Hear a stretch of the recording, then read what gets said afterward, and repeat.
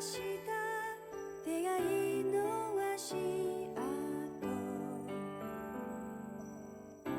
つま先に香る花きらめいて咲き始める優しい記憶色それぞれが特別なもの広く心を満たす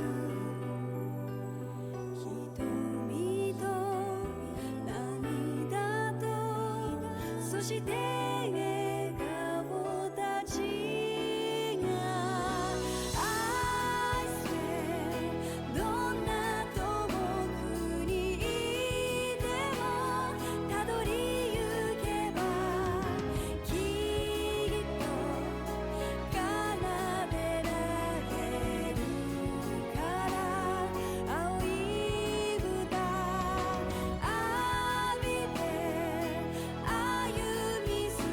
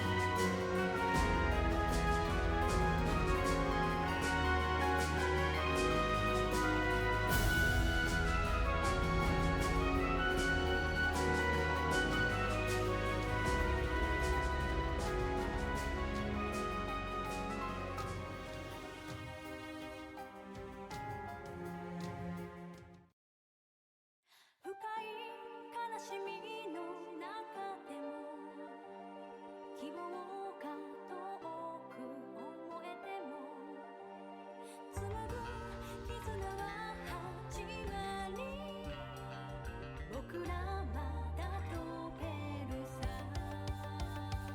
行こう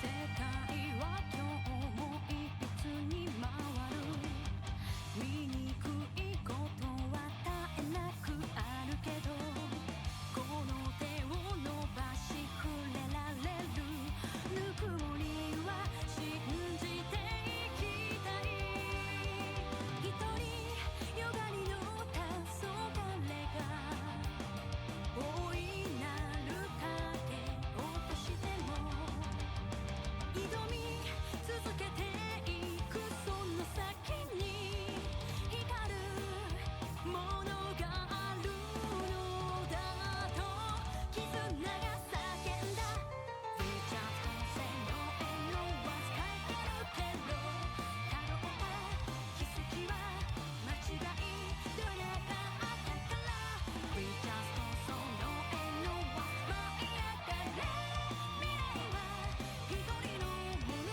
じゃないはずさ Flying high Flying high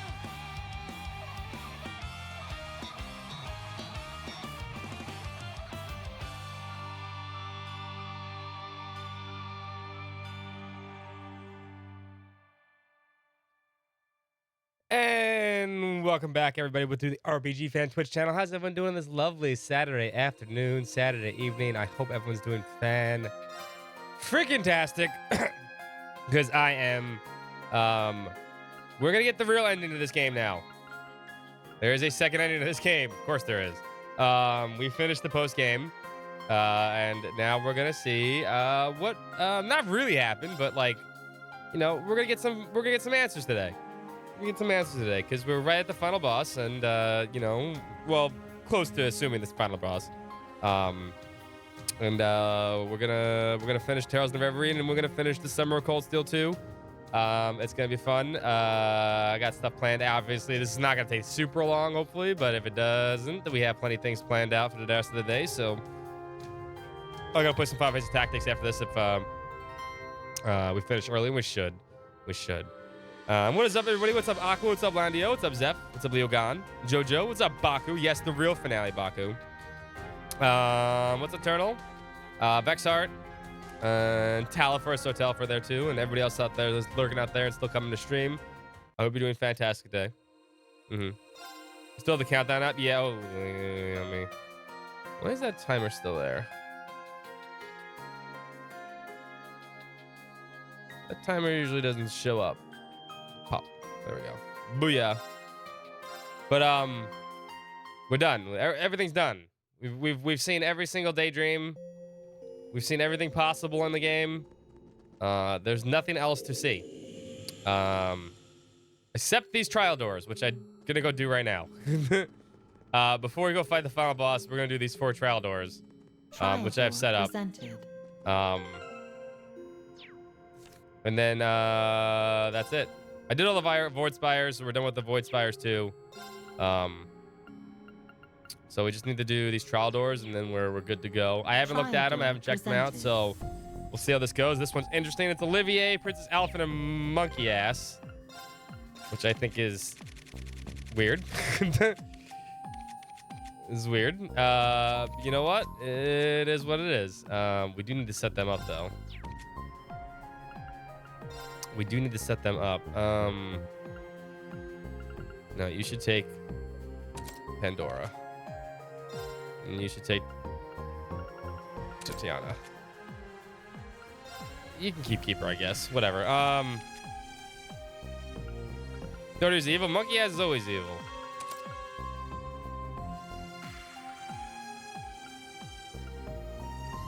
Brew Holy Bin. Yeah, you could have this. This isn't bad. Although I feel like this should have been a... Let's set him up correctly. Do I not have a Deus gem? I don't have an extra Deus gem? Okay, you got 3. All right, and then same thing for the princess.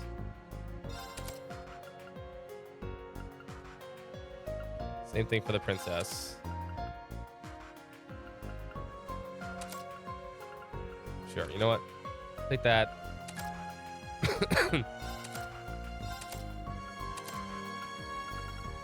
And then take that, I guess, for you.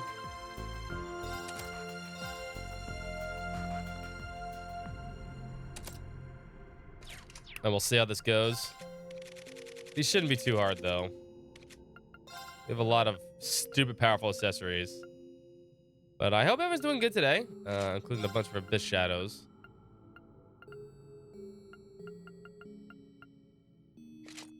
Like that. Take an Abyss Shadow.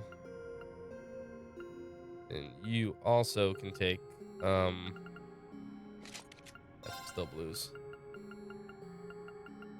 And then Abyss Shadow and, yeah, take another Abyss Shadow, sure. Faster we go, the better we get.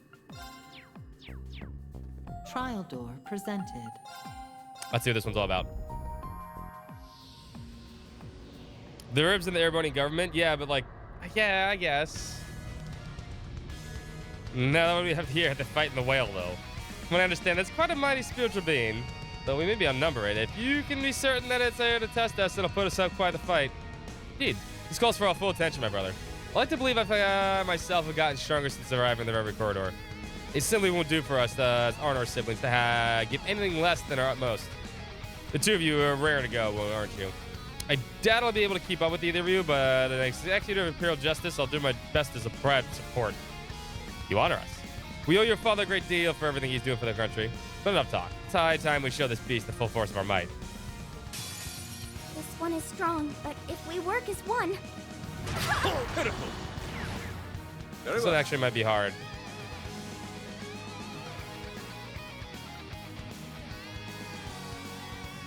Initiate Omega Operation. This one might be difficult. There. Next round.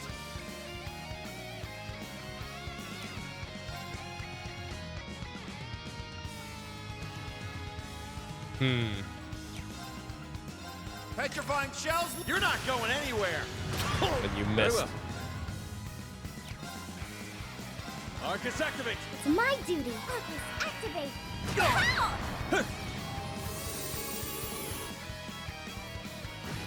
Next round. I mean, they could just all Arcus cast out activate. the Arcus activate. Strength. Light. My thanks to you. There. It's my duty.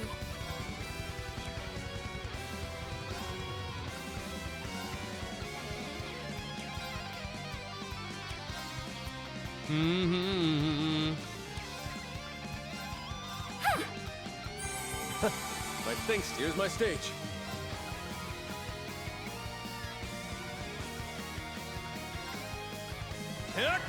Next round. Yeah, back up a little Let's bit. begin. And then we're going to take a free...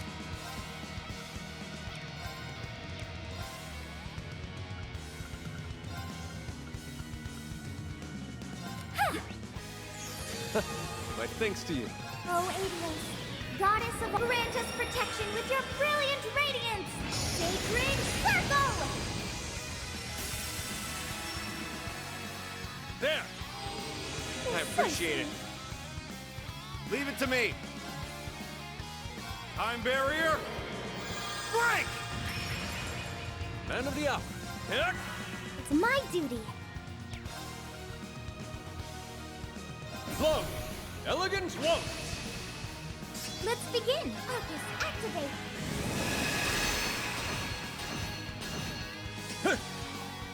We should be able to do some damage here, I think. Strengthen up. The government with the windfish, exactly what this is. Leave it to me. Time barrier. Break. Now we got this one, I think. It's my turn. Ah. Here's my stage.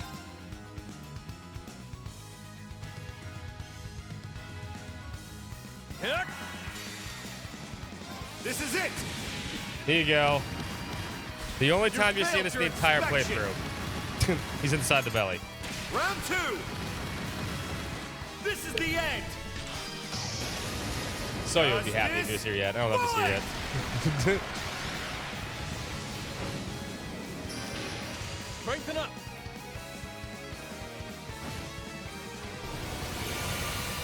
Oh, that was petrified. Here's my stage. Heck! There. It's lucky it's Churabon, actually. Appreciate it. Let's I just begin. realized he has Churabon, so it actually kind of works.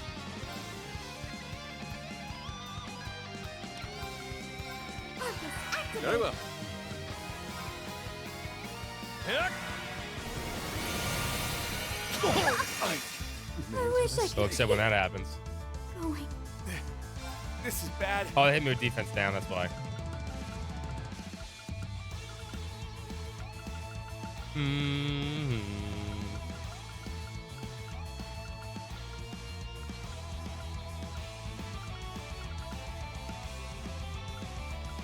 Where are my spirit incenses? You're so sweet. My thanks to you. Ready. Let's cheese this a bit. Not like we're gonna use these anyway, so. Sweet. You're so sweet. My thanks to you. Never mind, that might kill me. Pitiful. I wish I could keep going. Very well. There. Oh, monkey has lived.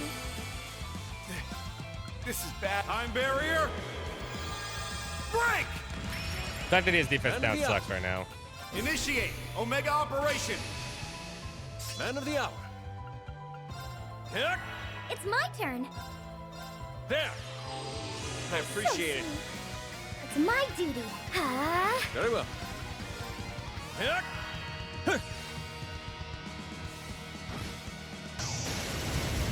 Up to guess Melville Ray. I wish I could keep going. I gotta figure this out.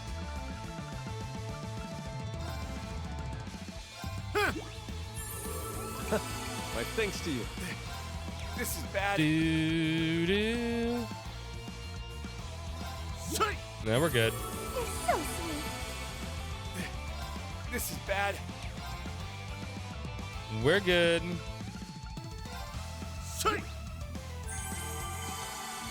Next round.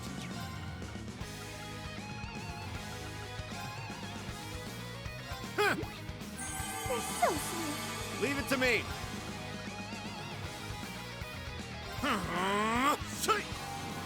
Use Crescent Mirror so we can reflect that. Which actually might reflect this too. Pitiful.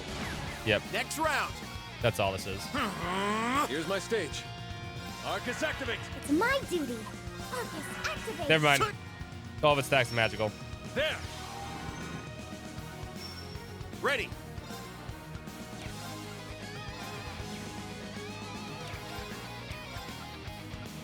Locked in fire. Man of the hour. Arcus activate. Strengthen up. I should have realized that from the start.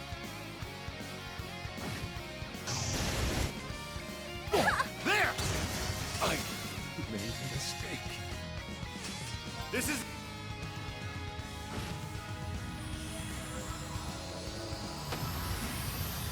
No problems. Let's keep it. Beep, beep, beep, beep. Requiem Shot 2, Royal Cheer 2. That's actually probably pretty. Burst Drive 3. What's the difference between Burst Drive 3? Just do 25% HP. Okay. That's actually pretty good. Royal Cheer 2 is pretty good. And we never use Monkey Ass ever again.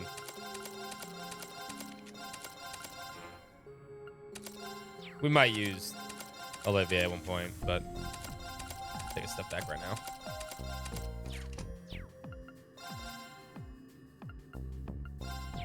All right, next one. What's up, Empress? Trial door presented. Sarah Sharon, General Le Guin, Viscount Arcade.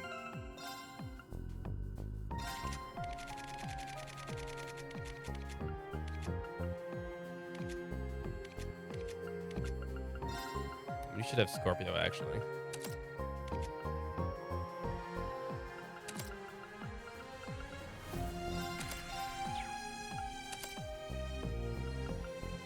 That's good.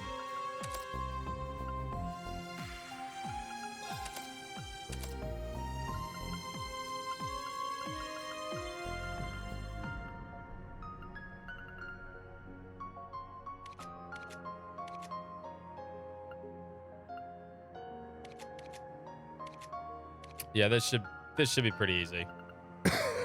This one should be pretty easy. Oh yeah, equipment.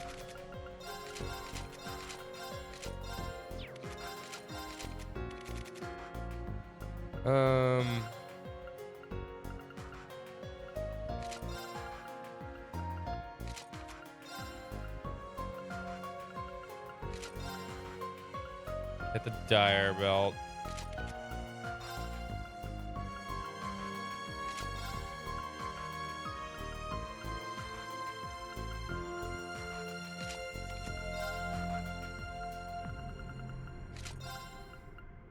I think I have... Yeah, that's good.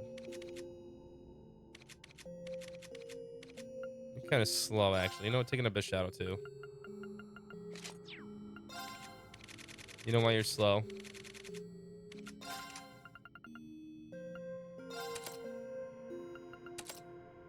That's why. You need an additional one.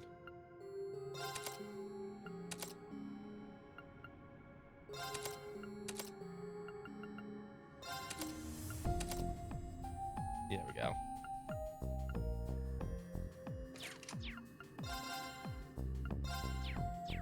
This one shouldn't be too bad. Trial door presented. And then we'll fight the final boss after we're done with these three. Okay, Vita and Rosalia.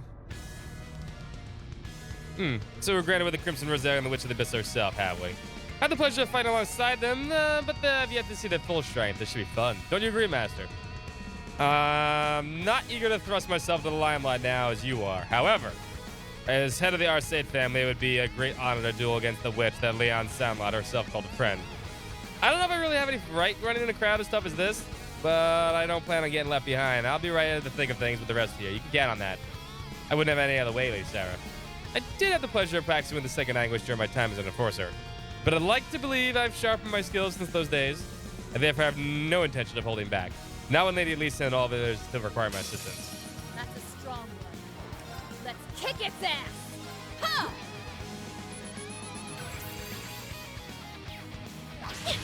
I got this. Huh! I'll clean this up. What do we got here? We have Valiant Moon, right? Ready yourselves! Valiant Moon!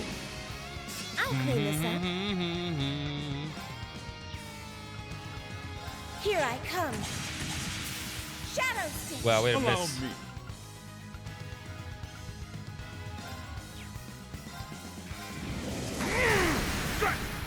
That has an unbalanced SS. There it is. I'll make this simple.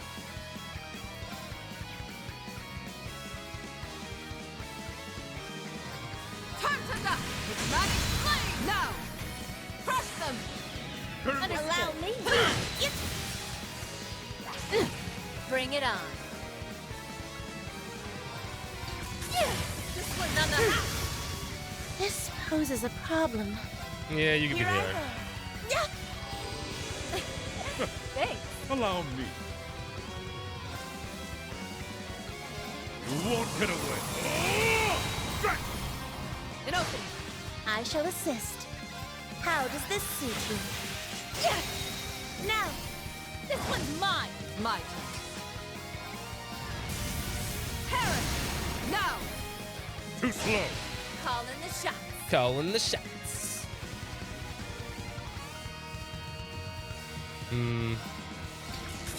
This one's on the house. Now. Strike. Certainly. Searing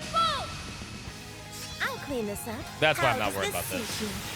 Yes! Now! This one's mine! Then I shall. One hand dad. Come! Parry! Strike! Too slow. I got this. Yeah! This one's on the house! Champ! Strike! I shall assist.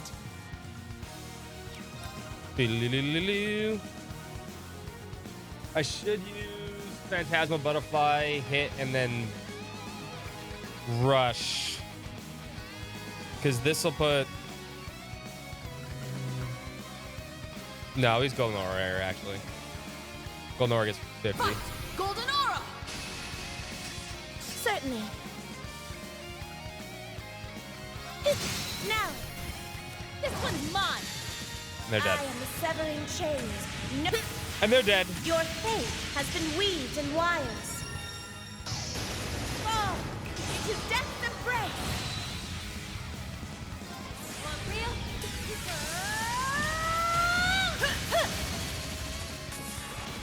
Northern lightning! That make you feel tingly? Show me you can withstand this. Kasha Blitzkrieg. You're exposed! Rakshasa onslaught! That was a good battle. Daddy Arced didn't have to do anything. Supreme Lightning Charge. True Humble Butterflies. Okay. Yeah. Supreme Military Might. Supreme Radiant Wings.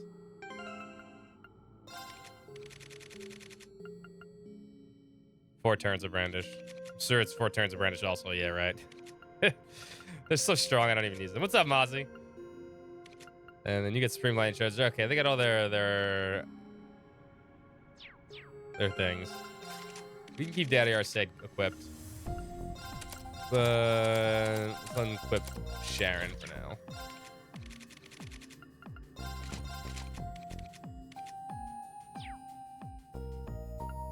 The strength of the strength M to strength L, right? All right, we have who's next? This is the Ironblood one, right? Okay. Shitty Ironbloods. All right.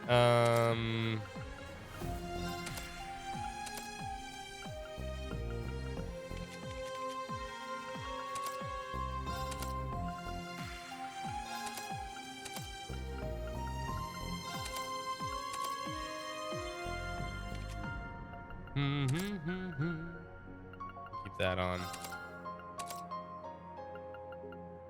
Rufus is already equipped. I know he is because I let him be equipped.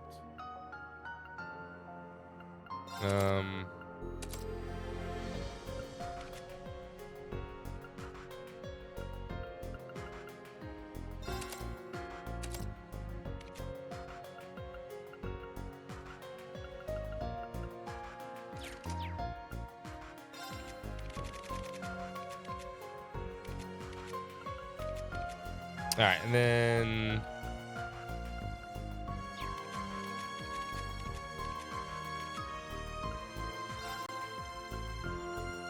you can have the Dire Gladiator build, actually.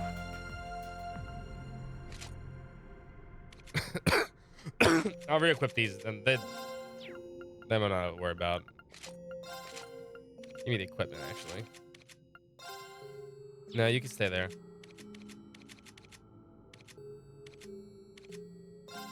Alright. We each need at least an Abyss Shadow.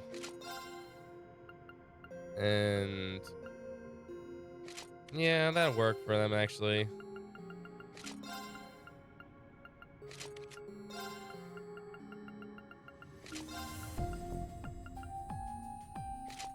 Because they'll get CP from Rufus.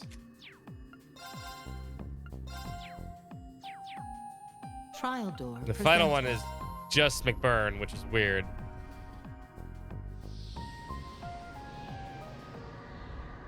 Ah! Gotta use his fucking model again. Fuck you, Osborne. Had a feeling this would be C when we realized who I teamed up with. I had a feeling too. Excellency, it's good to see you again. No, it's not. He's a fucking criminal. We had not even begun to repay our profound debts to our father while he was among us. Now it's our chance to demonstrate how far we've come as Ironbloods. How we're carrying on his legacy and will. Yeah, I don't know how much of a match for the real Gramps this Rebel's gonna be, but we gotta put in a good show here so we can rest easy knowing things are okay. Yes, we should be grateful to have this opportunity to see him one last time then. The combined strength, there's no doubt in my mind, will surpass his excellency. Right. Look strong. I'm itching to go. Back tenfold. On guard. Keep it up.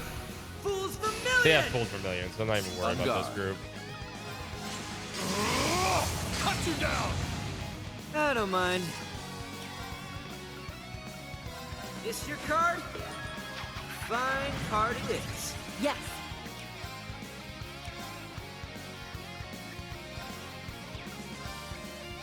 Doug Mark. She's sleeping. Can't give you a Doug Mark, but she's sleeping. An opening. Go in. Oh, no, she wasn't. She heard me. She had a little heady down, though. She comes. Oh, no, she's gonna sleep that way. She's gonna sleep that way. She's tired.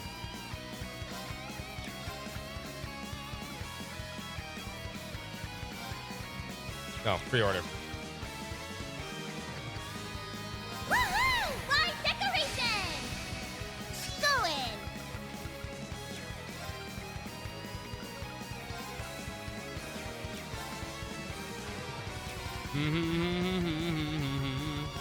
Giving it all I got. Swish, swish, kaboom! Got it. An opening. Simple. Why not? I'm a little surprised, too, but... Good to go. This your card? Fine card it is. Good doing no damage. I'll take care of it. Cut you down. Good to go. Yes. Engaging. Mortal barrage. Go in.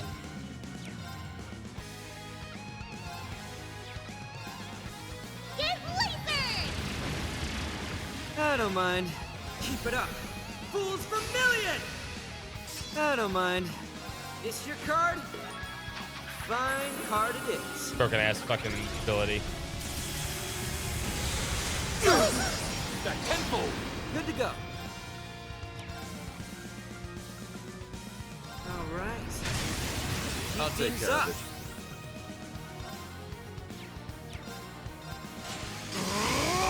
Cut you down. Outplaying. How plain. Mine.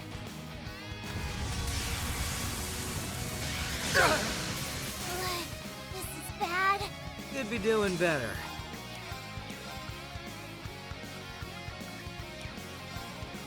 Mm-hmm. Them.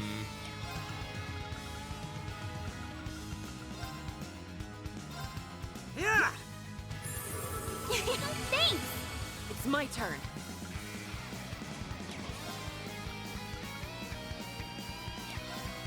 It should cancel himself. Ah, crud. Woohoo! They just keep white deck alive. Ah, crud. This your card? Fine card it is. It's my turn.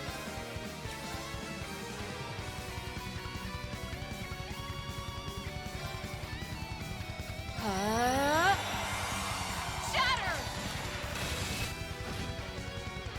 Rumors might die in the next attack, so I'm gonna use that. He would have. Ah, crud. Oh no, I put white deck off. That's right.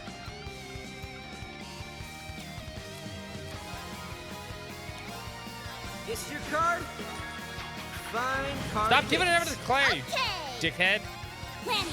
Time to transform. Spin. Terra Breaker. It's my turn. I'll show you the true strength of ice. Yes.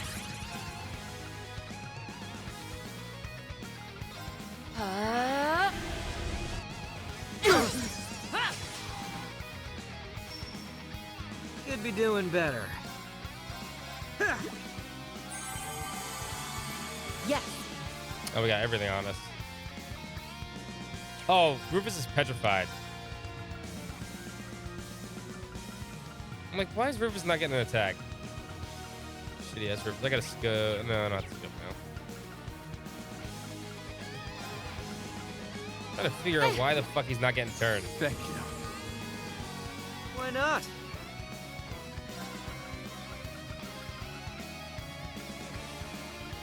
What happened to day 68? Magically disappeared. Obviously, it's day 69.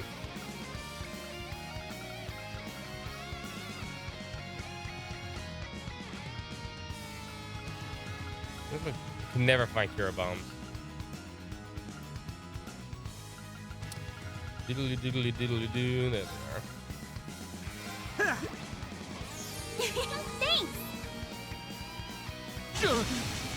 There! A chance!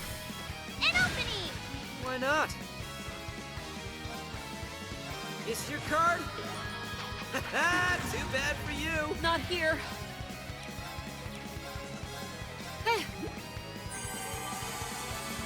On guard.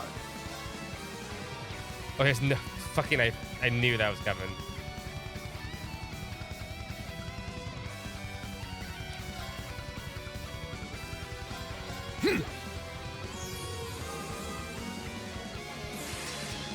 Those black lines roar. Damn it. This is bad. Ready. It is bad.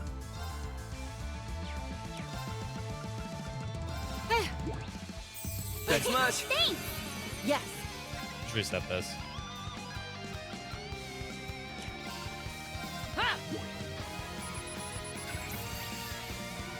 All right. Cut you down! It's my turn.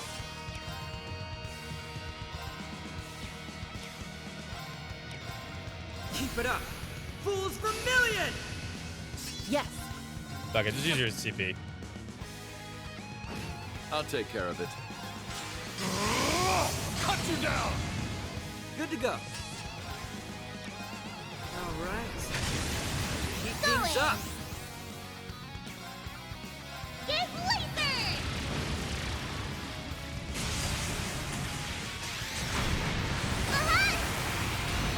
I don't mind. Yeah, because that's Kresimir actually reflects all My this shit. turn. Arcus activate. Okay! Get laser! I'll take care of it. Cut you down! Good to go. Is your card? Too bad for you. Ready. No, we just need Lecter to actually do his job. Which is not really his job, but you know.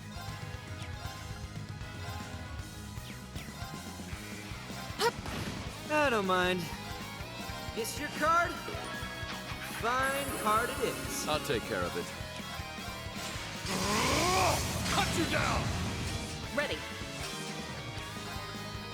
Suppress. Why not? Keep it up. Fools Vermilion! I don't mind.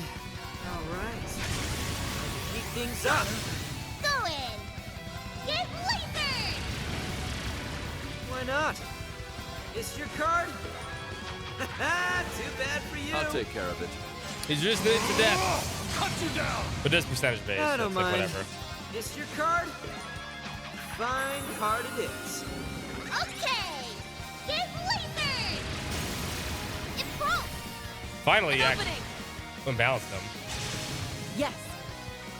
I'll show you the true strength of ice. Why not?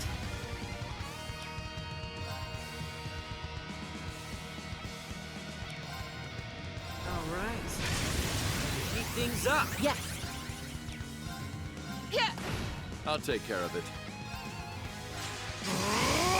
Cut you down! Outplaying. It's mine. Why not? Is your card? Too bad for you. Go in! You need to come out of the corner. Here I go! Yeah! Why not? Keep it up. Fools for million! Why not? Okay. Playtime is over. Biddly diddly doo. Night! Okay. Later. It's my turn.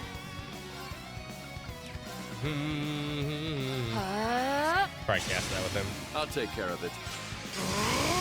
Cut you down! Go in! Get laser! Ha! Million has no accuracy, but sucks ass. Ready.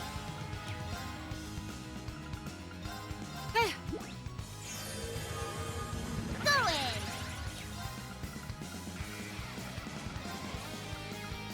Here I go! Good to go. This your card?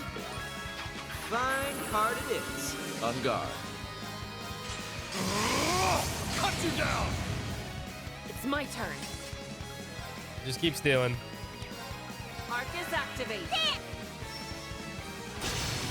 I don't mind. All right. Keep things up. Okay! I want to put Milliam over there, but I also don't trust Milliam. Here I go! Good to go. This is also Your card? working, so. Fine card it is. Yeah! On guard. Cut you down! Outplaying. It's mine. Yes. Engaging Mortal Barrage. I don't mind. Go in!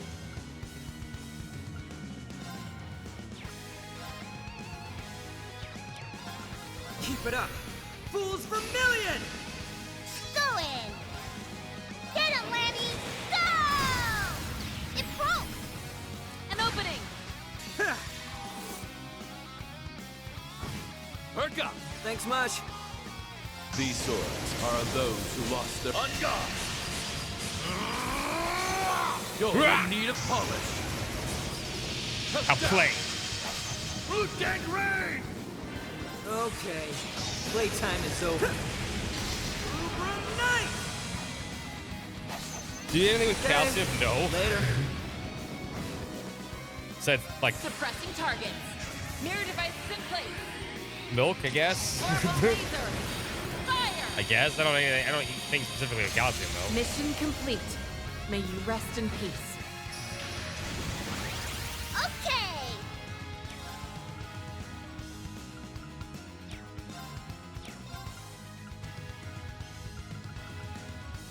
You can still have adamant shield on. Here I go! There! We'll see which one's which. I misjudged Why not?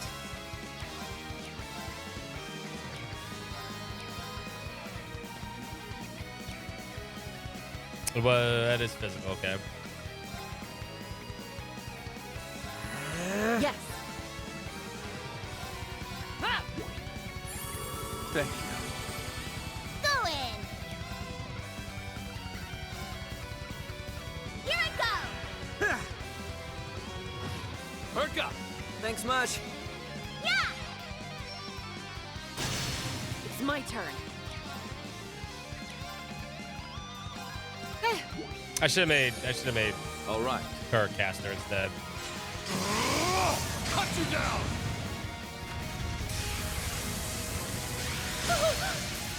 Why not? This your card? Fine card it is. Yes. Go in! You're all gonna chill over here in the corner. Arcus activate! Ha! While Rufus tanks. There! Why not? He's right though. Why not? All right. Keep things up. That tenfold! I can't fall here. That's why I I should don't have put mind. Crystal Shield back up. Yeah. Thank you. All right. Missed. Cut you down. I did miss. Outplayed. It's mine! Why not?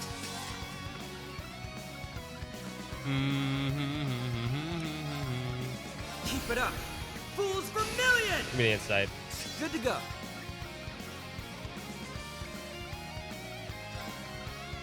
Yeah! Thanks! It's my turn.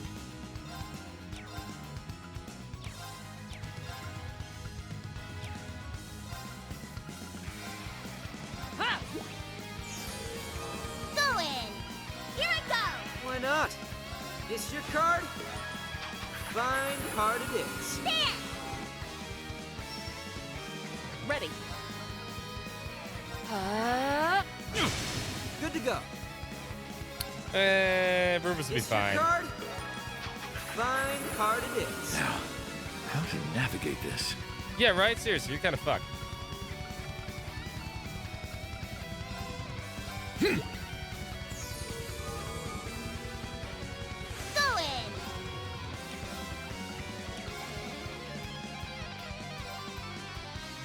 Get lasered!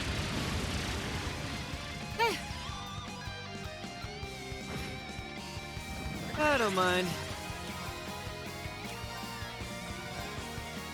This your card?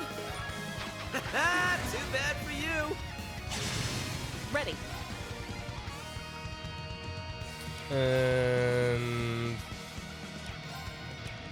keep up with the Albion Wolves. We'll just play this I really don't cheap. mind. All right. Keep I'll things take up. care of it. Cut you down. Okay! Get lasered! It's my turn.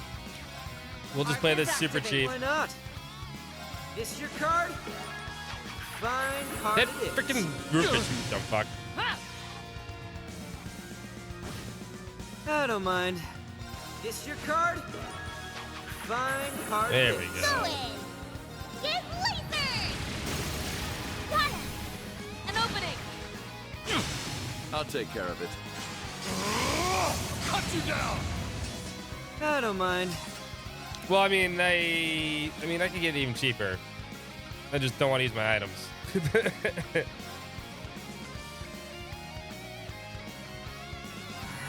Ready.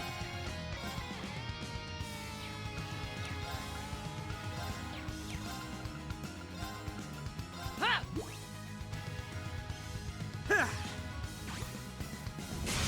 This will very flag. Okay! Get lasered! It broke! An opening. Ready. Arcus activate. I don't mind. All right. Keep things up. All right.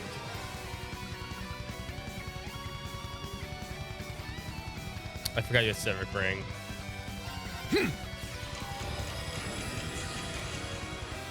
I'll take care of it.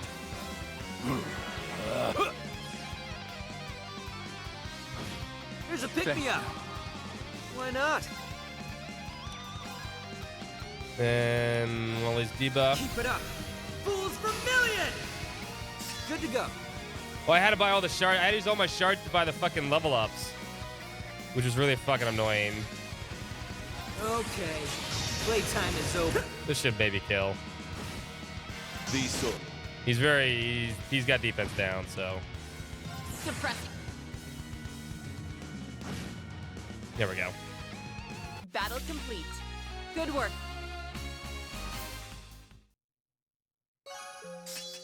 I was hoping for Heat Up 2. Okay, they changed the name of the whole thing for Drain 2, Megaton Press 2. I was hoping he would get Soul Eater 3. That'd be great. Renegade H2 is not bad though.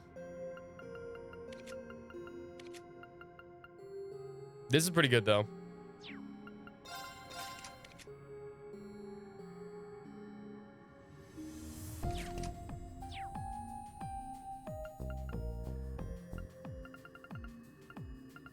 No, I mean, we're fine with levels.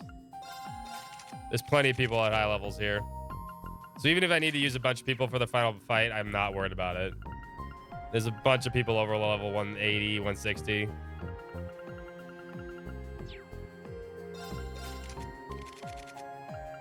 Plus whatever fight they split people up for, I'm just going to split this main party up into 2-2-2-2, which is all it's needed. I already thought about that.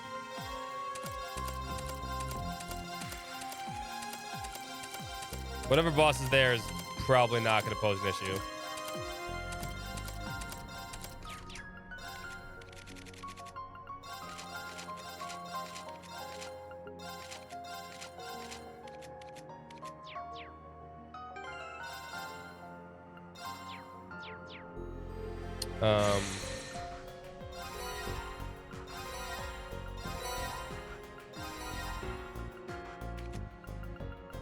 All right, final door. Trials available. Mr. McBurn by himself. This should be interesting. Trial door presented.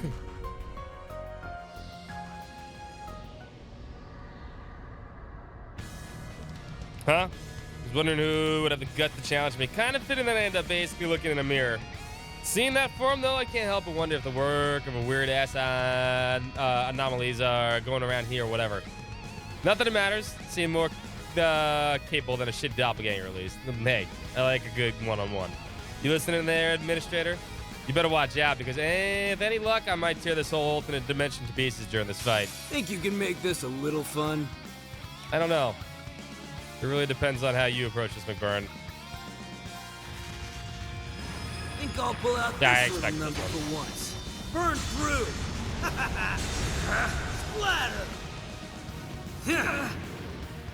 Get lost! How about It's fast, though. Get lost! It's really fast. Oh, you know what I have? I'd rather do it. Might be time to split. Hold on. I'm out. I know why. Later. He has Minotauros on. I don't want him to have Minotauros on. I'm like, wait. That was really bad. No, you don't want Minotauros on for this fight. Not a one-on-one fight. That was dumb. Give him...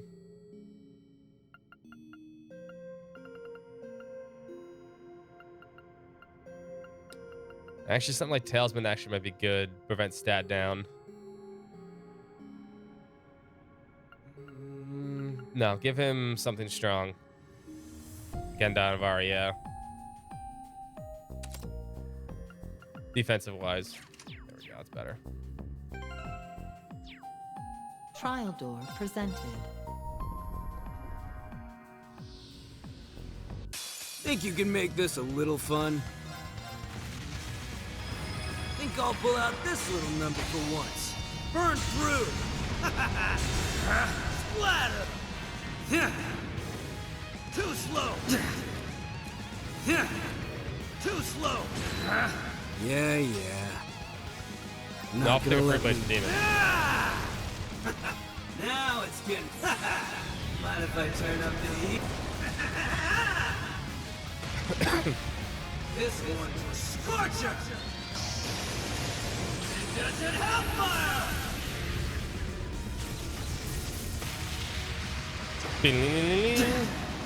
How about this? Burn to ash! Get lost! Now it's getting fun. Oblivion Blaze! More.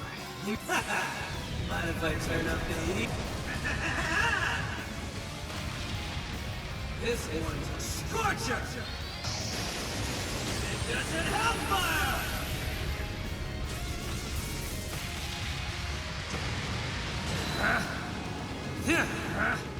More. Give me more of this. Burn to the ground. Little. Think I'll pull out this little number for once. It's like they're hitting each other with the same stupid attacks over and over again. Now it's getting fun.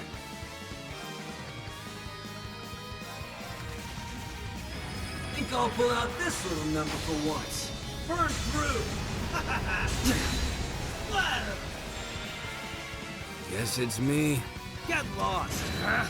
Guess it's me.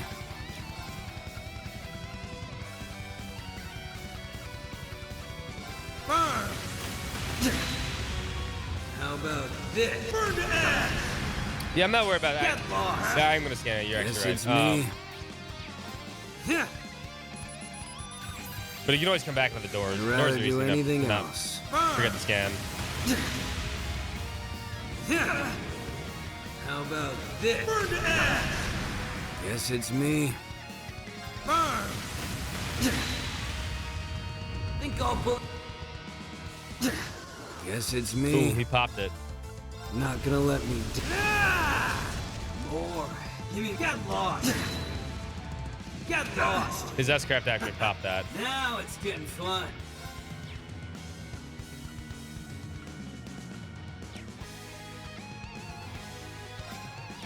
Yeah. More. Yeah. Mind if I? How about? Yeah. Too slow. Now it's good. Get lost. My blood's boiling. Great. Give us a shield potion just in case. I knew this was coming. A little different. Let's see if we can survive it. And does it hellfire? I'd rather do anything else. Not gonna let me. More. Give me more of this. More. How about this? I got an idea how to do it. We're not even gonna bother using any crafts. More. How about this? Burn to ash! Too slow! Guess it's me. Not gonna let me. Get lost! More. Get lost! This is the way to do this. Too slow!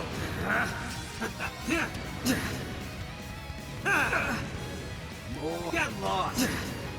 Oh, I had a 0 BP order. I fucked up. I wasn't paying attention. But that's how you beat this fight. Guess it's And then just not transform. gonna let me. Stay transformed. Don't use the CP. Think I'll pull out this All little of it. number for one. So even when he has crafts, it's not a big Get deal. lost. Get lost. More. How about this? More. It also automatically heals me. Get lost.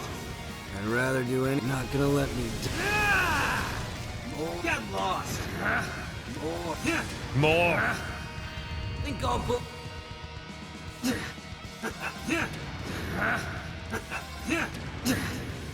How about this? Burn to ash. More. Get lost. He popped me once with the S-Craft, so I'm not gonna let that happen again. Guess it's me. Not gonna let me. Get lost. More. Little. More. Give me. No healing for you. Yeah. Not gonna let me. More. Get lost. Is this HP going down? God damn it. More.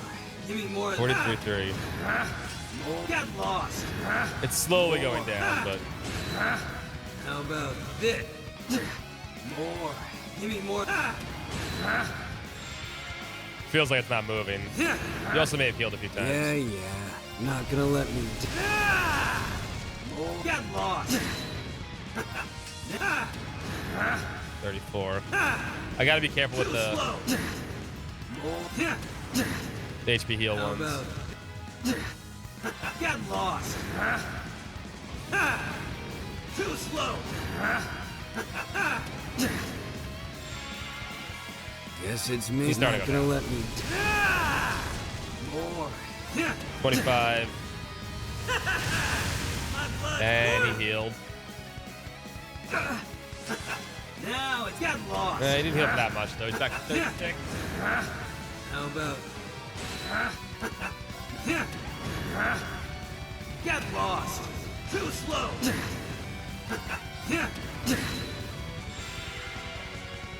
Get lost. Too slow. Yeah, not gonna let me. More. How about It's a battle of wills. more? Get lost. But this is the safest way to beat this fight without having to restart a bunch of times. More. 26. More. Should be down to like 20k now. Get lost. I'd I don't rather think he's do gonna anything else. burst Not anymore, gonna let so. me more. You get lost. How about too slow? More. Alright, he's at 19. More. Because I didn't want to lose my CP and then have him mess crap me back and then kill me. Because he already popped McBurn's 200 CP move. His full health one. Get lost. So I didn't want to S-crap and lose my CP and not be able to Guess it's transform. me. Not gonna If I'm let in the me- transform state, he can't kill me. More. I know I'm getting CP back about super this? fast. So this is the safe way to do this without having to restart it. Until it gets really low. Get lost. More.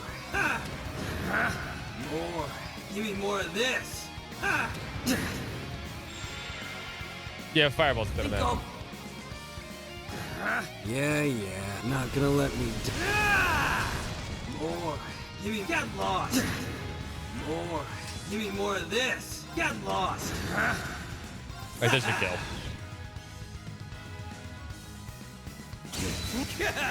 You're pushing me pretty hard. Not bad.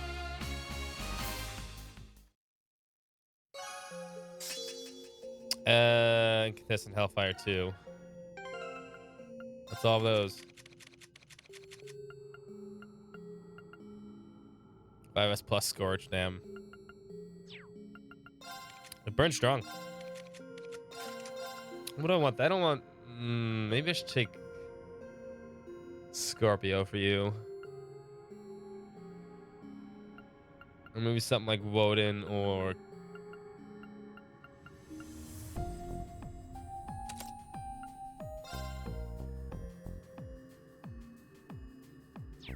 Yeah, take Valhalla. All right, that's all the trial doors.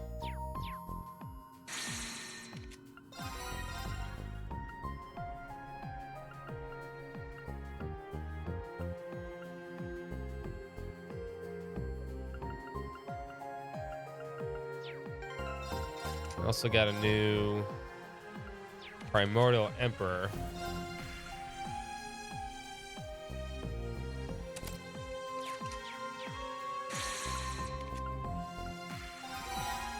Got that too. The only one I'm missing is the chess one. They're not really side quests. You have to do this stuff. Sealing stones unsealable. Otherwise, you can't play the gacha game. Put that pure still blow though. Millennial Trove activated.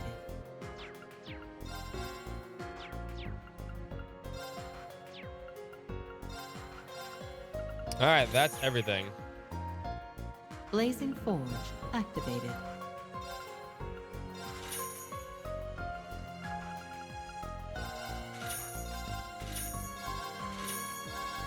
Do love gambling.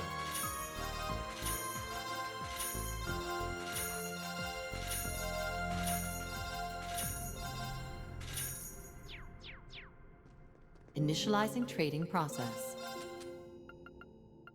And then I'll hold on to whatever we got here.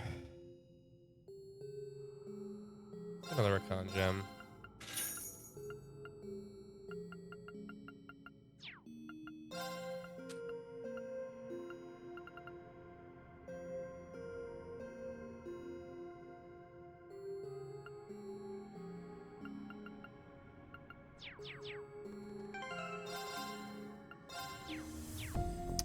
And then let's go see what's going on with the end of this game.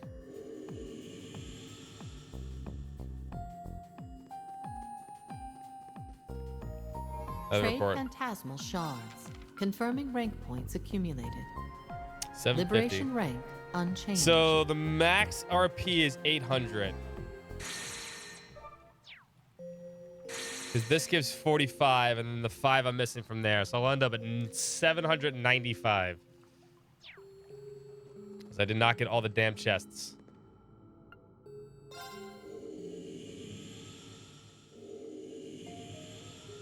I believe we've hit a good rest stop.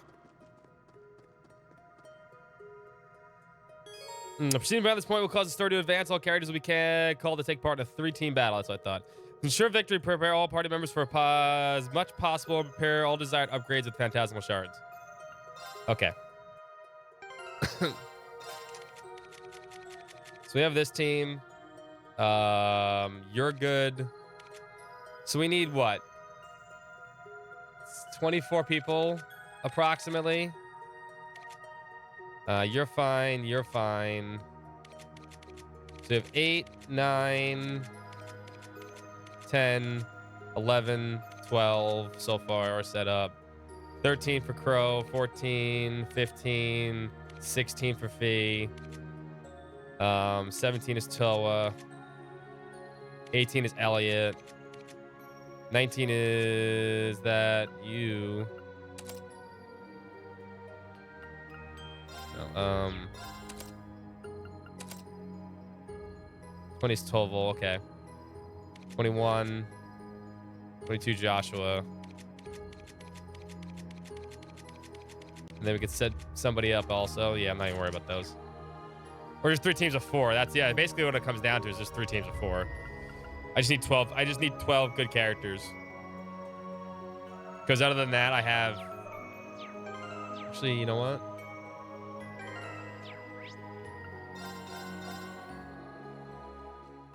Visitor Next week access sometime. detected.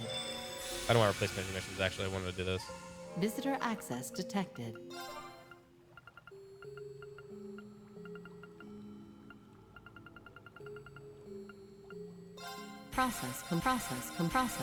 Retrieving of process. No, you don't need to worry about those backlines. Nah, you don't need to worry about those backlines. That's why you put... Retrieving available supplementals.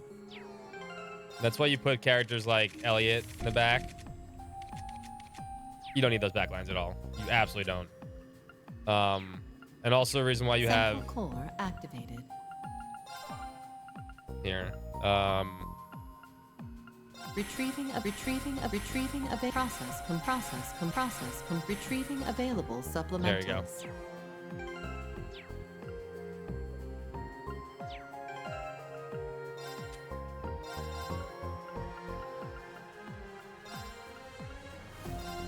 Make sure everyone's above 180 that I want. Yeah, you absolutely do not need backlines. The cherry on top. You want I did it. 3 evasion tanks though. So I'm gonna summon an evasion tank here soon.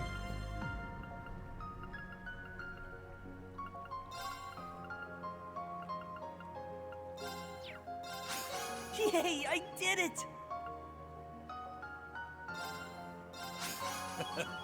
You glad I put in there. You really don't need a backline at all. In fact, I'm gonna give this to... There we go. Or yeah, you can just kill the boss like that too. This is not gonna be hard. By any stretch of the imagination.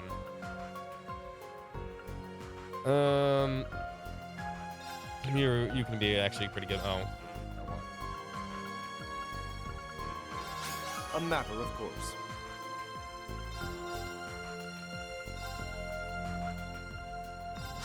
A matter of course. Yeah, the rest don't matter. You could have some. I got a little stronger. This is the real finale? Yes, this is the real final boss. Everything's done. All the daydreams are done. Everything's done. All the trial doors are done. What's up, Neo, by the way? Everything's done. There's nothing else to do. Actually, let me equip them. Let's pick,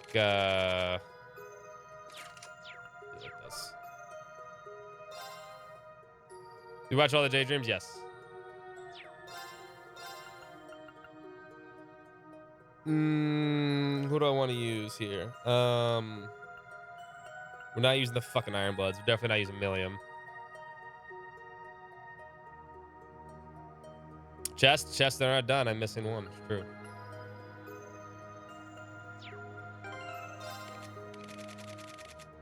Besides Rufus, we'll use Rufus.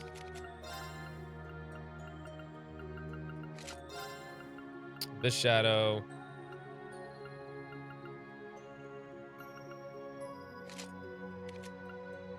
You're fine. You're great.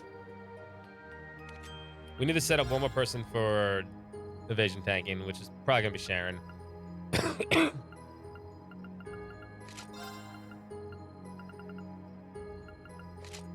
This Shadow, you can come. And Daddy Arcade can come. You're fine.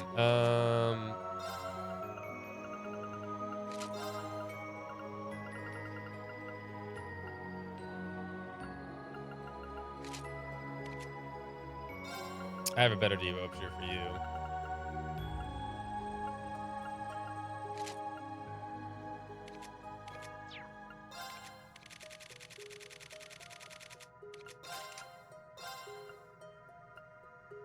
Then give him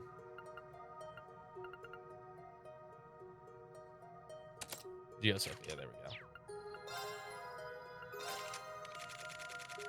Unkillable Elliot's back.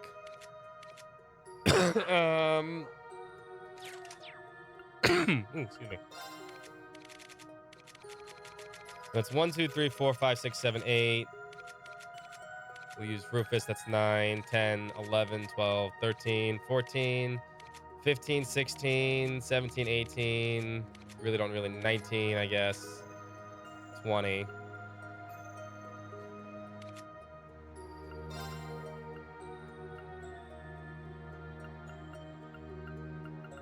You can Zaga too. No.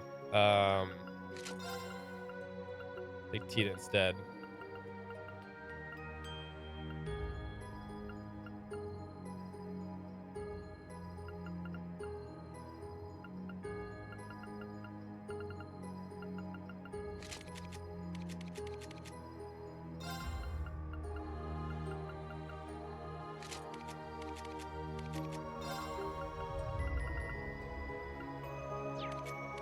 Actually, give this to.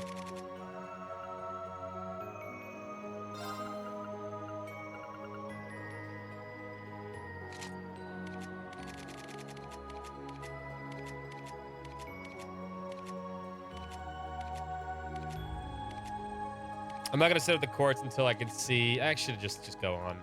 I can set up the courts after this, probably when they have a chance. And then I'll see who I want to win each party. That's fine.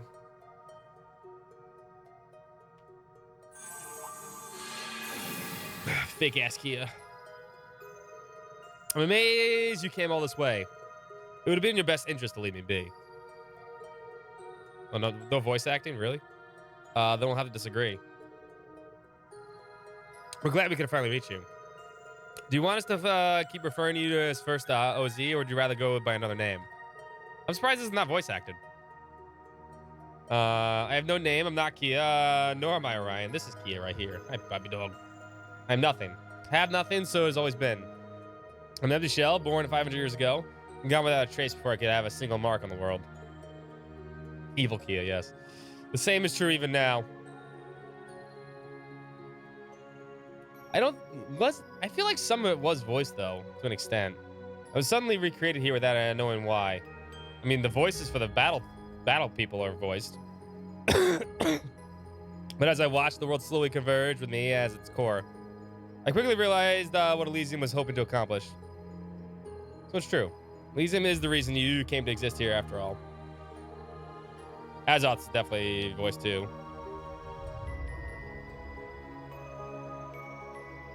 Yeah, but it was still, they added, Andrew, they've added English voicing where English voicing doesn't exist in this version. There's more English voice acting than there is Japanese voice acting because they added a bunch of it. Yeah, post-game Daydreams had voices too, true. Though you seem to be more than just a simple recreation of what it once was. Exactly. The OZ series was designed in order to forge the sword of the end. And that wouldn't serve any purpose now that the Great Twilight has passed.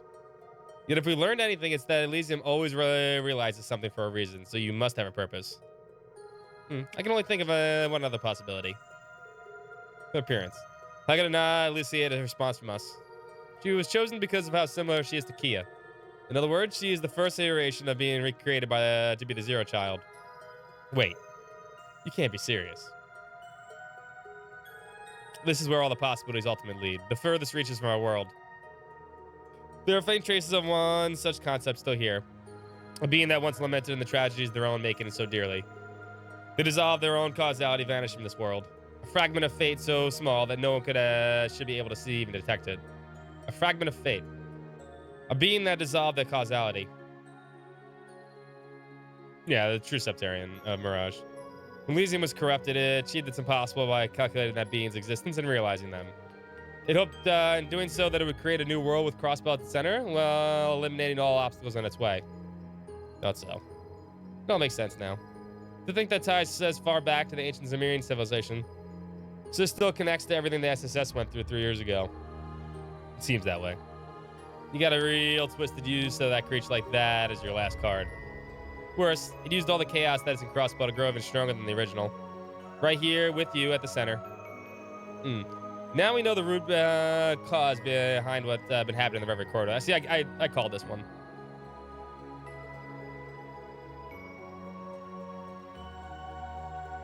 Yeah, it's about money. That's what it comes down to, right? You've probably been trying really hard all this time to keep this problem at bay, haven't you? By using yourself as a key to keep it locked away. I understand now. Indeed. The pieces have all fallen into place. And now that we know what it is we're up against, there is not a moment to waste. As I told you, your efforts are futile. Balance shall be maintained here so long as I'm here to will it. She will never wake up. She will never be able to cause harm to Zamiria. I'll make certain of that. But where does that leave you? You really up for holding up something that almighty for all of eternity? There's nothing more for you here. You must leave and return to your own world. For you, this space is not but a fleeting dream, an illusion. This is how it should be, just how I should meet a similar end as she did. I'm destined to wait here in silence alone until the end of the days. A dream or illusion. I think you're right to some degree. But be that as it may, are you content with that? What?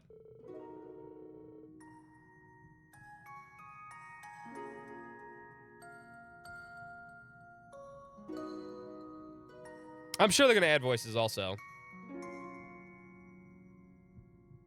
I'm sure they will. You're gonna win Publishers Clearing House and then bankroll it? Yeah, I know. I say that about Lunar 3 every time.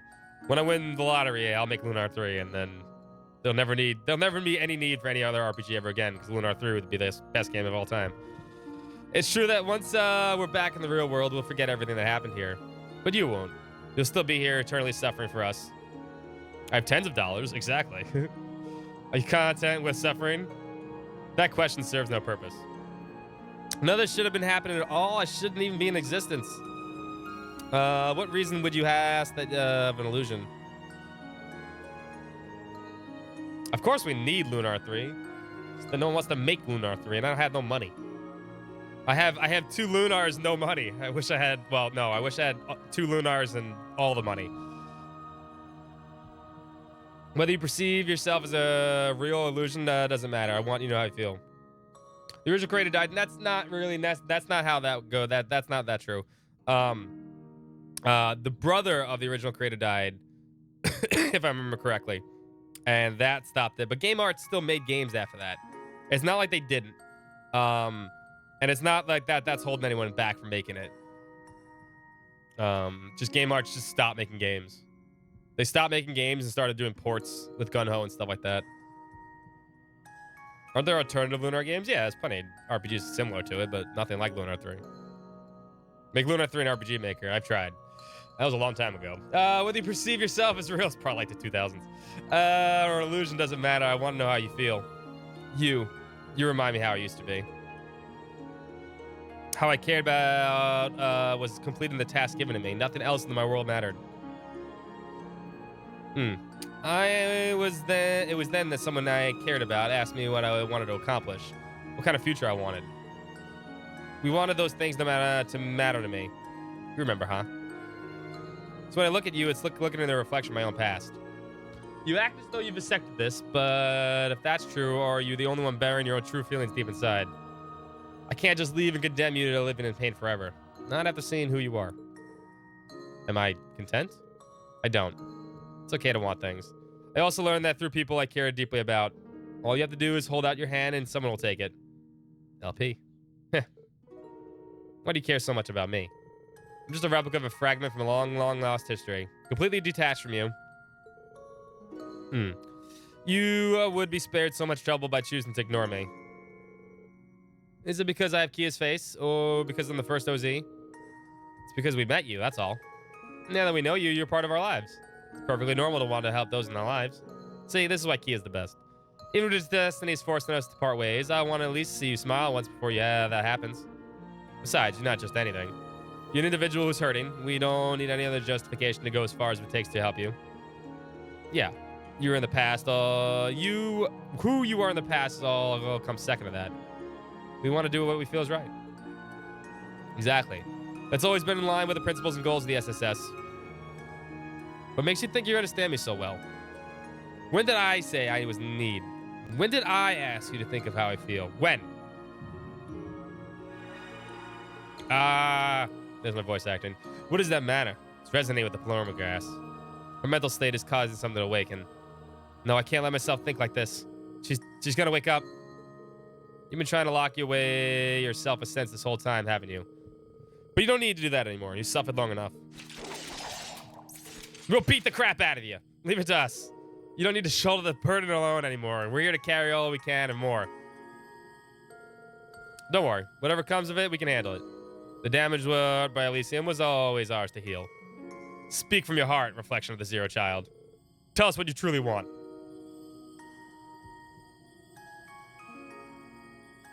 There is no game called Dragon Song.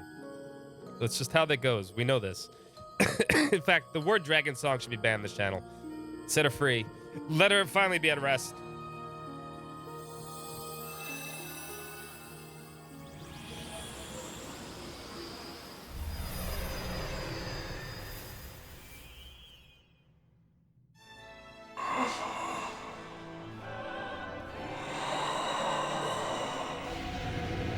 So we got voice acting there.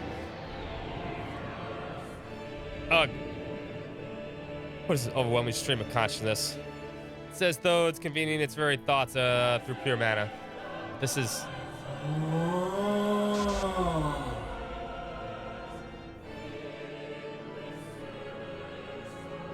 We were right. On the mark. Doesn't look exactly the same as it did 3 years ago.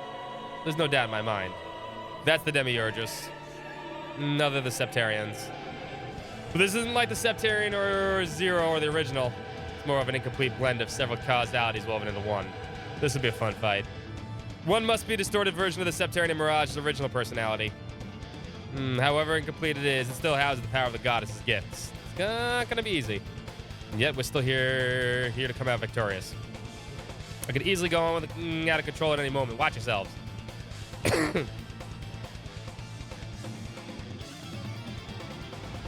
Anomalies detected. Identify yourselves. I made the same sound too. Time to make a little girl's wish come true. And we won't fail. But all I've gotten to this final OZ on the line for this. We will set her free. We have to. This is it. There's no stopping now, so you better be ready. I am. Go on, I believe in you. Play with everything you've got, so we can all make this through this. Hostile intent detected. Those who oppose extinction must be eradicated. Activating defense mechanisms. Commencing eradication.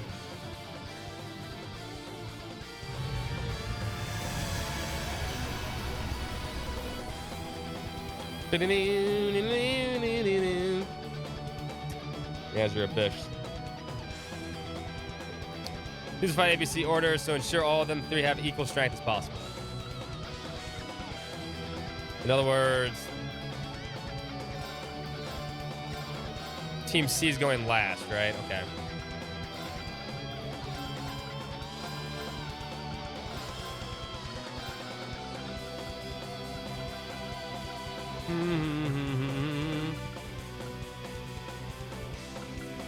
This team's gonna wipe the floor with them.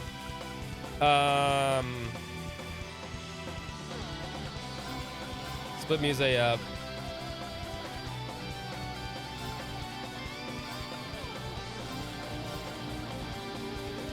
The princess out of there.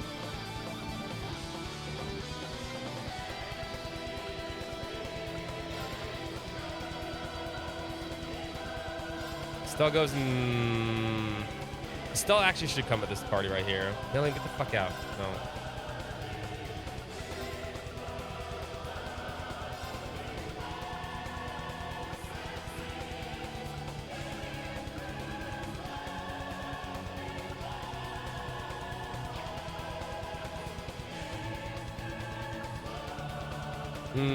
I don't want to set this up.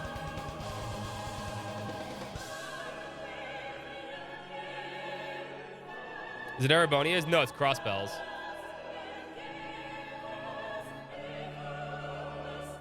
Crossbell 3.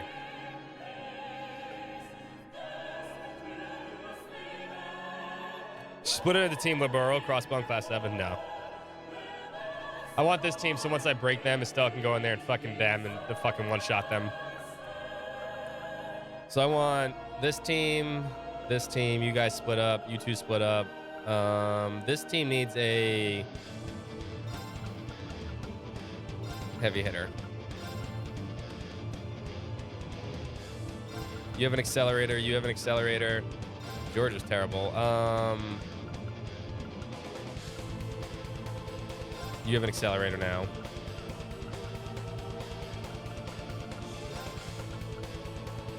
This team has one caster, two casters. This needs... No, get the fuck out, monkey ass. Angelica needs to get out too. There we go. This team has three casters. This team has three casters. This team has three... No, not you two.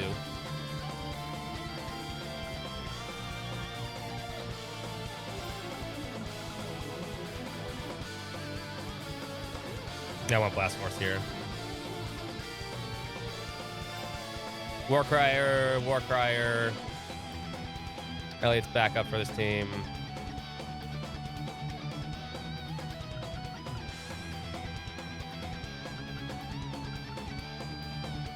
We're not using monkey ass. It's not happening.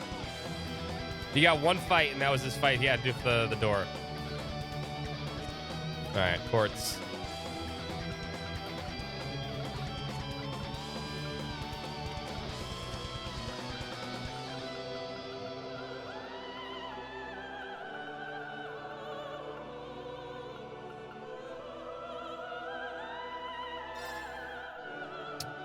This team needs a reflector. This team could use a reflector too, or white deco. Oh,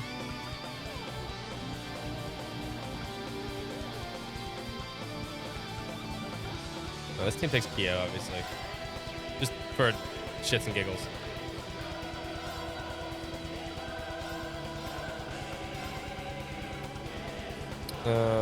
This is where we could actually use George too. George has one too, right? Complete immunity. No, it's complete immunity. It's not absolute reflect.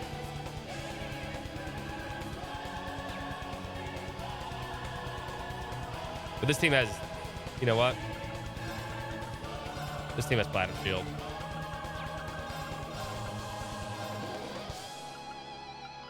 This team can take a White Deco.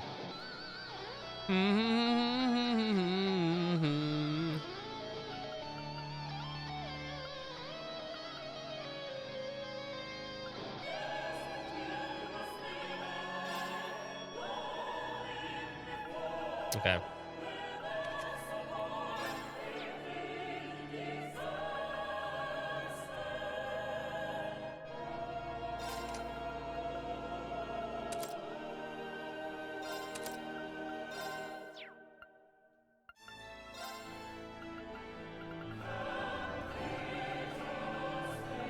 All right, this team needs.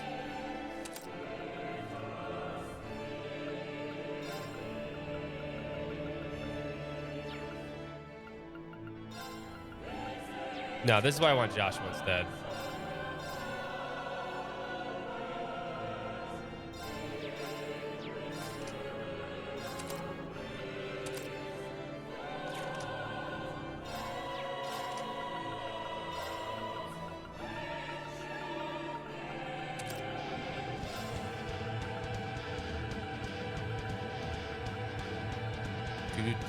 Do.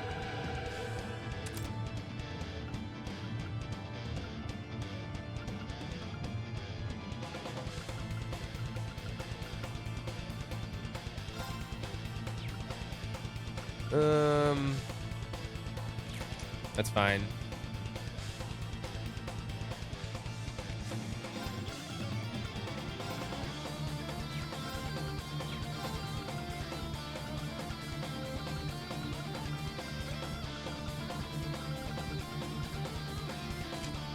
There we go. I wish I could set up the teams in better ways, but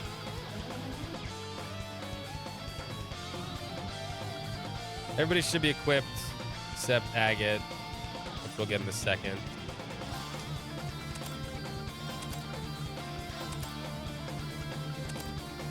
Take those. That extra recon gem right there.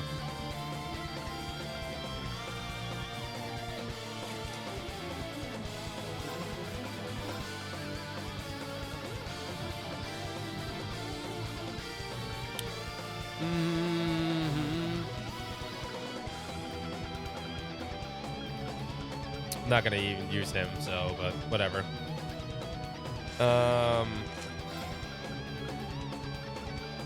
Still have that though. You don't need 2 Abyss Shadows. Give me one of these. Take that.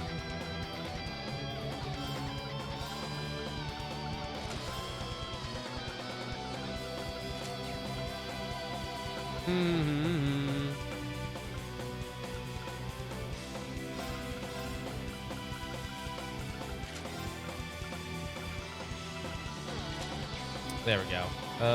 You also have no quartz on, even though I took all your quartz off before. This is overkill, but it's whatever. Alright, everybody should be fine. This shouldn't be too hard.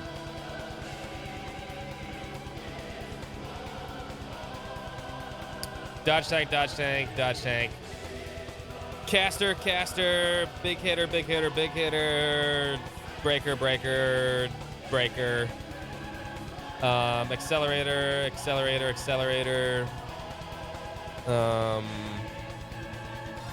Rufus can switch with. Actually, yeah, do that. Rufus should be in this time. Sucker. Caster, caster, caster, caster, caster. Big damage, Estelle.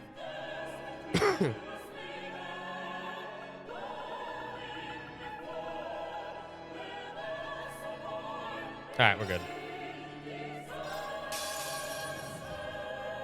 Insolent vermin. May the fires of causality reduce you to ash.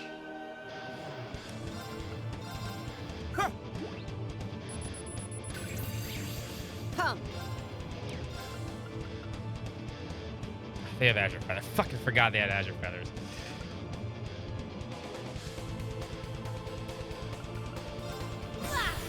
Searing bolt.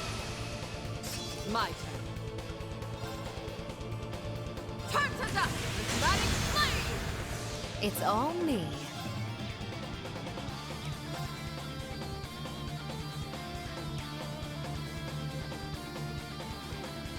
Oh, my controller's all fucked up again.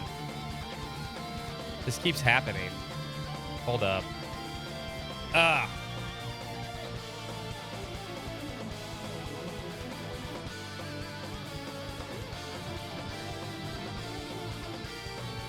shit. I'm gonna have to fix this real quick. This game is fucking up my controller. Notice this.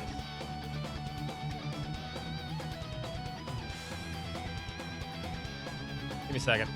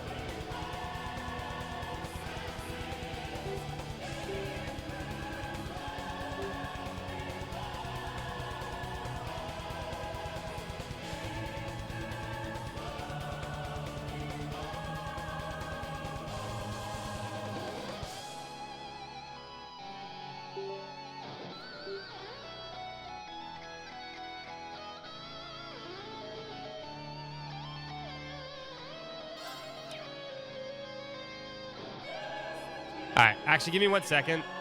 I need to get my food too. We're gonna eat and beat a boss. Give me a second. This game is fucking up my controller, by the way. I found this out. Just Reverie. I gotta maybe put in a bug report. I'll be right back though.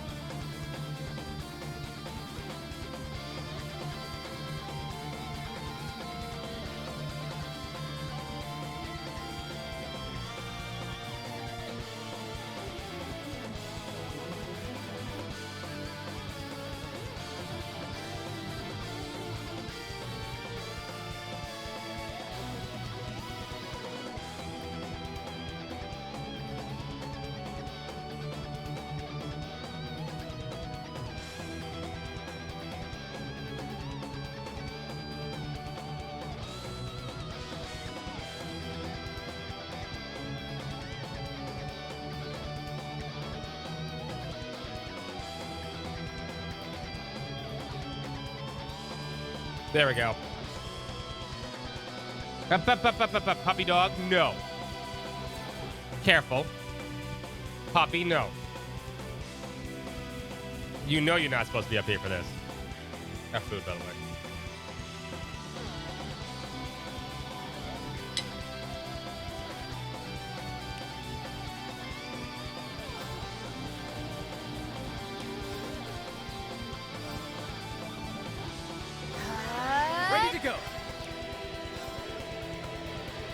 How many turns do you think this boss is going to get between all three parties? See it? I'm going to go for Thanks. 0. I'm up. Thank you. Searing bolt! I'm going to go for 0. I'm up. Enlightened spirit unification. It's my turn. Roar! Healing strike! Come.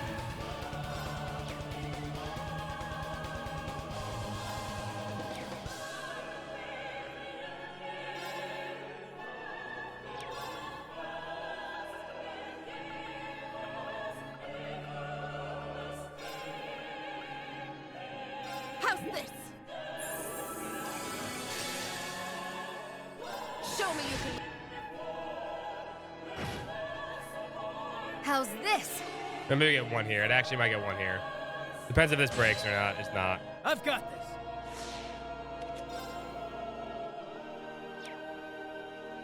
Puppy dog.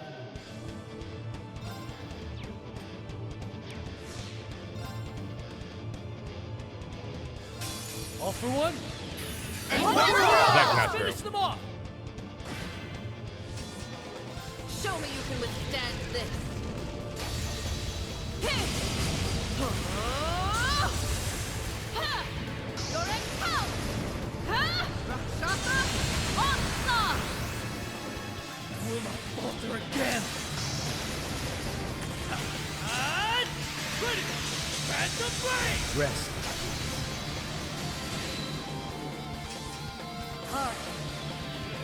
To the aria of the abyss! No, I think I'm right. Humankind are evildoers, shackled by fury, misery, agony. Behold, for it longs to be forever at your side! Ready to go. That attack doesn't count. Shit, recovered too fast. No. It's gonna get 1 attack.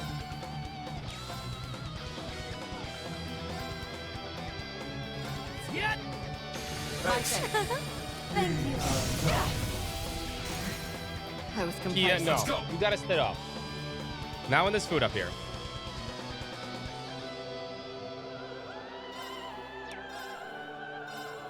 Roar. Healing strike. I will go. I've got this. Searing bolt! Moving out.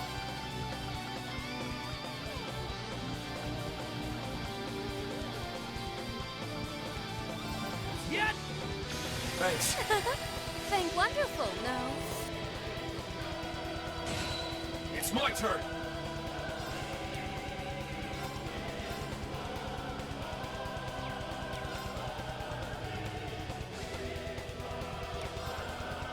Roar! Healing strike! Ready to go. Searing bolt! I've got this.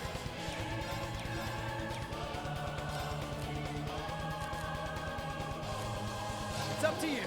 Let me at him!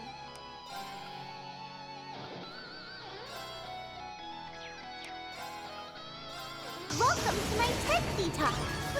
Bam! Smack! Bam! My pièce de résistance! Make Nana proud! Welcome to my Teddy Talk. How did I know? Very well.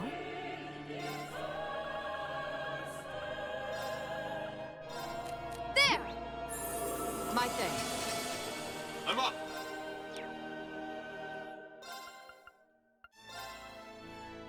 Yeah.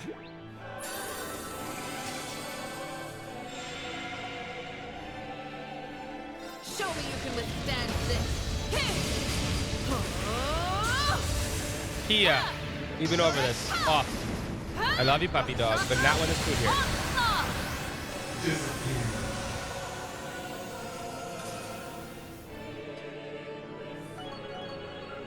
Round 1 over. He got 1 attack in.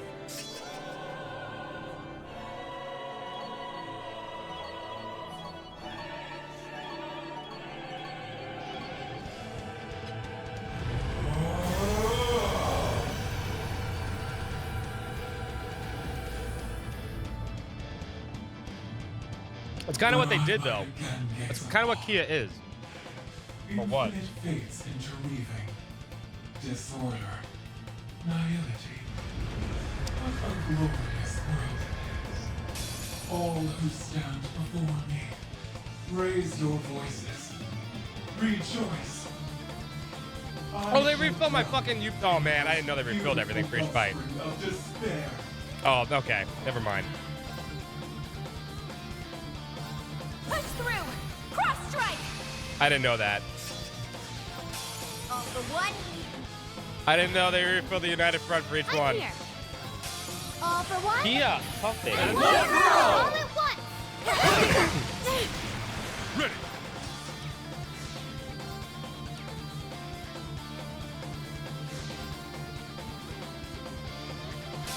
All for one.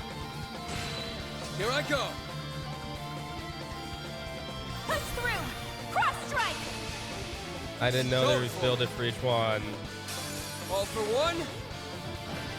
I'm next.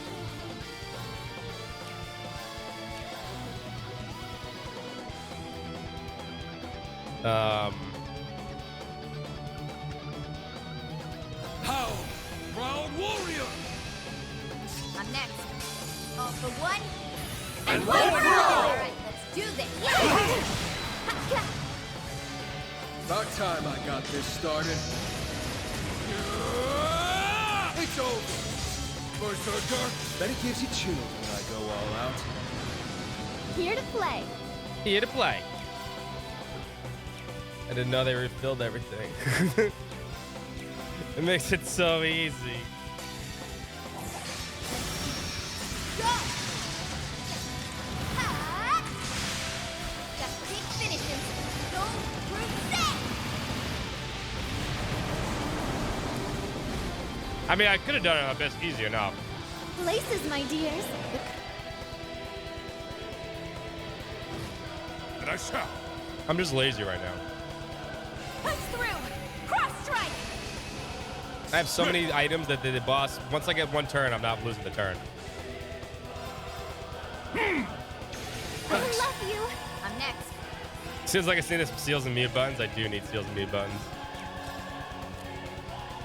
You got this. I accept. How? Proud warrior. All right. What level is this thing? I didn't scan it, actually. Scan the other one, though. Almost forgot to scan that one. It's my turn.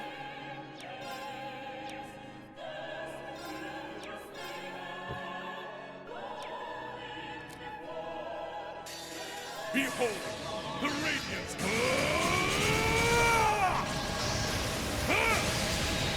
Radiant Phoenix Blade.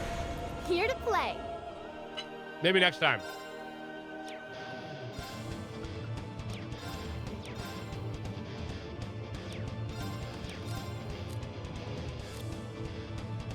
Puppy, you are so trying. I know.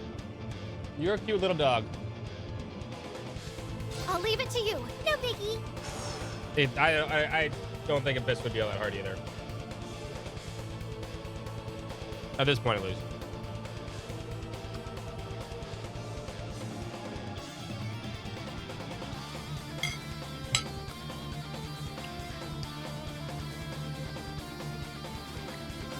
You mean the invisibility shot?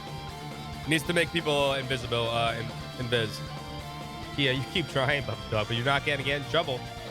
Look at this little puppy. Look at this little adorable little puppy. Still trying to get up here with this food. You are gonna get in trouble. I know you smell food, but you know you're not supposed to be down there. Like a cute little puppy, you're supposed to be down there. Exactly.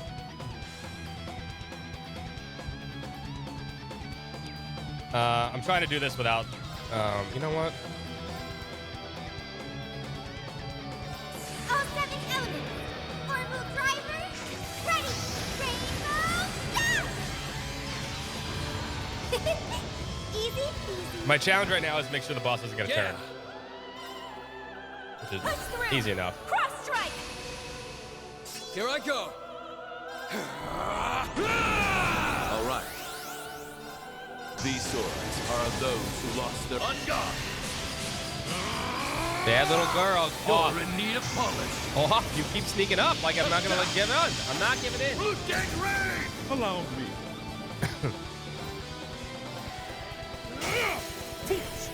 Gotcha. Ready or not? No, they got one turn, but they're not getting any more. Thanks.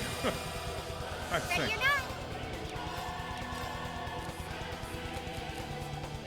Sorry, you got this. Let the show begin. I shall prepare a glittering stage. Gather above me. Great Septian power. Erupt. Akashic. Enjoy the show? Yeah. Push through. Punch through. Cross strike. Going for it. Ready. About time I got this started. It's over. Berserker. Bet it gives you chills when I go all out. Allow me. You know what? Be cool. Behold, the radiance of an earth. One-handed sword dad, go. Phoenix blade. On guard. Actually didn't do much damage.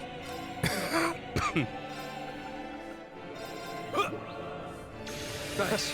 My thing, man of the hour. I think. Push through. Cross strike. Very well. Poppy. I leave it to you. Poppy dog. Arcus activate. I'll take care Probably of get a it. spell off. Cut you down! How plain. I'll help. Allow me. Strike. Gotcha. Here I go.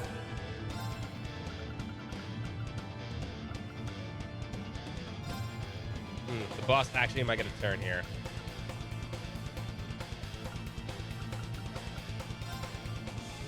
I don't want to do this. Well, it's not going to get a turn. It's going to recover. How much HP does it have?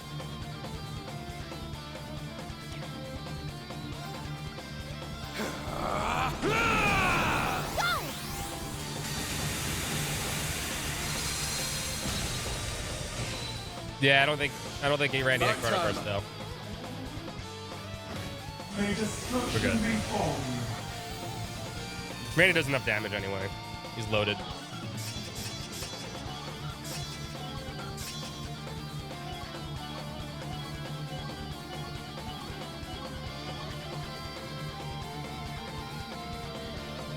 Why do you not wish? Those some Why pulsating is boobies. freedom Boom, boom. God, they need to stop being so damn horny. Wish not for the bliss of eradication, and eradication shall Make 'em be faster. forced upon you. Yeah, like that. Activate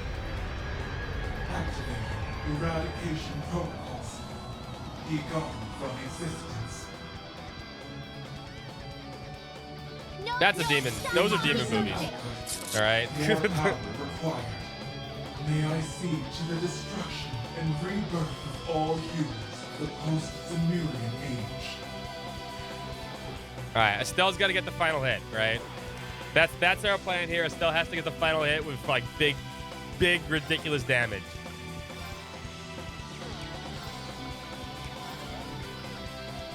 Give them hell! Crimson Ring!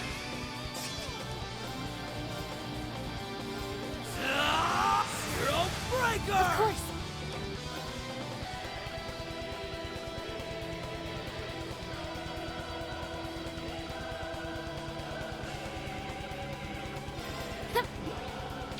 Thanks, I guess. My turn.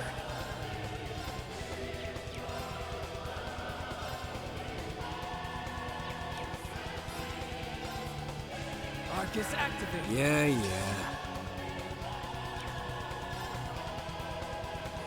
Hang in there. Heaven's kiss. I'd rather do anything else. Rather do anything else. Man, I can never find my shit. Thank you so much. Yeah.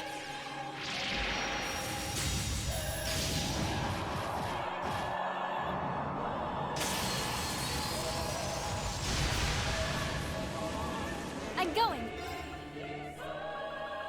Give them hell! Crimson Break! Of course. To shreds. Perfect. There. Oh, I actually want to use Rise Nova. I actually wanted to use Pearl Dance. But that'll work. It's over. I should have just scrap at the start. These four are too strong. I'd rather do anything else. Rather do anything Not gonna else. let me. More. Give me more of this.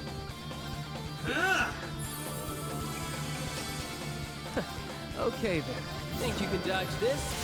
Septenary shot! Oh, soothing. An opening.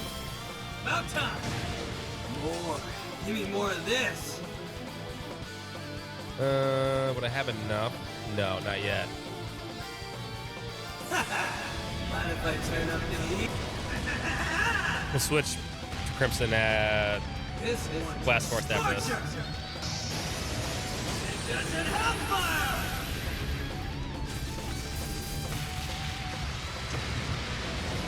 I'm going. Hang in there. Heaven's kiss. I'm going.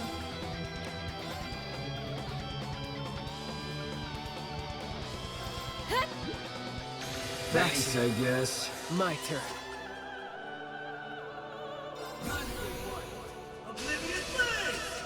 My turn.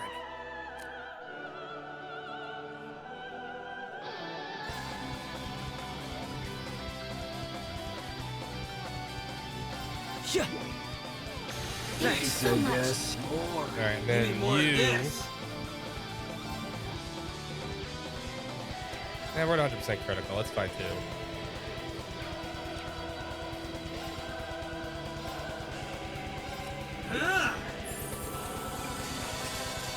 You three do this. Behold my dance. An aloof fleet. Embraced by strife. Mine. Right. Sapphire seal of mine shining bolster this arm with the strength of a giant. Just having fun now. Crush! Akashic arm! Mind if I turn up the heat? This one's a scorcher! It doesn't have fire!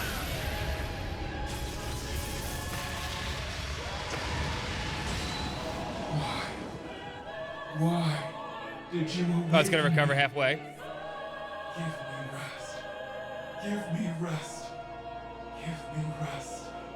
Give me rest. No, it's my turn. Give me rest. Give me rest. It's my turn. No, it's my turn. And if it's my turn, Hang I in get to there. go. Heaven's kiss. Let's go. I'll do this again. There. Thanks, so I much. guess. It's over. I'm going. Oh, I didn't scan it. Huh? Almost forgot to scan. Now it's getting fun. Does he have enough Septarian shot now? That's it. My turn. Think you can dodge this? Septenary shot! How soothing this is. Of course.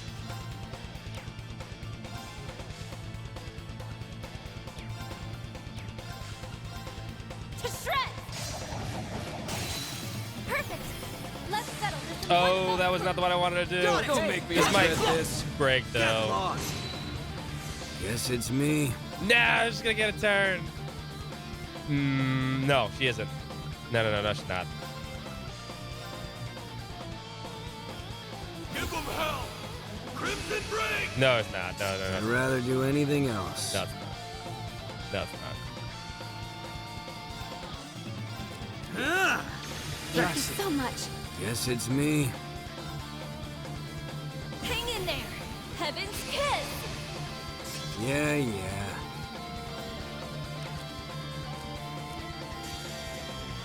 It's over!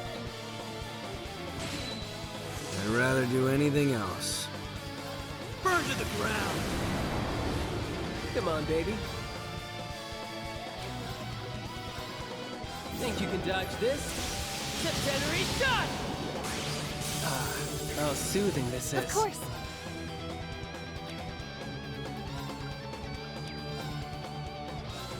Huh? I'm going. Yeah. My turn. All right, do. All for one. And what? I'm going. That'll give Estelle attack. All right, it has 524,000. I think Estelle can kill it from here. Easily enough, actually. Let's see. It's in your hands. Leave it to me. I'm almost positive she can kill it from here. There. Guess it's me. Get him. Blast force. I'd rather do anything else. But I got. Assuming she crits, which she should.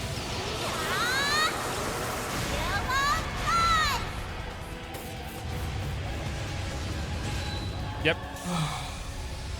There you go. Starts with Estelle, ends with Estelle. I am now free. 700,000 damage. Causality. No attacks to the boss. Yeah, that was too easy.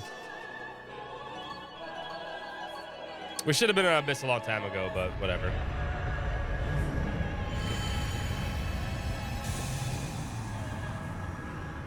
Another secret phase. Your efforts It on wouldn't the matter. other side of the It wouldn't distant matter. void made this so. Thank you for granting Risha alone my can get wish. infinite turns, I think, at this point, honestly. I think Risha with a normal attack does Now enough. I may Stop. finally Stop. lay at rest. Come here, puppy. Come here. You want this? Come here. You forgot I had that, huh? Oh, yeah, now you're over here, huh? Oh. We did it.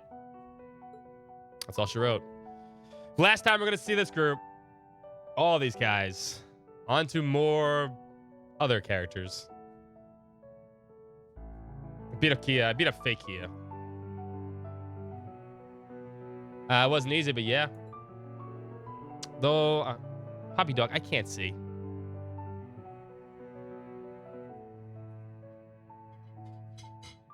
Don't you dare. I'm not sure we would have been so lucky had it been at its full power. They probably will show up at the final game of the series. Absolutely. It's not like we're only going across the continent. It's not like there's some of these characters aren't going to show up. I know a few of them will show up. But as a group, these groups are done. I was thinking about my true feelings was what helped us win. I believe that as well. Oh. Are you free? Sure, Kevin will come back. Copium. I am. The connection between us has been completely severed. So it would seem. I'm in awe of what you have achieved. Who are you people? We're the hero. The legend of heroes. Roll credits. We're nothing special, really. Just people fighting for what we believe in. I was feeling so hot about our chances for a second, to be honest. Oh, Elliot. Me too. We had to throw all we had at her, and even then we only scraped through. That's not true. Maybe for you, monkey ass. Me three. I think I just clock out right here if you don't mind. I do mind. What a pitiful sight. You ought to try and follow my example. Not everyone was born with a body incapable of feeling fatigue. I wish I knew what it was like. What an unconventional group you are. I'm so glad I chose to believe in you. Rather, I'm so glad you let me choose. I just hope I was able to make my predecessor proud. You most certainly did. I feel nothing but happiness to begin the chance to meet you. Oh no. Are you out of time? I'm a shadow of what was. Now that my thread of this world is unraveled, I must return to where I came from. I cannot thank you enough for what you did for us, for setting both me and her free. This is so strange. I never thought leaving this place would make me feel so sad, but it does. Aw, gonna miss us? We were able to touch your heart. Then meeting the battle was even more worth fighting. Now the Septarian that weaves destiny itself will forever be out of all's reach. Humanity may now begin to carve its own path to the great unknown. Even if you won't remember that once you leave this place. In that sense, do you feel any regret for your efforts will be for nothing? But it wasn't for nothing. We were able to fix all the problems caused by Elysium. Is Kia afraid to go in the vet? No, she loves going to the vet. She's like, vet time. Oh, car ride. People, dogs. I love animals. We accomplished everything we set out to do. She's a very friendly dog. And there's no such thing as existence without purpose. All we did here, you being alive, all held meaning. GG. Meeting you made me so happy that I hope we get to meet again someday. I would like that very much. My dog is a friendly dog. She loves everything. She just wants to go meet people. She's not afraid of the vet. She actually likes it. I choose a new purpose in my life. Self the day Elysium was deleted and my life was spared. Whatever comes, I have no regrets with my decision. My purpose is to keep following the light. Whoever dim it may appear at times. None of this meant anything, yeah, right? That's the path we believe in, all of us, so I don't regret a thing either. Although I guess this is more important than the actual other fucking corridor. The other corridor, you know, meant nothing. This, at least, the Septarian Mirage is now officially, like, out of the hands of anybody. So, although we know for a fact Ouroboros wants to see what the Septarians can do, they don't actually want to use the Septarians. They do, and then they don't. So, if they actually ever needed them, which they don't, this would be impossible for them to get now. So, not completely, but, you know, it is what it is. None of me. There's no room for regrets in this journey we already started. Will you do me a favor and keep watching over us? Your little sisters have built a bright future, and we want to see it. I will. I'll be waiting for you, watching you from the land of dreams. As you share with me your world of endless possibilities. Aww.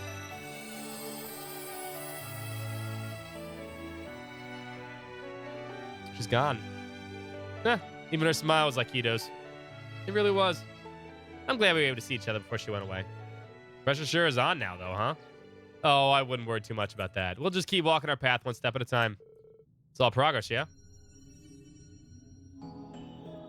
I think this space, no, the entire corridor is disappearing. Correct.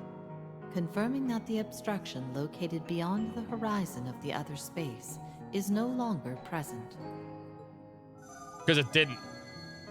When he said that, when I originally played that, I'm like, this is has now stupid. claimed full administrative command. I was so over mad when he processes said that line. concerning the Reverie corridor. No continued attempts to interfere with causality detected. The Reverie corridor pre-Kia, yeah. has served its purpose. Time Kia is Prime. 1,238 hours, 21 minutes, 45 seconds since forced reactivation. The Black Mirror may now shut down permanently. Azoth. That makes it really over then. There's so much we had to overcome, but we never backed down for a second. It was worth keeping on together until the very end. It was. We gained so much from this that ordinary training could never have given us. That and more. We should all be proud of what we achieved here. I wish to express my gratitude as well. His support gave me the time to act as a holy beast once more. They're always here for you, Zeit. He's a good boy. Who's a good boy, Zeit? Who's a good girl? Kia's a good girl, too. It's just dogs right here, by the way. And you were just as much support as we know. Sorry, but I'm still in disbelief that we defeated a being of that scale. It's a miracle that we mortals are able to come out of the victor. A miracle to each of us for being stood up. So thank you for fighting with me. Yeah, no. Stop. You're being bad today. I'd also like to thank you all for the very same thing. I'm honestly a bit reluctant to leave this camaraderie behind. Fuck off, Rufus. Even you, Rufus. Sounds like we all feel the same way for each other. Knowing that makes me sad that the mutual feelings will be lost once we return to reality. We're all quite aware of that. You could let us bask in the glow a bit more. Ha! Well, time for us to say farewell. Yeah, there's no more delay in the lives we have to return to. And for that many trials we endured, I had such great fun with all of you. Just remember, even if our memories fade, the effects of our actions won't. As long as we continue being ourselves, we'll be doing right by her. Knowing now that we'll be able to show our everyday lives makes things a happy thing, not a sad thing. If we keep it up, I'm sure she'll... We just keep living our lives and all the good stuff will come. It's the best possible way to celebrate the bonds we forged. You stop. Kia down. Down. Off. No, I gave you a shot. Stop sniffing. Analysis of humanity's potential is not within my parameters, however. It is curious that forged bonds are what awarded its strength exceeding that of even calculated predictions. Dots. Accessing memory corridor management system. Converting database into a format that can be maintained in Siberia. Oh, they're gonna remember? Huh? What are you saying? Experience within memory corridor cannot be received outside of it in any identical manner. It is the most possible to store them within you in a form of a dream. I believe that would be value in doing so. A dream? You could do that? Wait, but wouldn't that mean... Do you mean we'll remember what happened here? Wow. No idea how that works, but I'll take it. It's much better than forgetting it completely. Much, much better. I don't want to say it, but I was with Laura when she said it made her sad. Had to throw that one out there last minute to give a real fairy tale ending, huh? Guessing it'll be like a dream. The details will be a little fuzzy on us. Perhaps, but it's a lovely compromise to ensure the experience stays in our hearts. A daydream, yeah. Hard to top that for a parting gift. We're forever in your debt and for all the guidance you've given us. Yeah, we really are. Even if I can't help but wonder why you decided to do this all of a sudden. Enough. Key it down. Off. Oh? Perhaps she must have been active for much longer than she was designed to be. Certainly. For over 1,000 years, it's astonishing me she lasted that long. Yet, now we bear witness to the ancient, endless vigil of Erebonia coming to an end. Though I am an Ardor, I'm at a loss what to say. May you find peace at the end of your long, long journey. Man. My Pentium 2 386 is shutting down for the final time. Modifications to causality have been repaired where possible. The contract with the first owner has been fulfilled. Upon termination of all Reverie corridor processes, all visitors shall awaken from their dream. With this, the long chapter between the Empire and Western Zemuria has come to a close. Oh, way to break the fourth wall there, computer. Yet know that as this danger passes, a greater one looms in its stead. In Calvert. I expect never to reactivate, but my hope is that humanity, joined by their bonds, will make a meaningful choice when the time comes. Azoth.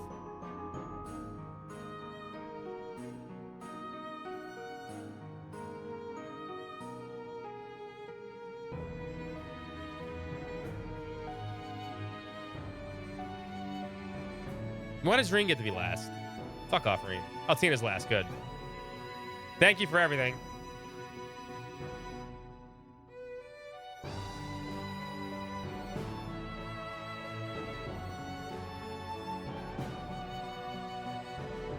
Hey. We get some pictures. I'm surprised Joshua still has that tattoo. It is a very Sky Third moment. I like this one better than Sky Third. And I like Sky Third the most. I like side stories. Goodbye, Poochireen. May you never return. You're probably going to return, aren't you? Poochireen will return. It's Poochie. He doesn't die on the way back to his planet because he's Reen. Thanks for playing Trails in the Reverie until the very end. See you again in 1208.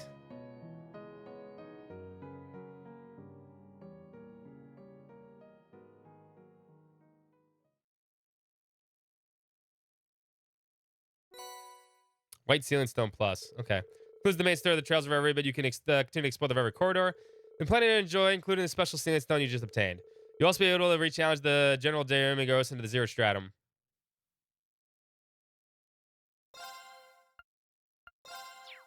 Get your ass back to the garden. Central core activated. Confirming rank. I end up points at 795 because I missed the chest. Gotta love it. Gotta love it. I did everything else, though.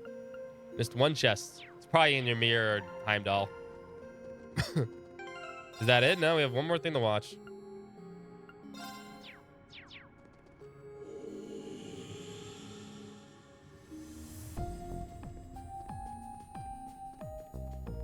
It's been like 20 years, yeah. 2003. Connecting to Reverie Garden. All right, look back to look forward, part 2.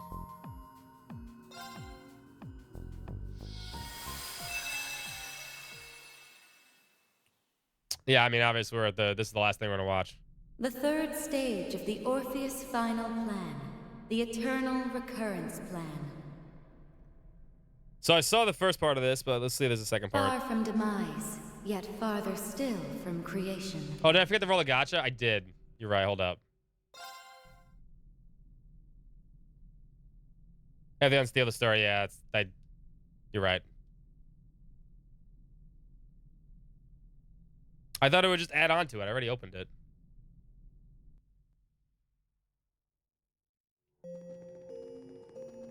Unsealing pedestal activated. I thought it would be an additional scene to that. Beyond the Reverie is now available. Okay. Who knew we'd get so lucky? Who knew we'd get so lucky?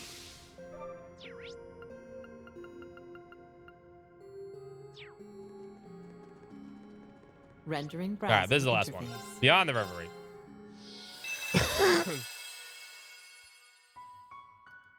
There are net fragments of memories drifting in an endless ocean, memories of what you will be in the near future.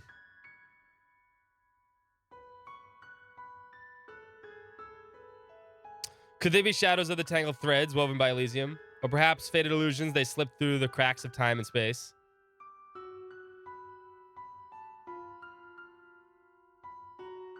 There are none who know the answer.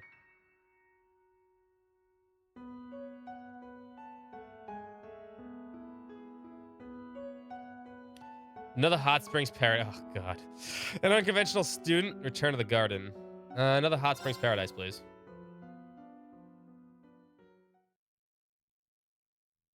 January 1208, the Septine calendar.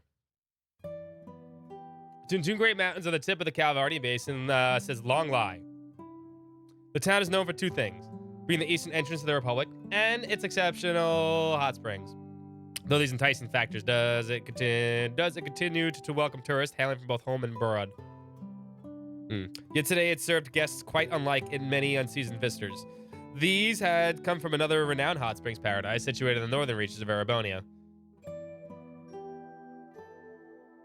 Oh, it's a little family vacation for them. The depth of flavor food here is just exquisite. Agreed.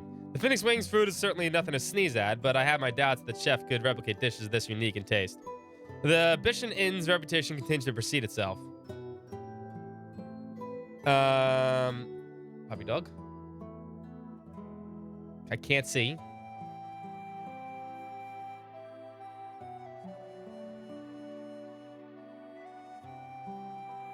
Ah, there we go. Baron Teo Schwarzer and Lady Lucia Schwarzer was sampling the inn's culinary delights, spirits high and stomachs feeling fast.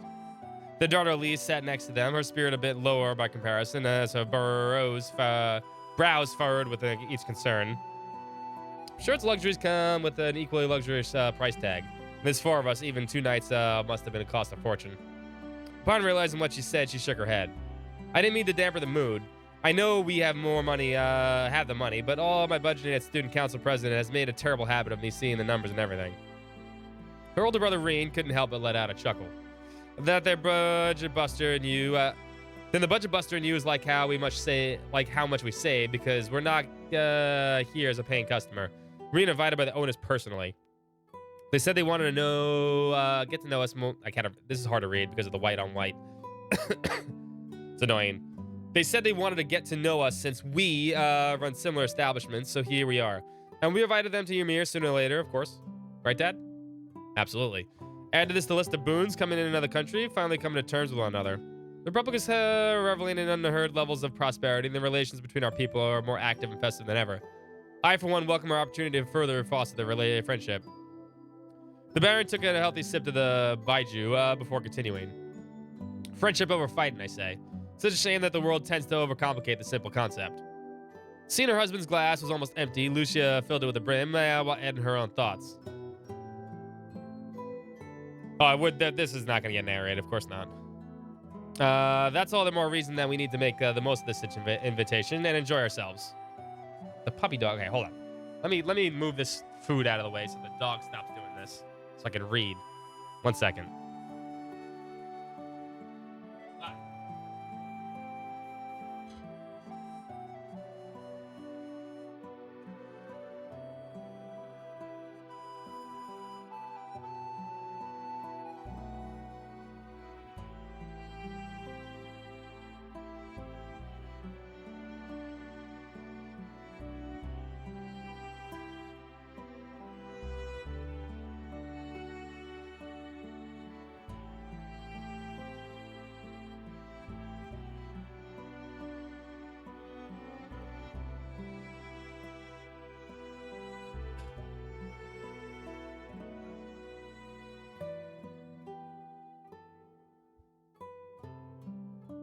There we go. Okay. The children nodded in agreement. And even that aside, there's no reason to spoil a family vacation when we really have time to take them. Oh, I read about some unusual sweet dishes worth trying here. Would you like to share some with me, Rain? In a bit. I'm thinking of taking another soak in the hot springs, so I might be in the mood for something that's sweet after. Food here is delicious, but as far as I'm concerned, the hot springs are the real star of the show. Yeah, that's my boy right there. The ruling lord of the hot springs paradise would never let a good discussion about them pass by. He was fond of the quality and soothing effects as Reen, enthusiasm undeniable apparent from the warmth of the tone of the width of his smile. The medicinal springs happen to be a favorite of mine. I can't help but be fascinated by them time and time again. I can believe it. I've always been known about them, but here's the first place I've been able to feel the way they warm you right to your core. Think we can make one available at the Phoenix Wings? It's worth a try. But that comes with its own obstacles. For as many problems as Teo expressed in practical terms, Reen held just as many proposed solutions. The conversation grew more involved by the minute, leaving the ladies of the house to bask in the glow to continue enjoying the meal before them. All four felt the same. It had been too long since they had been enjoying each other's company, but they had been well worth it. That night, after indulging the post-dinner soak in the springs and telling the family he was going for a walk, Reen departed the inn. All right, let's do this. He took a deep breath, and crisp night air and the long lie filled his lungs. The hot springs were an excellent bonus to the trip, to be sure, but it was not the real reason he agreed to visit. Master Kafai. He had come in search of Yun Kafai, the famed sword hermit. Master Kafai was the founder of the Eight Leaves One Blade School, of which Reen was a practitioner. And though now over 70 years old, he was still regarded as the strongest combatant on the continent. They had not met since before Reen's enrollment at Thor's. Many a letter had been exchanged during the 4 years that followed, but even then they had stopped after Reen earned the right to call himself a Divine Blade over a year ago. There's so much he wished to discuss with his master. When he learned in his 4 years of training what had transpired since becoming a Divine Blade, the true meaning behind being the final blade to the Master of the Eight Leaves. There's plenty I'd like to ask that has nothing to do with the swordsmanship, too. All these questions, all the impossible to answer without first knowing whether the whereabouts of a single individual. Even a senior practitioner like Cassius Bright claimed ignorance, having received not a single update from their old master. He'd always been an elusive but a traceable sword. But wherever he was now, he was not impossible to track. That was until the word of a blade master being sighted in Long Lie reached Reen's ear. The man had held fondness for the town's specialties. Those had been the hot springs and the fragrant tea leaves, making the sightings worthy of particular note.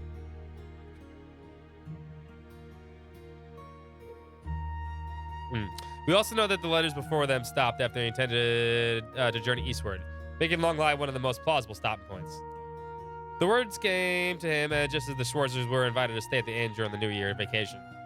Green's instincts told him that the time was a little too unfortunate. With how vague the lead was, even if it would be most likely a result of him leaving the same as he had arrived. While he had not discussed the rumor being key to his traveling here, his family seemed to sense more than a simple pleasure trip for him.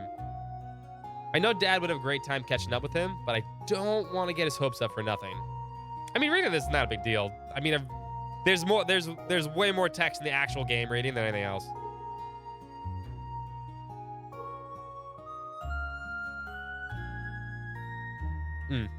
These thoughts of mine, Reen made his way through the night streets.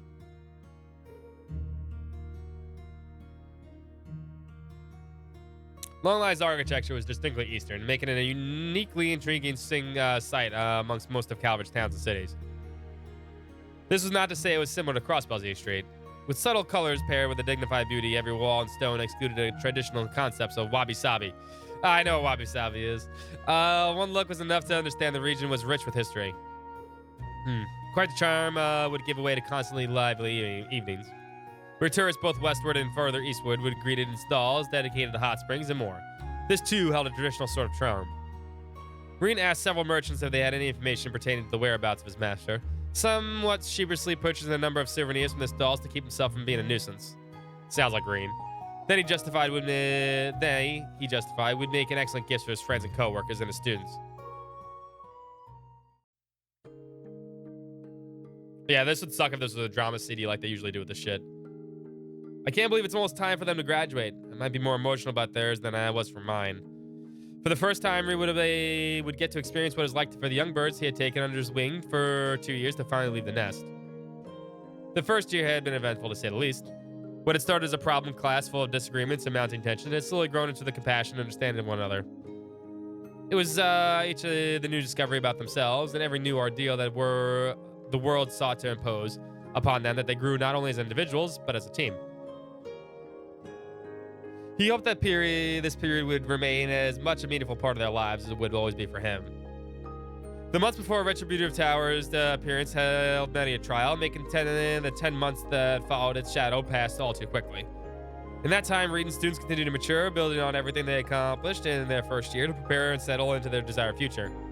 Indeed, whether it was by overcoming their demon or by learning to work with them in a healthier fashion, their paths up until now had been well worn. And while they had had to rest from time to time, he was proud that they were to be part of why their steps continued to face forward.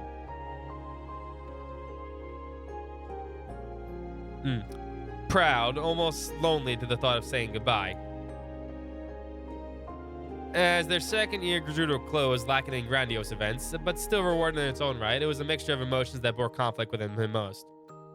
Their graduation. Can't believe I was going to go through all this over next year and even the year after that. Hell of a career I chose to pursue, huh? He didn't realize when he stopped walking. Realizing this, he resumed his search, paying respect in mind to the many generations of educators who came before him. No matter how much he looked, he could not find Master Kafai and Long Lai. It was, however, still too early to say whether the trip had been in vain, as he had at least caught an unverified report of the Blade Master being seen in the mountains to the south. Wondering what such terrain at night wasn't going to be ideal, but Irene was already firm on spending the night with his family. Tonight, it would have to be. Next day with his family. Making a brief stop at the inn to tuck his souvenirs somewhere secure, he then departed for his new destination.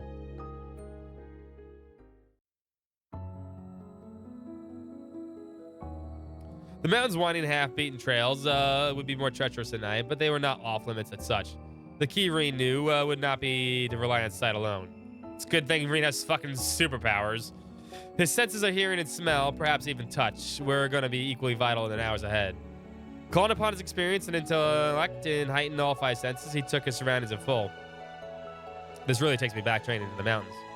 To call the experience training would imply his time being one simply tutelage between student and master, but he equated to so much more.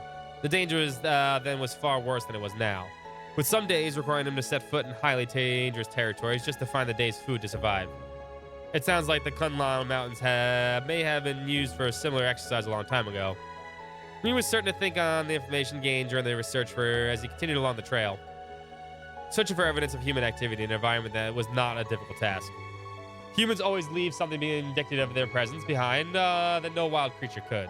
Be it a long dead fire, footprints, or traces of going out on the hunt, one need only follow the light to lead to the source.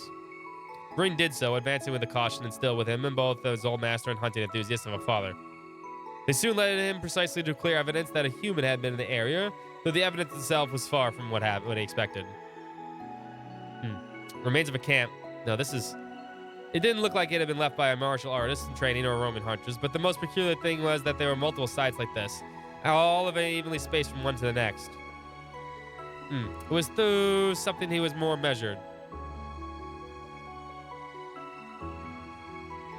He's supposed to form a search party? I mean, I should, right? He's going off by himself like an idiot.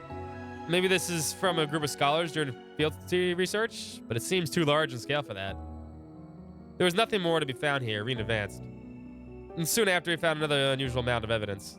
It's like something forced their way through here in a car, or more like hacked open a one wide enough for a car to pass through. All further inspection here suggested that whoever was responsible had given up on this endeavor, leading him to wonder if they somehow found success elsewhere. And if they did, why did they do all this? Is this gonna end in Reen like dying? Because that'd be great. Reen died on his trek to fight his master in the fucking jungle. The question pestered. He got eaten by a tiger. The question pestered him.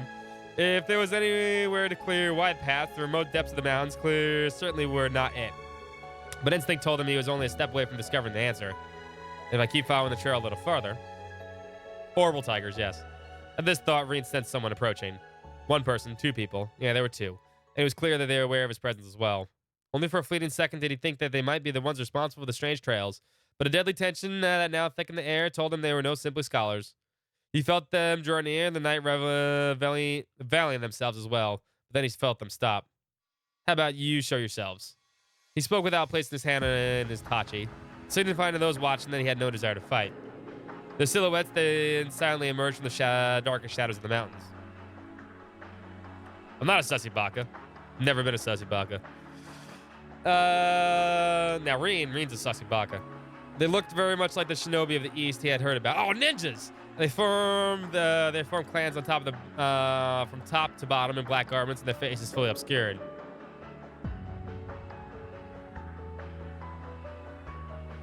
I see you inside. Your insight poses a threat after all, Divine Blade of the Empire. The contract for our client is yet to begin, but we will begin an exception for one among their list of dangerous persons. The silhouettes then charge. They caught him completely off guard, drawing short, straight blades to attack them as narrowed in. Reen's eyes widened in surprise, but nearly in that same moment he was in the fighting stance, hand over still sheathed tachi. Fifth form, Morning Moon. Since when did you fucking use Morning Moon, you fucking... I hate Reen. He perceived the direction of the foe's attacks to evade them, then mounted a counterattack of his own. All it took was an instant to repel their assault and leave them vulnerable. Ordinarily, they would be the time to take the offensive, but all Reen could do is stare at the two with disbelief. The thought entered in my mind as I saw him move, but now that we've crossed blades, he paused to believe the disbelief in his eyes, giving way to more attentive gaze. Are you practitioners of the 8-Leaf School? Another pause, this time for silhouettes, before answering as though they were all well aware of the question that was coming. No, though we do possess ties to the school. We are of the Ikaruga. It's a fantastic shooter. Practitioners of the Black God One Blade School. Oh, yes. The what? Reen was left stunned. The two Ikarugas held their blades horizontally, ready to thrust them forward at any moment. It was as though they wanted to make it clear that while they had been caught off guard once, he would not be so fortunate twice. Reen responded by assuming the middle stance with his tachi. But just as the sides were only a beat away from him engaging in battle, what can be described as a black cyclone that's vicious roared through the darkness at such speed that it seemed certain to slice anything it touched. It appeared though Reen caught Reen by surprise more than an initial attack by the silhouettes. He had not suspected an attack from that angle, the distance, or even the moment. His enemies, on the other hand, did not so much as flinch in the sight. The approaching blade, over an arch and a half in length, was held directly over Reen's back. He couldn't possibly dodge it now. Perhaps he should have noticed. Perhaps it was impossible to notice. Whatever the answer to the Divine Blade of the Empire would soon fall. Good, he's dead. The silhouettes waited in his final moments to be, convinced of no other fate in his future. When Reen spun his body in a full circle, applying the intensity built in his tachi from the motion to swing, The blow was weighted yet precise, shifting the incoming blade to a new direction without mitigating its near overpowering force. The technique was an application of the first form, Helix. There was no other greater course of the movement than to use it to redirect the attack without ever making direct contact. They paid me 200 mirror. The spinning blade was now significantly off its intended course, but Reen slashed at it again, birthing a shockwave that further shifted its path. The blade went flying hairs to the right of the direction it had come. A hand was there to definitely catch it midair.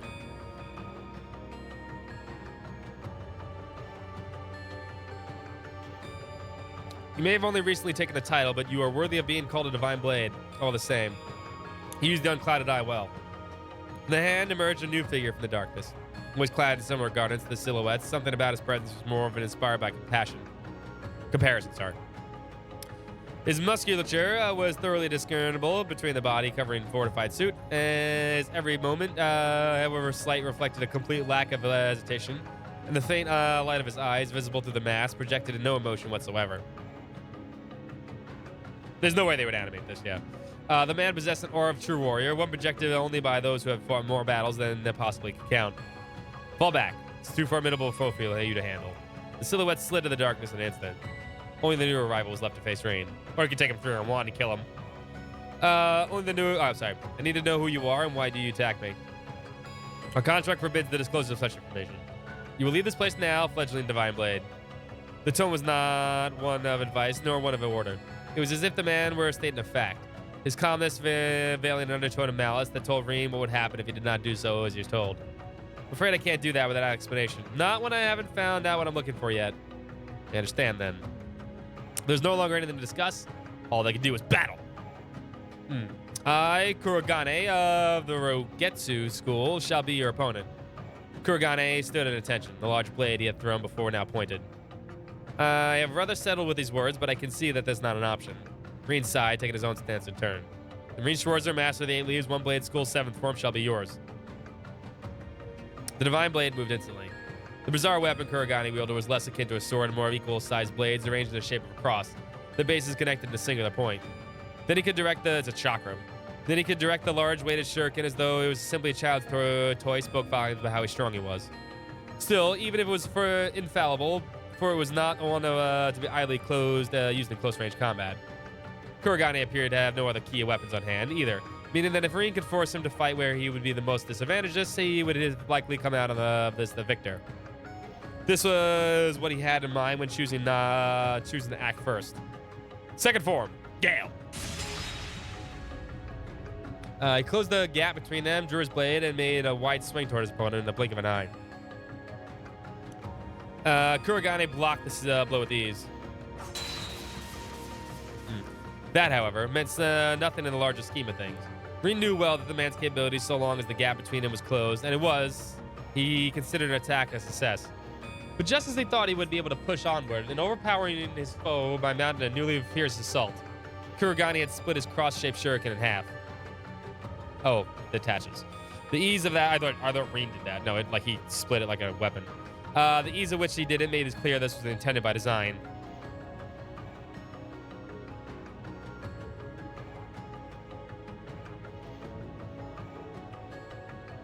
He could dual-wield double sabers. There's no hiding in the shock. In the West, double sabers were seen as relics in the Dark Ages. They were difficult to utilize. Crow was the only person Rin knew who had a competent with one and only one. The skill it would take to use two was almost too difficult to fathom. His surprise created an opening that Kurogane was not going to let pass unexploited. Possessing two twin-ended blades allowed the shinobi to perform considerable more strikes than Rin, giving him no chance to push back. Steel sparked as their weapons clashed. Kurogane was dominant for some time, but he could do nothing to bolster his advantage. With strike and spark after strike and spark, the advantage was moving back to Rin. This was in part due to him used to fight in this weapon that defied rationale. It was also because he had been given the time to find out what he was looking for, the perfect range in which to attack. Double sabers were forged with a shorter duration than they appeared to have, something invaluable to do to their handle being in the middle. It could have been because he was used to them as a shuriken, but the length of Kurogane's sabers were even more shorter than Crow's, meaning Rin would have to adjust with the longer length of his blade. He measured patiently, staying only just out of Kurogane's reach and evading the onslaught by a hair's breadth each time prior to the countering.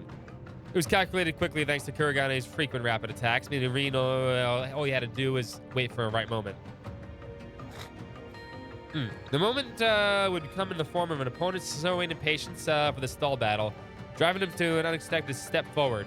Rin evaded the strike expertly, instantly returning to his upwards diagonal slash. The forceful swing of the Tachi made contact with the handle of Kuragane's spun weapon, knocking it clean out of his hand. Rin dashed forward to make use of the veiled opportunity, but only after a flicker of bewilderment, Kuragane moved to deny him. He blocked Rin's attack with a double saber, still in his possession, and then hurled a hidden kunai with his free hand, jumping backward a significant distance while doing so. Very good, Divine Blade of the Eight Leaves. You may pale to the skills of the princess, but you without a doubt deserve your reputation. Princess. Rin's intonation was unanswered as Kuragane took a notable different stance than before. You want this? Puppy dog? No, I'm gonna put it right here. Rin the Jobber. I shall demonstrate my respect for your skill with my finest technique. This put Rin stoutly on guard. Oh, puppy. Senses heightened, he focused his every nerve in his body, fixing his eyes on whatever was to come of Kuragane, who was now gone. Nothing remained where Rin's opponent had just stood. He hadn't taken his eyes off him, never eased for a moment, yet Kuragane was nowhere to be seen. How? He had moved that quickly? Was it some kind of special translocation? There were no signs of indicating either one. Was it that he never moved at all? Was he still there? Sight unseen? No, that wasn't it either. The double saber Rin had repelled to the ground was also gone. I can still sense him, so he hasn't gone far. Rin suppressed the panic welling up within, honing his senses a second time. There was when another black cyclone swirled toward him from the shadows. He had expected something of this nature, so the little diversion, he was able to deflect it as he did the first time. The attack indicated that Kuragane had reassembled his shuriken after recovering its lost half, so he could throw it again. It also indicated, together with the slight changes in the surroundings, where he had now positioned. Rin noticed Rin needed a little more time to know where he was for certain. But ahead of making a solid conclusion, the cyclone came to him yet again from a new angle. That was fast. Though he blocked the attack as well as the last, before he could fully correct his posture, the next cyclone approached. The gap between was getting shorter and shorter.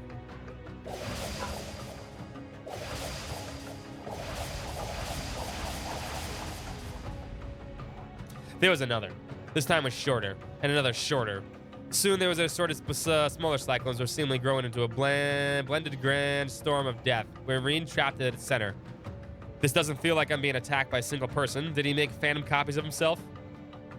He had no idea what the next cyclone would come from, but by the time he located it, the next one was ready. Even the unclouded eye wasn't going to be enough to deduce Kuragane's location.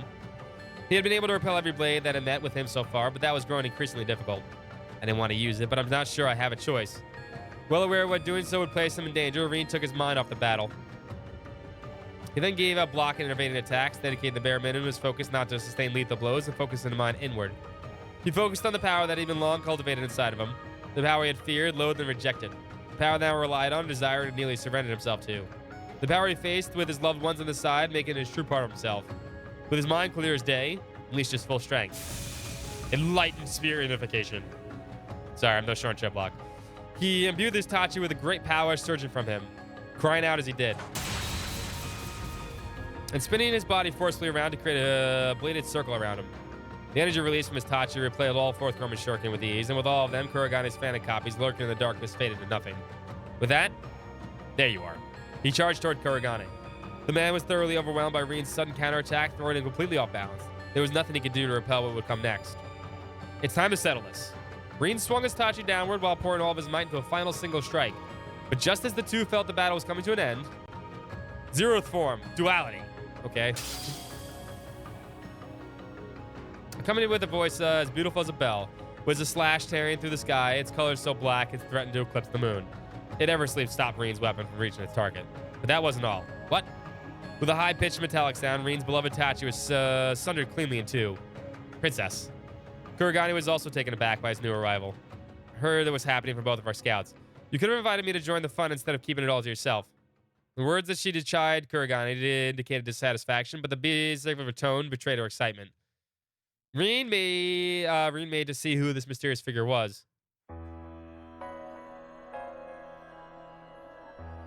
Bum, bum. And the sight of her alone took her breath away. She was young, wearing a fortified suit that looked like a marriage between classical and modern Eastern styles, with long silver hair that almost allowed it to glow in the pale moonlight. Her age was likely close to Reen's, perhaps a little younger, and well-defined features that still held traces of adolescence, pairing strikingly and similarly in contrast to the empty void behind her eyes.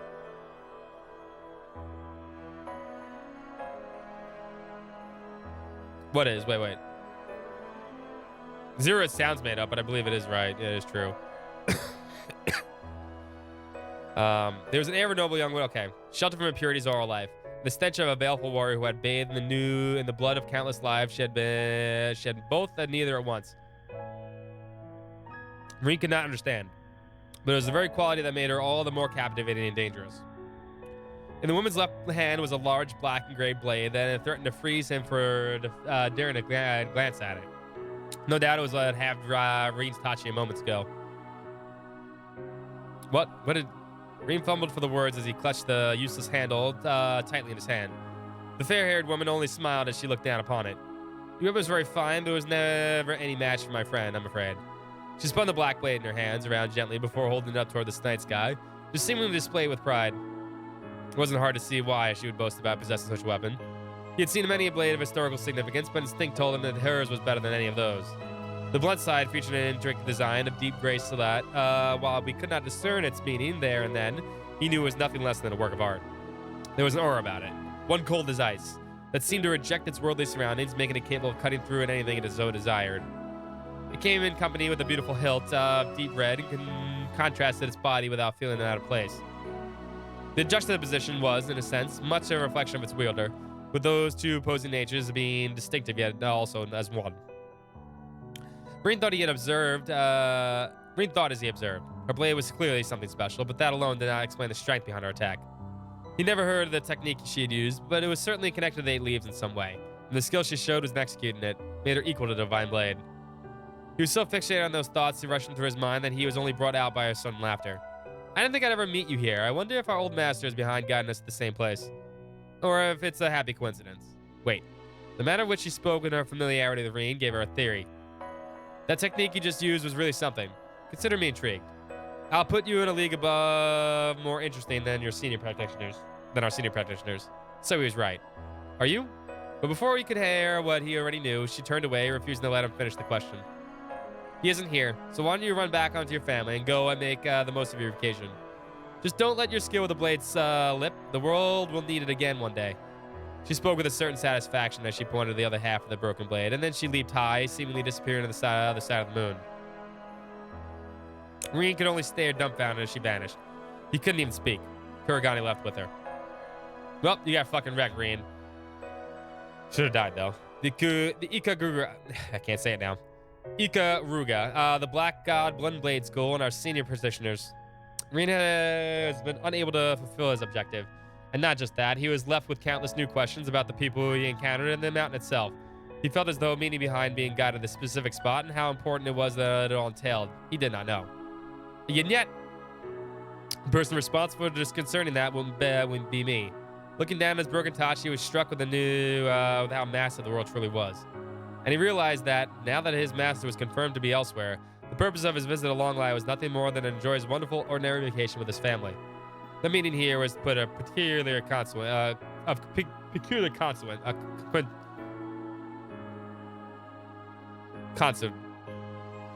can't say the word. For now, at least. Coincidence. When I get back, I'll need to reforge my Tachi myself. Something stirring in this region, all across Calvert. There was nothing that he could do about that, as he was. All he could focus on was training and bettering himself so he could one day play a part of the next threat that loomed over the distant horizon.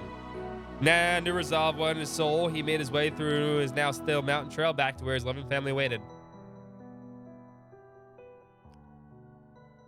Yeah, double Black Sumerian or Tachi.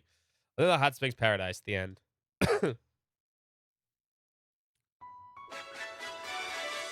69 months on day 69.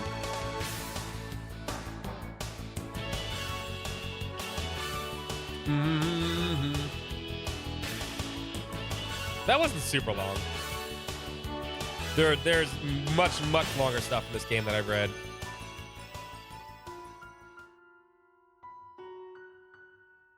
All right, one more. Sounds like Rin's a Prototype and Cavern. No thanks. Year 1208 of the Septine calendar. Aramis Academy, a famous educational institution in the Calvardian capital of Edith. The name derives from an artist central to Calvar's democratic revolution 100 years ago. It was also reflecting the goal of nurturing new talent and helping to forge a brighter future for the new republic. The academy placed great value on traditional education, of course, but it also encouraged the perspectives of new cultures and values, attracting many of an independent mind across the Myria. It was a storied place of learning that reflected the Republic's views as a whole. The story, for its parts, begins not long after the Springtime Festival ye held dearly to welcome the new student body. It was another morning at the academy, countless students shuffling through its grounds, when one of them in particular happened to draw its unusual amount of attention.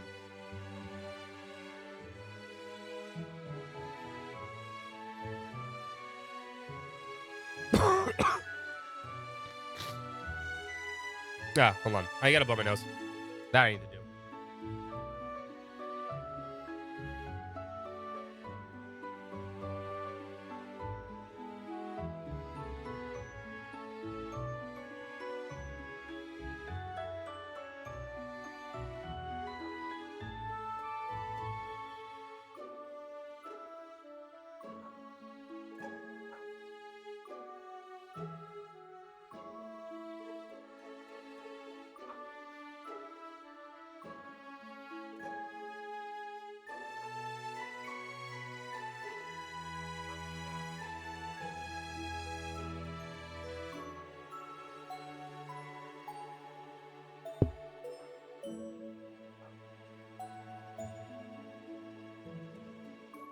All right, there we go.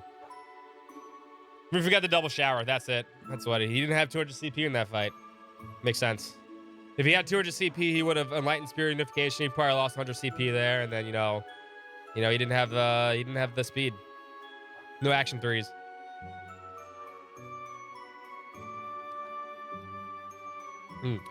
During the morning of the academy, countless students fell. Okay. Young lady with long, soft, violet hair, crowned with a black ribbon. Her figure had been cut very respectfully as she matured into a young woman of 17 years, and yet her face still held traces of girlhood days bygone. The beauty she was never failed to turn inquisitive heads as she strolled along. Ren gets her own story. Her name was Ren Bright. She was a second-year student in Janus Royal Academy in Liberal, now studying in Aramis as part of an exchange program. She had only just arrived in the spring. Ren's goal in attending was not to further her education. She had considered highly gifted since she was a child, having already earned several doctorates in years past, and there was little more of a new academy could reasonably teach her. Her goal in reality was to use it as a front to operate freely in Calvard. It was hard to find one better than being a student. She already found the role relatively foolproof during her time in Janus. Even if there were limits to how much of a student could get away with, society as a whole was soft on school children. To move freely would be required drawing as little attention as possible. She aimed to conduct herself modestly, as any elegant lady who wished to remain unseen should during her time in Aramis. Aramis or Amos, who knows. There's one very big problem with this plan. Good morning, Miss Bright. Isn't she gorgeous? Look at how I see her. She's so beautiful and everything. Everyone says she's just as smart, too.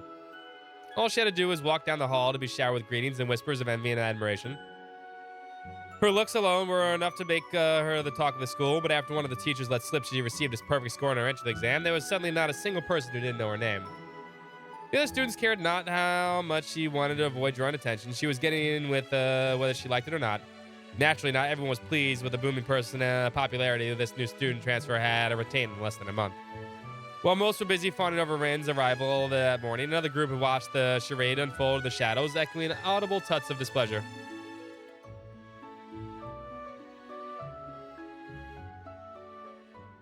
I'm not comfortable making Ren sexy. I know, me neither. Ren's a child. Ren had yet to enroll in any clubs, so as soon as the day's lessons had come to an end, she packed her belongings and stood to leave. A word, if I may, Miss Bright. It was a fellow classmate surrounded by a small faction of students clearly loyal to the King Bee. What's up, Cosmos? Congratulations. Certainly. Though instinct had told her this was known to be a conversation she wasn't going to have, she made an effort to pretend otherwise.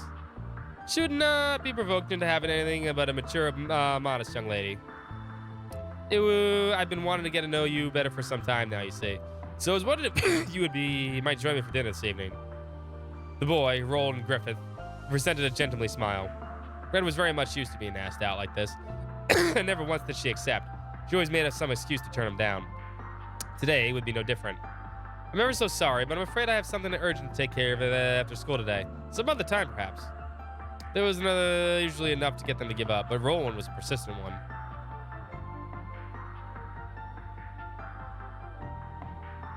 Yeah, those are creepy too, yeah. Especially, what was really creepy is when they did that for the Olsen twins. Ugh. Seriously.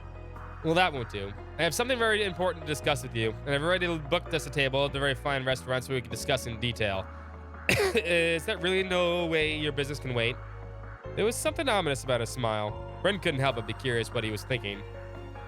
I'm afraid it can't. I'm so sorry that you've gone through all your way to prepare ahead of time. Still, I could spare a little time now, so I'd be happy to talk here if that's all right. So not tonight, then. A pity. Roland's tone read one less genuine sadness and more irritation that things weren't going according to plan. Well aware, lad, he slipped his true feelings on that matter. He quickly composed himself and smiled. Now it's better than ever, I suppose. This does concern everyone in the room, so perhaps this is better said here. To this, Ren glanced around the room, noticing that only she, Ronald, and Elias' lackeys were all who remained. Most were likely on their way home in their respective clubs, while some would have ordinarily been in classrooms at this hour. She was certain none wanted anything to do with Roland and his group. He took a step toward her and then began to speak. I'm well aware, Miss Bright, that you have come this way from a distant borough to be here. It's not unusual for students to transfer from afar for family reasons. But I hear in your case you came to Calvert just to learn in these hallowed halls. I cannot help but be deeply admired by your spirit and thirst for knowledge. Pure theatrics, this one. At the same time, I worry about you. Brilliant you may be, but living alone in far-off land must be a terribly lonely and challenging affair. We all need someone to depend on our lives, and this would especially be so in your situation.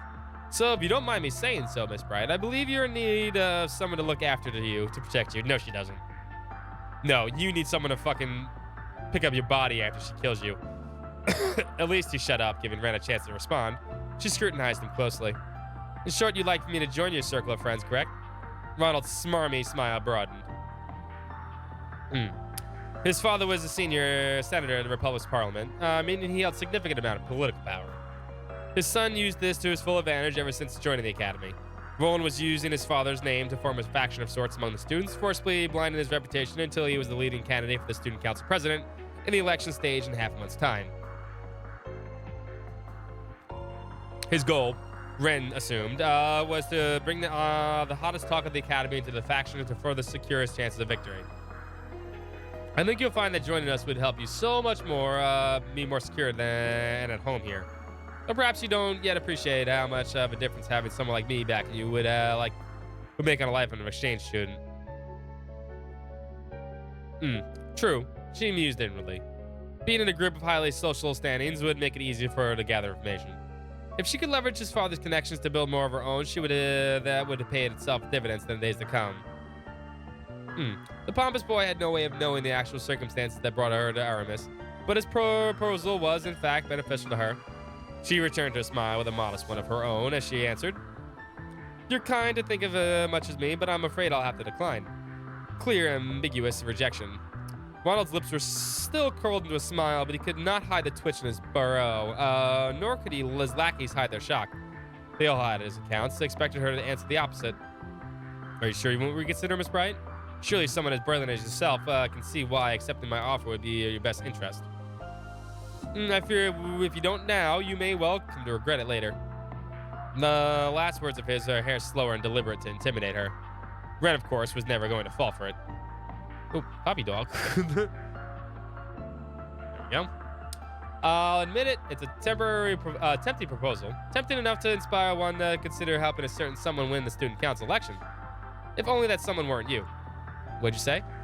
The sudden taunt caught him completely off guard, resulting in a flare of irritation escaping him. Ren, for her part, was unruffled by the change. I imagine you don't need me to explain why, but I will share. I've been very aware that the threatening glares I always attract on the way to school every morning have been coming from all of you. They've been a constant in my life ever since just before the festival. Or flabbergasted by the statement. The silence confirming that what she knew to be true, she continued. Now, you have every right to regard me as a caution. I'm well aware of how much I stand out despite my best efforts. Taking potential threats under your own wing is a strategically sound move too. However, that your target was so easily able to see through your scheme shows everyone here just how inept you really are. Ouch. I have better things to do than assist someone who's so incompetent and small-minded. With a shrug and a sigh in a somewhat dramatic fashion, Ren stood behind Ronald, his shoulders trembling from rage. Good day to you all. Ren gave a courteous nod of acknowledgement before leaving the room, paying no mind to the wide eyes and open slack jaws she left behind.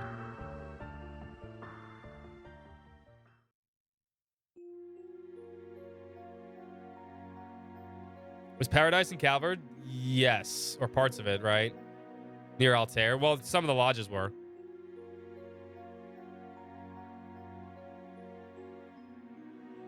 I don't think Fungi meant that, yeah. I don't think he meant it like that. Yeah, I don't think Fungi meant like that. So Agate ended up getting pretty beat up from another one of Mom's crazy jobs she threw at him. We did get some good data out of it, but ouch. Your mom's always so funny. That night in the dormitory, Renan and Tita were engrossed in deep conversation through their laptops. Yeah, I think that's what Fungi meant.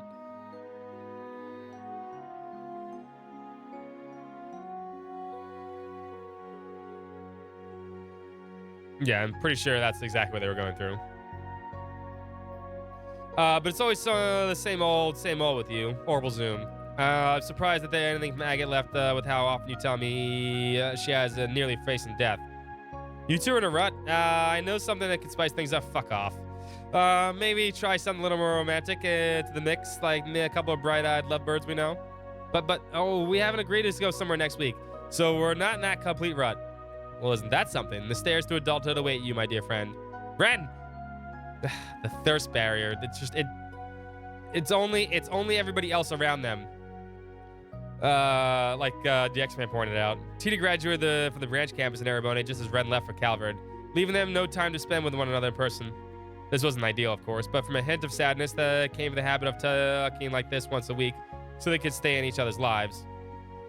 They discussed anything from their new lives and environments to the fruits of their research, occasionally stumbling into the serious topical matter or two along the way. It sounds like a legal confrontation between the Verne Company and the Epstein Foundation is inevitable at this point. I know. I can't believe this is really happening. Ooh. Both frowned at the Serenes.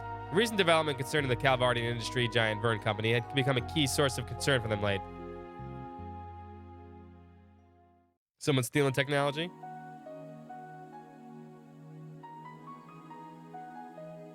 It began soon after Crossbow returned to normalcy after the Supreme Leader took over the previous year. I like how we actually get a picture of Professor Russell. And yeah, I guess Hamilton, right? Professor Erica Russell approached the Verne Company to propose they join the West Sumerian Tech Union that she had heard that was forming. And to no one's surprise, they refused. Before Eric and the rest of the engineers involved could even finish getting ready to go and change the Verne's mind, something happened to make the Union least of anyone's priorities. The independent development of a new generation of Ormans and that generation's long partner in the subset of technology, the Epstein Foundation, would not be a collaborator. The latter had been a key supporter of Zemiri's Orban development and orbital technology in general since the very inception. Battle Ormans were no exception to this. The Foundation had known their way around them since the very first model, drafting an incredible concept that had used as a base ever since. Even the Reinford Company, before the Battle of Jormungand, had not thought to develop their Arcus models on their own, instead favoring to develop them in partnership with the Storage Institute. The announcement was quite simply unprecedented, and it sent shockwaves to the industry. The Epstein Foundation was also less than pleased about being cast aside in that matter. While there were certainly legal concerns regarding who owned the patent of this technology, that's why. The greater concern was that the stable position in the industry as a whole was now becoming unstable. They initially responded by attempting to resolve this through peaceful means, but when those attempted proved fruitless, it was reported that they were preparing for what they would only be an ugly international legal dispute. I'd say Verne is the upper hand if it ever makes it in court. Unlike the previous Ramdar ordinance, the 6th generation is designed to set a whole new standard. All of this main features are packed in the new tech, with some new features still being kept under wraps. I wonder what those are. What could they be trying to develop that's important enough to ruin their relationship with the Foundation? Though I'd heard about the government telling the Vern Company to focus more on weapons development. I have too. It sounds like they're planning on significantly revamping the military's weaponry. The official story is that they're planning on slimming the military down, and they're preparing that with the latest weapon development. They're just as powerful, maybe even more so. As part of the war's ceasefire agreement, everybody was required to downsize their military, bringing it more aligned with that of Calvard's. Yet if the Republic were to expand its capabilities of its military, the recently forced equilibrium of superpowers would be quickly broken. Whatever it may be true, it's got a lot of questions I need answers to. Perhaps it would be worth visiting the Vern Company headquarters in Basel at some point. You haven't learned anything about more than they were Professor Hamilton is at the moment, right? Nothing new or concrete, at least. It sounds like she's continuing her research eastward, but I haven't heard anything more specific than that. Mom and Grandpa haven't had any luck in contacting her either. I'm not surprised since the area isn't well connected, but it's still unfortunate. She's a lot more personal than Professor Shithead, so having her on our side would help a lot. Tita could only laugh. Yeah, there's a lot of worrying stories going around now, the PMCs and stuff like that. It makes me wonder if none of this would have even happened if she'd still acted as an advisor for the Vern Company. Wait. Oh, I'm talking about Hamilton. Okay. The deeper I thought she was explaining about like Tito or Ren was. I'm like, no, that doesn't make sense. The deeper the conversation they went, the more Tita could feel her spirit seeking. The political climate in Western Zemuria was unusually stable at the moment, but with its nation's basking in prosperity. But she could not shake the feeling that the peace was built over rotting wood and that it could all come crashing down with the most slightest provocation. Excuse me. Yeah. This is becoming especially true of the tech world, as it had undergone rapid growth in recent years compared to the other fields, so rapid in fact that no base could possibly sustain its sudden weight without cracks beginning to form. Try not to dwell too much on the worst case scenario, Tita. The pace might rest on a knife's edge, but there's still plenty we can do to preserve it. That's why I'm here right now, and that's also why we're working so hard too. We could find a million problems in the world if we wanted, but permission isn't going to make them go away, right? The words filled Tita with the right amount of uncomfort she needed at that precise moment. Yeah, I guess you're right. Thanks, Ren. Yeah, that's the next one to revive Crossbell. Of course it is. They continued on, losing track of time as they talked with the night. Before they knew it, the clock had struck 12. Well, it's getting pretty late. I should probably get going. I'll talk to you soon, okay? All right, good night, Tita. Night. Oh. He just suddenly remembered something. The exclamation stopped Ren as she was about to end the call. Estelle and Joshua told me to ask if you're doing okay in school. Those two always worry about you too much. You'd think it wasn't talking to them too. She couldn't help but remember their interactions with Ronald after class, but Ren quickly drove the thought from her mind. It wasn't worth dredging up. Tell her that they can rest easy. Everything is fine. Good. They wanted to let me know if you were being bullied or so they could fly over and help. Ren could only sigh, honestly. They think I can't keep myself safe from the few schoolyard bullies. Actually, they said they were worried about you, what you do to them, than what they do to you. Dots.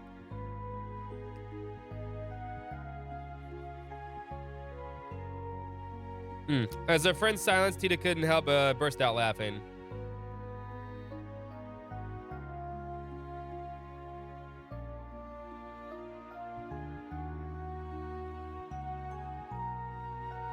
Might be regulated. I was about to say that, right? They might be more regulated and legalized than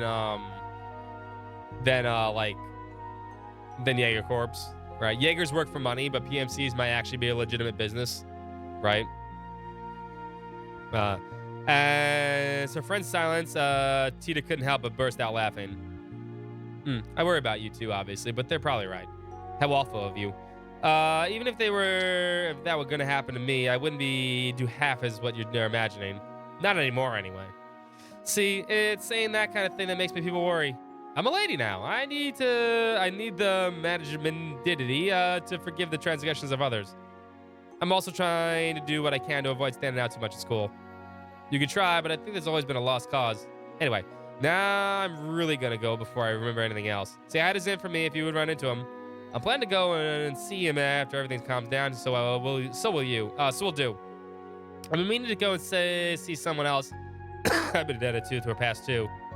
By the time the two of them had finished talking at the end of the call, one day had given away to the next. Hey, Zen gets the thing. Forgiving grudges, basically, yeah. I butchered the word. I've been reading this text for a while now.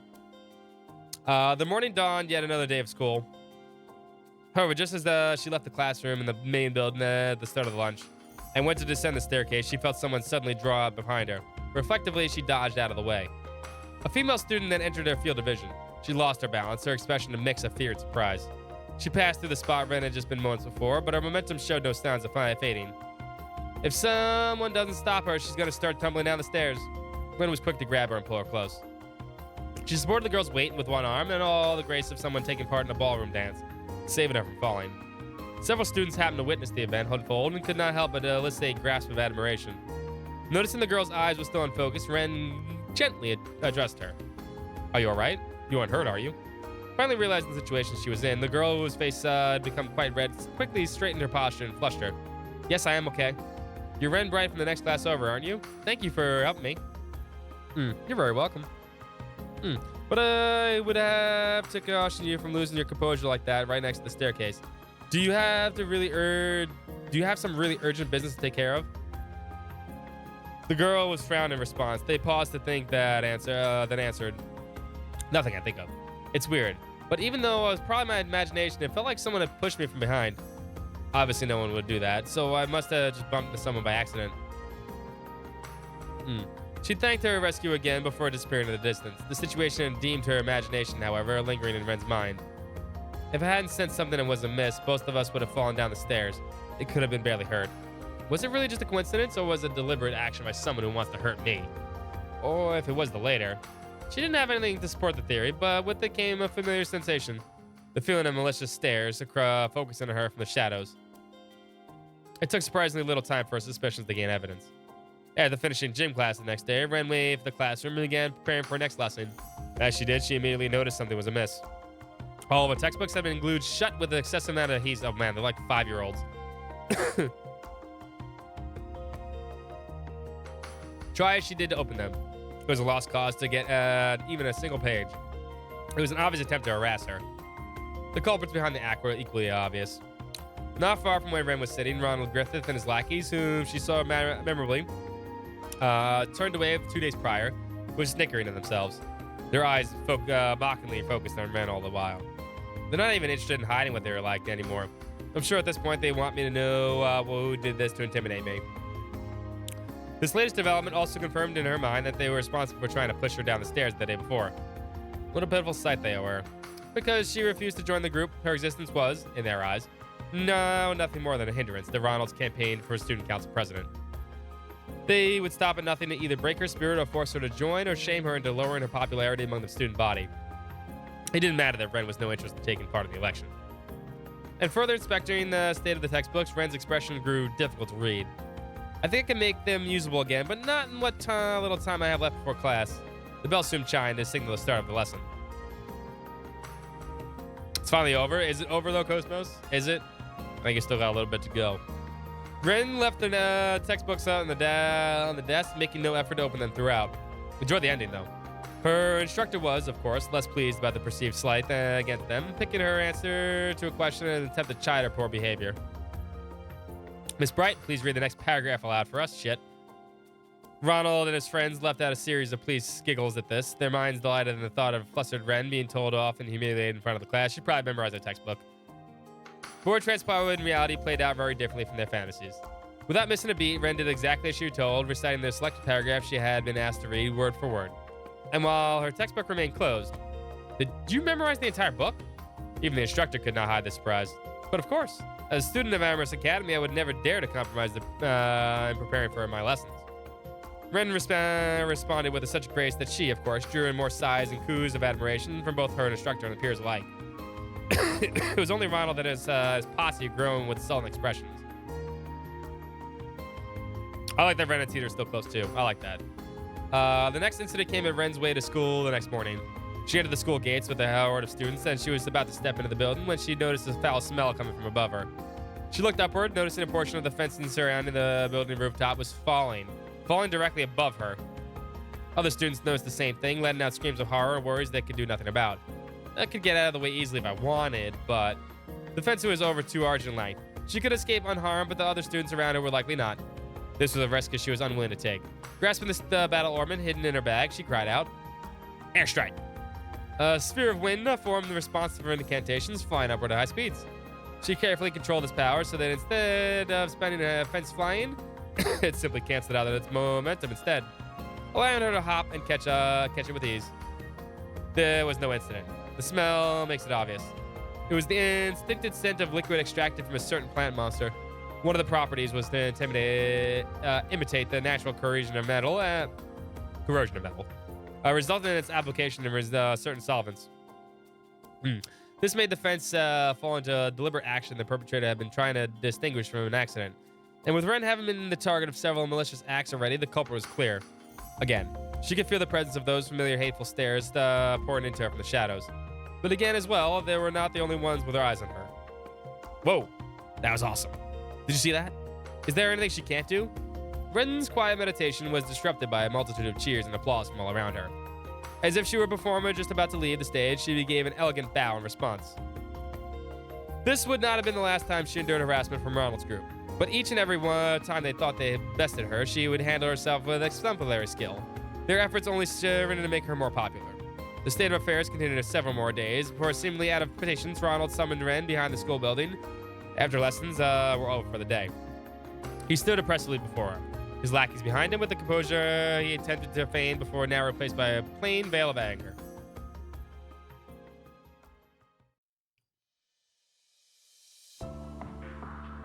Let me give it to you straight, Ren Bright. You're an eyesore. Even the gentlemanly air you impersonated before was gone. Really? Well, that's not a very polite thing to say to a classmate. Don't try to act cute and innocent. I put too much damn time and mirror into building my position at the academy, but it was always at the center of attention instead. It's you. It's always you. It's like you're deliberately trying to sabotage my chances of success, and that's the last thing I can afford right now. It's your dude. You're doing yourself. The more livid Ronald became, the more unruffled Ren was in turn. You're only sabotaging yourself by setting me up to succeed over and over again. You are aware of that, aren't you? Had she not forced herself to defend herself against him over and over again, she would not have received nearly as much attention. That being pointed out caused Ronald to return to audibly tough frustration. Who cares about how it happened? The point is that this has gone on long enough, so I'm going to have to ask you to step off the stage for a while. What do you mean? Ronald seemed to present some kind of initial cool from when they would talk as he answered. Oh, I mean something very simple. You just won't come to school until the election's over. And if I refuse? To this, he raised a hand, and in response, his lackey stepped forward to surround her. The boys, unusually well built for their age, showing up their hulking forms in hopes of intimidating her. You guys are dead.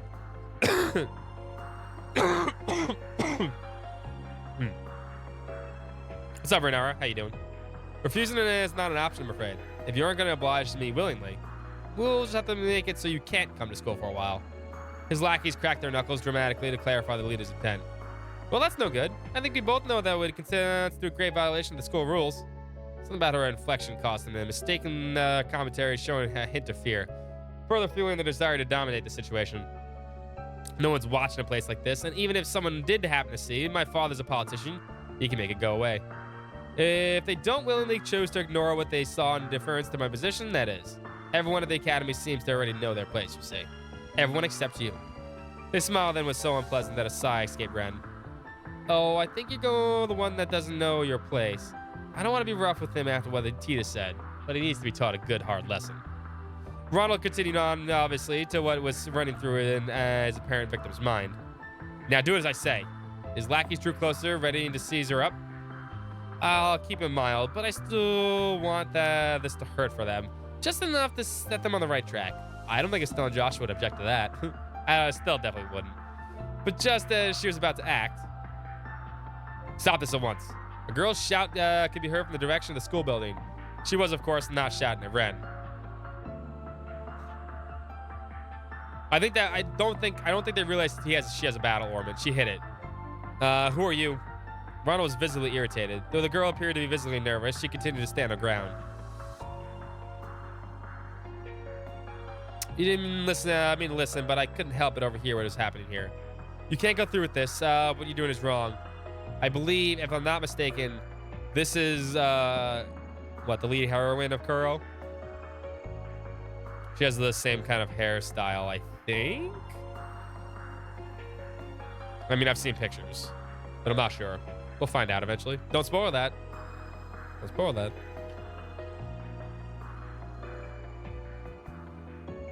The girl stepped forward till she was directly in front of Ren to protect her from the schoolyard bullies. As she did so, the light revealed sleek, dazzling blonde hair that shimmered much like the sunshine above.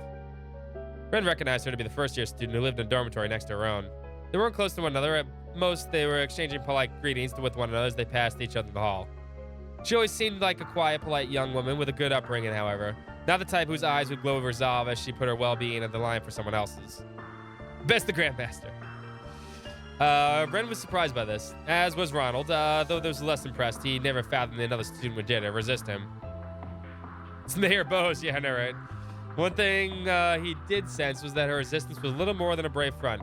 With excitement at the thought of stripping that front bare, he grew a sadistic smile and addressed her. Is it now? Well, how unfortunate for me that I have yet to show me the error of my ways. Ren can wait. You're a first year, I assume. I'm going to need you to give you a lesson just how right and wrong works in our society. Upon a signal, his lackey shifted to surround the new target over Ren. She began to tremble as danger closed in on her, but still, she did not move. Don't you dare. This time it was Ren who spoke up. I'll give you what you want, so don't you dare touch her. But, you sure about that?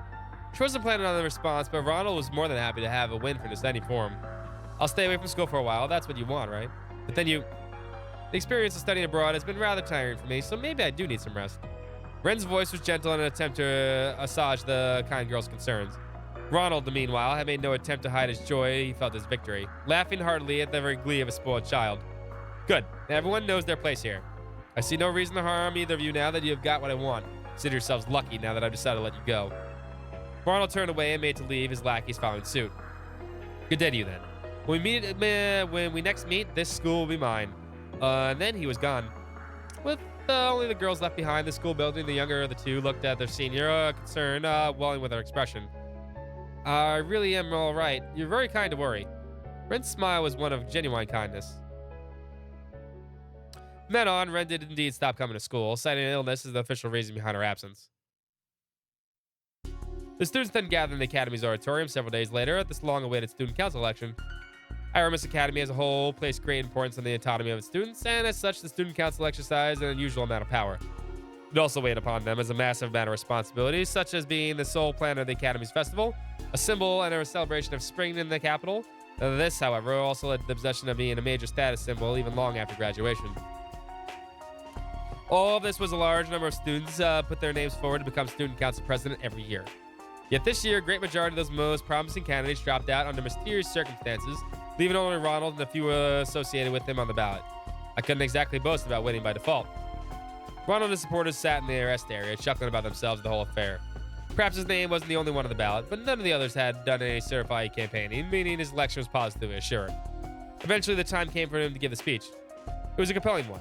He played the part of a respectable young gentleman as he delivered it, speaking with the same silver tongue he inherited well from his father. There were some of the moments where he failed to hide his arrogance, but no one else had prepared a speech to give. This was not the blow to the campaign it otherwise would have been. Now, if you could turn your eyes to the screen he spoke with was at the back of the auditorium. There's a rather notable feature there to have in the school building, to have anywhere. It was installed several years prior for use of lectures and display recreational films. Other nations had yet to indulge in such luxuries, showing just how far Calvert was ahead in technology. Up until then, students had used it to display photographs during their speeches, but Ronald intended to make another step further. He wanted to share a promotional video, and not simple makeshift, a self-produced one that might ordinarily be presented as an amateur, rather professional work he paid a considerable amount of money mirror for. Its quality was genuinely impressive. His victory was written in stone, but this, he knew, would cement it that much more. Convinced that he would serve as the perfect beginning of his ascension to the top of the social hierarchy, he shared the video. The musical number it played was rousing. Fitting, what followed was Ronald appearing on screen. So how much mirror do you want to be supporting me? I can make it worth your while. What? The video playing before them was not the one intended. Rather, she hacked it. Rather than inspiration showing what he could bring to a student body, it was a recording of him buying off one of the opponents just the days before. As hush whispers of confusion spread through the auditorium, the next clip played. If you know what's good for you, you'll withdraw your candidacy right now, or the only thing you'll be present of is a hospital bed. Next was an unequally expected scene from Ronald intimidating another candidate with to return from the race. As it continued, you can turn, it's Ronald McDonald. As it continued, Ronald realized it was going on. Someone out there had replaced his carefully prepared video with another. The intensely hesitant whispers exploded into loud enough murmurs that he had raised his voice over them in an attempt to quell the situation. This is all a forgery. Someone is attempting to frame me. But just at the moment, as if waiting for the cries of denial, a girl's voice resounded from the auditorium's entrance. I'm afraid it's all entirely genuine. Her voice rang out with a wonderful clarity, charming all who heard it. She ran her hair through her violet hair and flipped it back as she talked and walked slowly to the stage.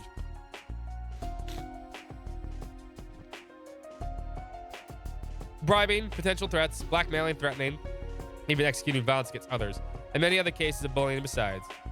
You're guilty in every count, Ronald Griffith. Before anyone could fully understand what was happening, the student on the stage and staring Ronald down. His eyes fixated on the elegant figure. Indeed, without any effort at all, she had the air of a protagonist from some epic tale, making her long-awaited appearance. Damn it, Red and Bright. Must you insist on getting in the way of every turn? He growled through the through a sheet of sheer anger. In contrast, the recently absent Ren responded with brilliant composure. You were the one getting in the way of the fair running of this important election. Your countless crimes have made a mockery of the whole process. Ren had turned from Ronald and the rest of the student body as she continued to list the crimes alongside the still running video. Some listened in frowns, others sympathy, others complete silence. But by the time she had finished, they all united in a single overpowering emotion: anger. It brings me no joy to say this without a fellow student, but I'm afraid it must be said. Ronald Griffith, you do not deserve to attend this prestigious academy, much less be president of its student council. Similar censure from the other students followed in rapid succession. Yeah, she's right. Stop ruining our academy. You've gone too far. Red's accusation wasn't the only reason for their anger. The students of Aramis had long loathed Ronald's oppressive behavior. They only hadn't spoken out before because they were afraid of the father's power. Now that they realized he had stopped in their anger, he had approached an explosive boiling point. Ronald suddenly found himself at the center of a torment of abuse.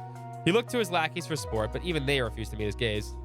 It then dawned on him just how fragile all this he thought he built was. Rage was given away to an instant, this deep despair, and it cast a glare of pure hatred toward Ren. Ronald hurriedly sprinted out of the auditorium. Only when he was completely out of sight did the air erupt with cheers of joy. Yay! There we go. Those are your cheers of joy. In the end, addressing the aftermath of the election took long enough. The time she was left for the 8s, it was already evening. Yeah, even with how late it was, instead of walking her usual road home, she stepped off the path to enter an entirely unoccupied park. How does this work? No one's going to interrupt us here, so how about you come on out? In response to her words, Ronald emerged before her for the first time since he ran away earlier this day, and with 10 or so companions in tow. These men weren't his usual lackeys, but instead vicious figures with dark expressions and gaudy clothing. They were clearly not students of the academy. And there was much rejoicing. Yeah, there we go. More than likely, she belonged to some local gang. You don't keep very good company outside of school now, do you? With how they're dressed up, I assume you must be off to a party or something? I'm going to wipe that smug smirk off that face for good, Ren Bright. My dazzling future in politics was guaranteed, and now you've gone and ruined everything. What am I supposed to say to my father now? That's your problem, not mine. Or are you so small of a man that you can't own up to the consequences of your own mistakes? Not a second passed between her outburst and the manner in which she snapped back, causing his temper to grow twice as vile. That's it. I don't care what it takes. You're going to pay for thinking you could cross me and get away with it. Have at her. There won't be any consequences for going too far. My father will see to that. The men sprung into motion upon Ronald's signal, and what followed made them doubt their eyes. His temper grew twice the size that day. Oh, she carried a scythe with her. Ronald could not hesitate to what just unfolded before him. His eyes relayed the information well enough, but his mind rejected it completely. Where'd she hide that shit? A second after she ordered the new lackeys to attack, Ren was produced a monstrosely sized black and gold scythe in the air. Then, in itself, was beyond comprehension, but it wasn't the last thing to be so. Hammer space, yeah. The scene was like a cat toying with powerless cornered mouse. Except in this shocking case, Ren was the cat, and the men were the mice. They're surrounding her at first, and yet all it took was a single swing of the conjure weapon to cause most of them to collapse to the ground. In less than 10 seconds, their confidence had crumbled to the bodies. With their bodies. The mice had made it scurry as fast as they could, but the cat gleefully gave chase. There were even moments when she left a few think that they had gotten away, only for them to immediately close the gap between them. It was only after that she was bored that she could knock them unconscious like the rest. Then she would seek delight in their next haunt. Like heavy sacks of potatoes, the men fell one by one, one by one, one by one, until only Ren and Ronald were left. This can't be happening.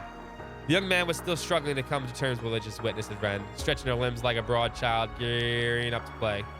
Amateurs. Every last one of them. I thought I could at least have a little fun. Oh, but don't worry. I don't actually slaughter them. She turned her gaze to the spectacle of her own creation of Ronald.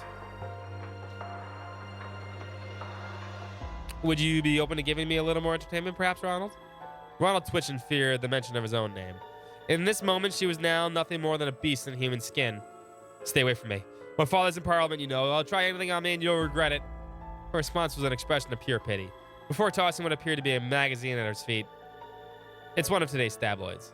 You might find its contents irrelevant. What? At first, he was baffled by the shift, but the second he peeked at the cover, his face went pale. Representative Griffith, suspected of bribery in connection to organized crime, read the headline on a giant punchy letter. Damn, she went all 10 yards, man. There's a whole special feature at Your Dearest Daddy, complete with evidence.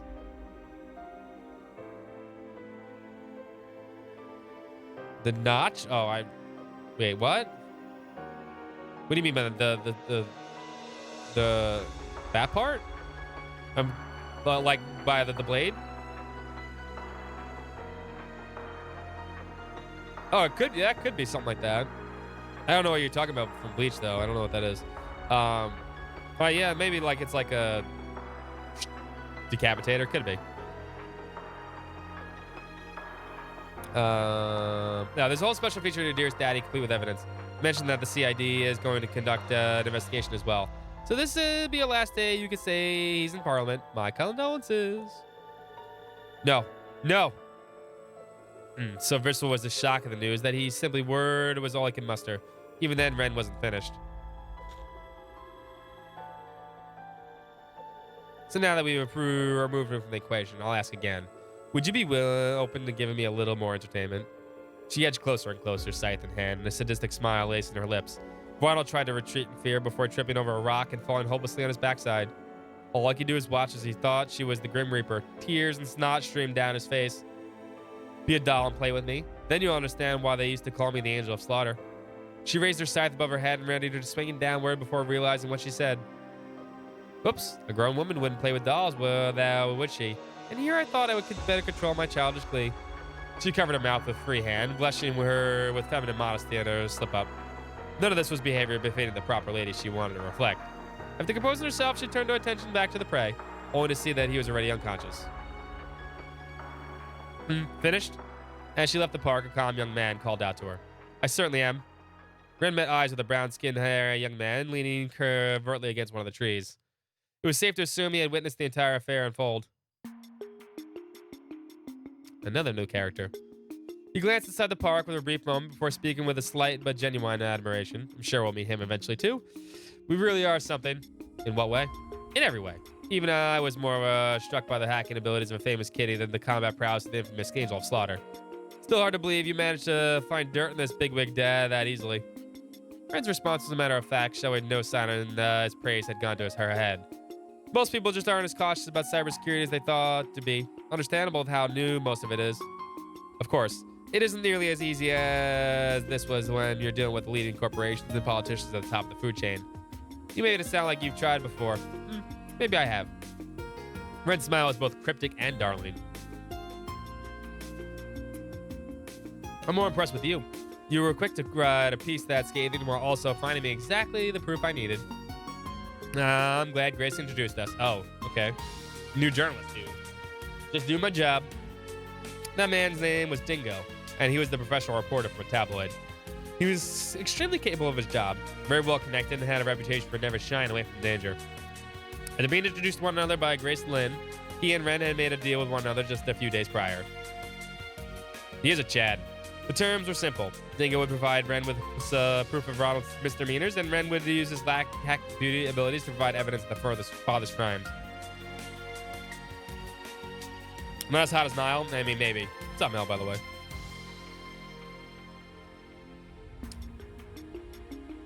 I hear Dingo, and I think Dingo ate my baby.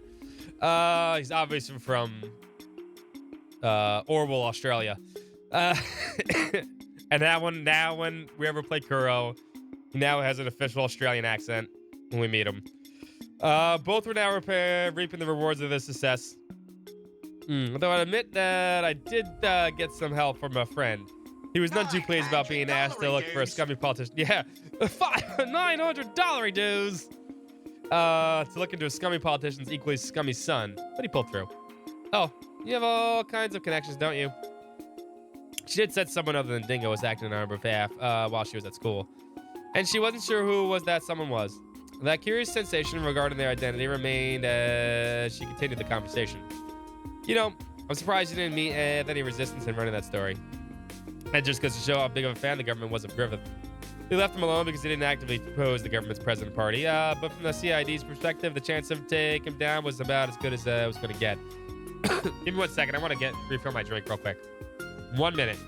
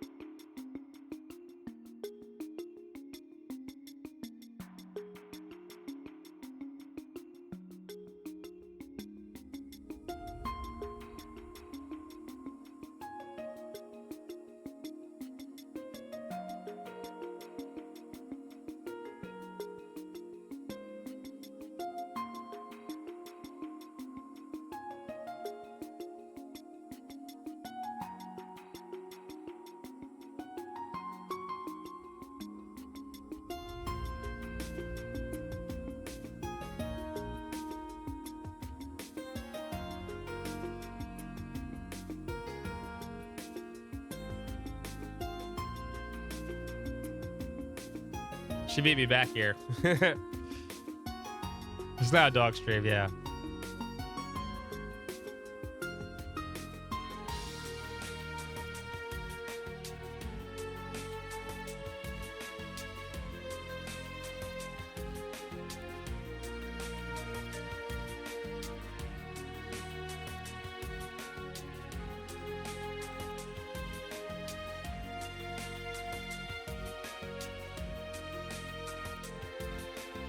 Is Van who helped Dingo here? I have no idea.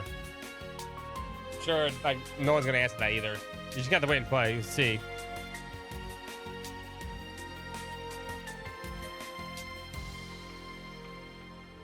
My extent is the Core 1 trailer too. That's all I know.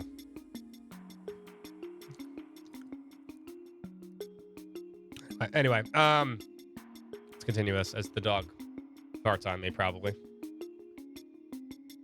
All right.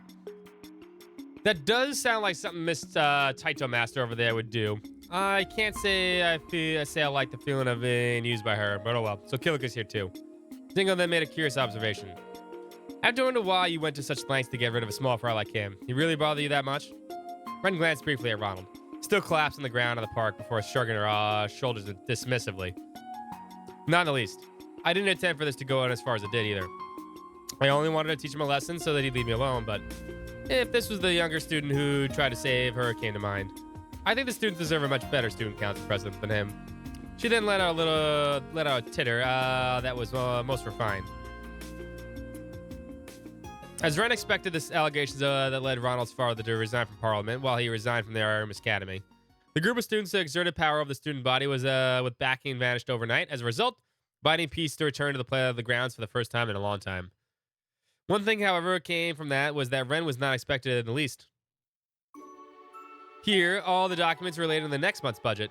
The student council's new president accepted the documents from the blonde-haired first year in charge of general affairs, pursuing them straight away.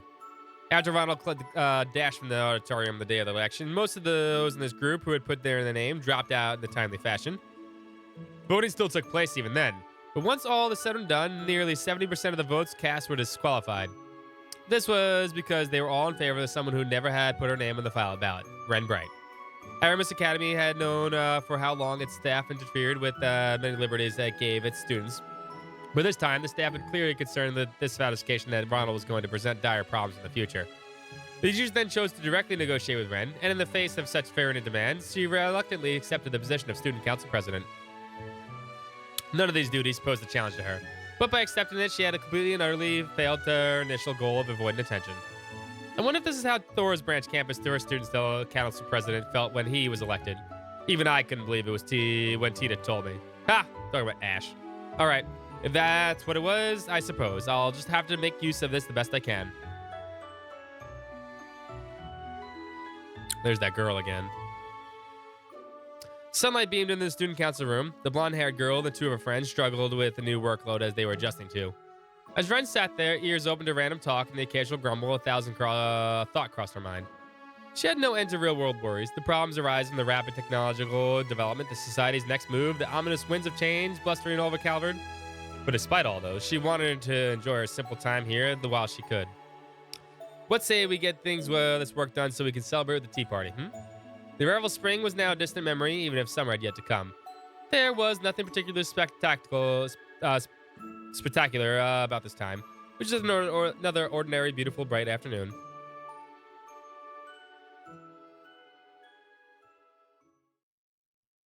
An unconventional student end. Is there another one? Of course there's another one. How many of these are there? Is there 3? Oh, last one, okay. A forward, a sword in hand. I had a feeling there had to be one more, right? September, year 1207 of the Septine calendar. Hopefully reinsets a foreign exchange teacher program. That's exactly what would happen. Hi, I'm from Arabonia. My name's Reese Schwarzer. I know I'm not supposed to be in this game, but, you know, Falcon made me.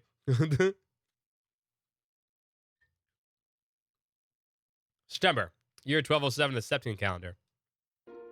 I cannot accept. I was not the one to mince words. The bulking bear, the red embrace, and Zinval. Oh, we're talking about Zin. Did not hide his disappointment, puffing out his bottom lip with a sigh as he stood before me. Not again. You gotta resign yourself to the inevitable one of these days.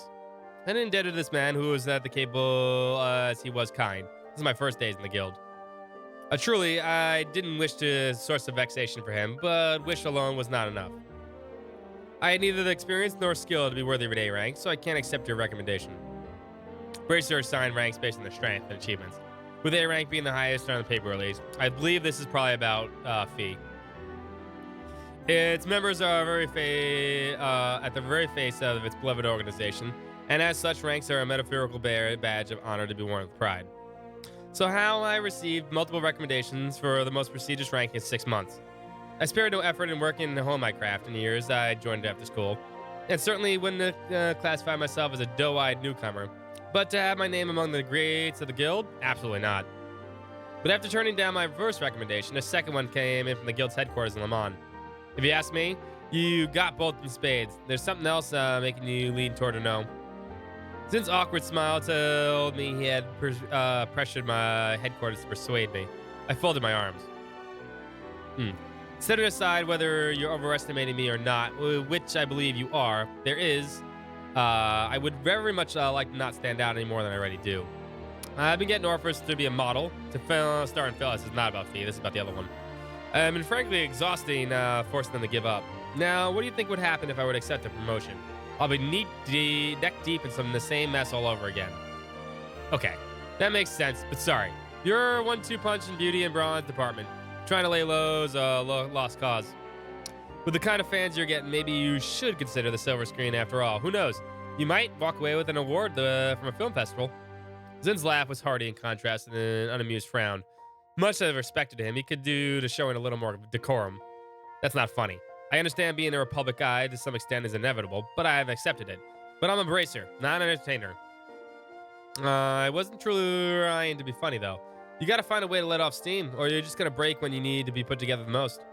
Happens to workaholics like you more often than you think. I didn't think I was pushing myself as much as I implied, but I couldn't deny there was a nugget of truth to what I said. You were getting off topic. Just why is headquarters so desperate for me to become an A-rank bracer? I can't see the logic behind it.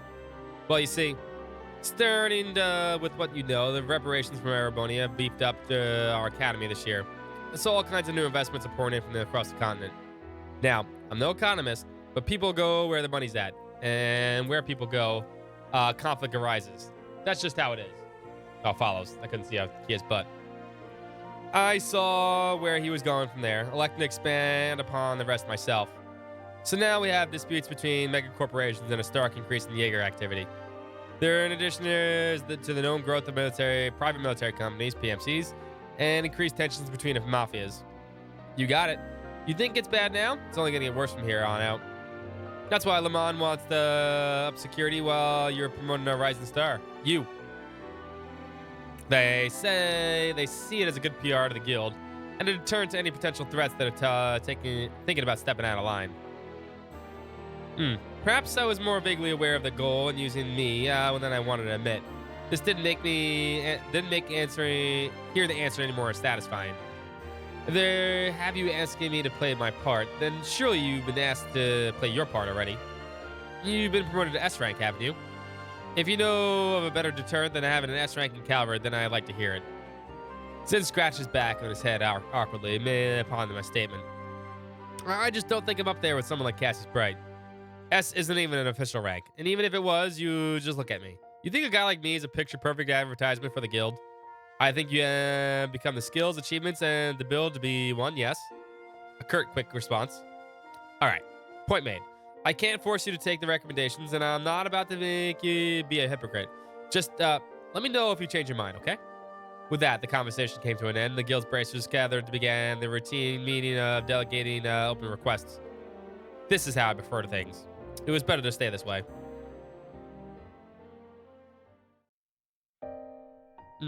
There was a point when I wanted to be something more. I can no longer remember when that was. Sometime during my childhood it happened, I'm sure. I just recall realizing how small the world truly was. So I prayed and longed to become more someone I was not. I was around high school when I thought I'd become that someone. Those years were forgettable. I never forgot the unexpected reunion that was had there, nor the priceless treasure I had gained. I truly thought I'd gotten closer to who I wanted to be. But in the end, it was just the wishful thinking. My hand, once held, was now empty. And I was still nobody. But I refused to stand still. I grew unrelenting to following the new path I chose myself, ignoring my family's objections. My motivations had changed. However, I no longer possessed the girlhood desire of becoming something more. of becoming someone. I just needed to keep moving, however aimless that moment was.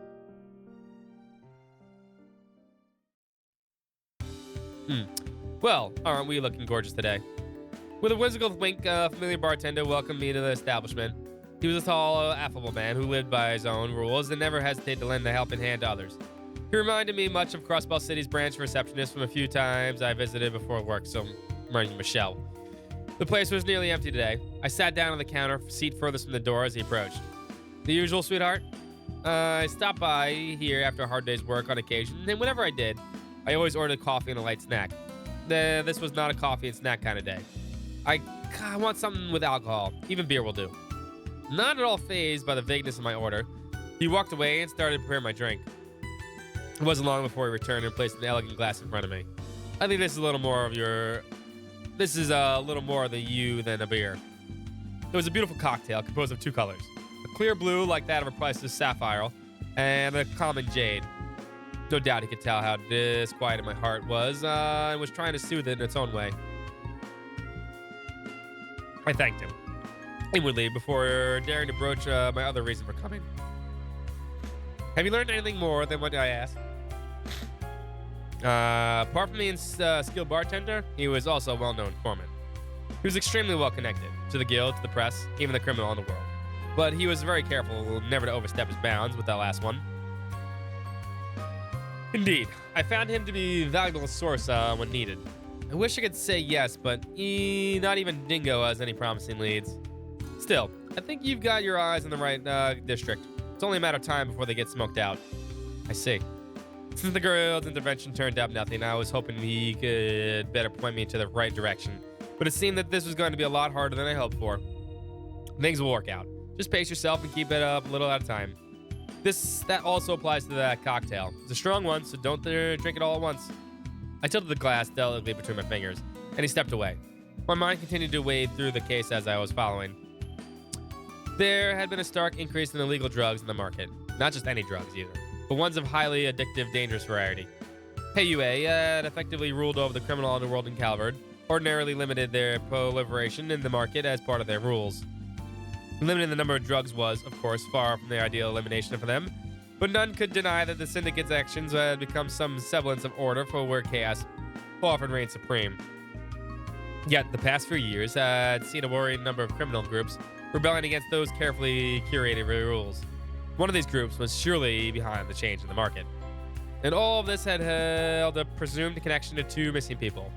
The guild and the police who were tasked with searching for two children below the age of 10, a boy and his younger sister. They simply left the house one day and had not been since. Evidence suggested that they come from a perfectly ordinary family on good terms with one another, so the likelihood of them running away was slim.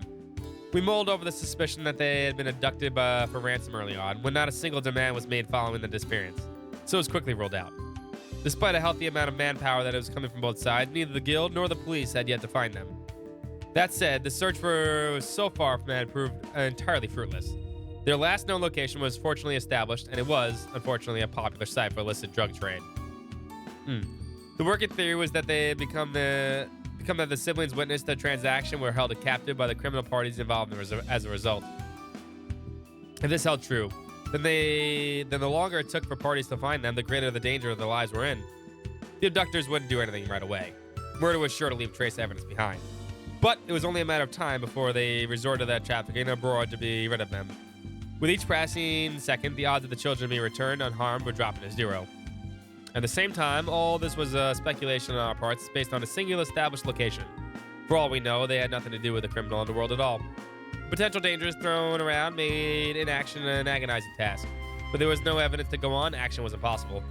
We could forcibly arrest any suspicious people on site and make them talk should we wish, but that would be a direct violation of the guild's code and founding principles. The Bracer Guild always sought to be an ally of the people first and foremost, so resorting to a criminal act to obtain evidence was out of the question. If only the strict adherence to our code didn't stop us from being able to resolve so many crimes, thereby putting people we swore to protect in danger. It was the ultimate impasse. As I found myself pondering on the impossible dilemma the Bracers had placed themselves in, a familiar face came to mind. He was a childhood friend with blue-tinned, unkept hair, so I think they're probably going to talk about Van now, right? Though he lost contact with there some years before, well, he had one day returned to the city as suddenly as he had left it. Soon after starting up a peculiar profession that skirted the line of legality. Yeah, it's definitely banned. Legality to a dangerous degree. The kind of profession that would easily involve himself in the affairs of being an unscrupulous individual, or so I believed. Just what did the idiot think he was doing? He walked out of my life without warning and walked back in such the same. I've spent so much time searching for him, I knew our reunion would be awkward, one based on how we parted. But for him to return after all that waiting, all that searching, puppy dog, searching, and to dive into some unquestionable enterprise so different from my own, was almost too much to bear. It gave rise to many concerns as a bracer, but more concerns as a friend.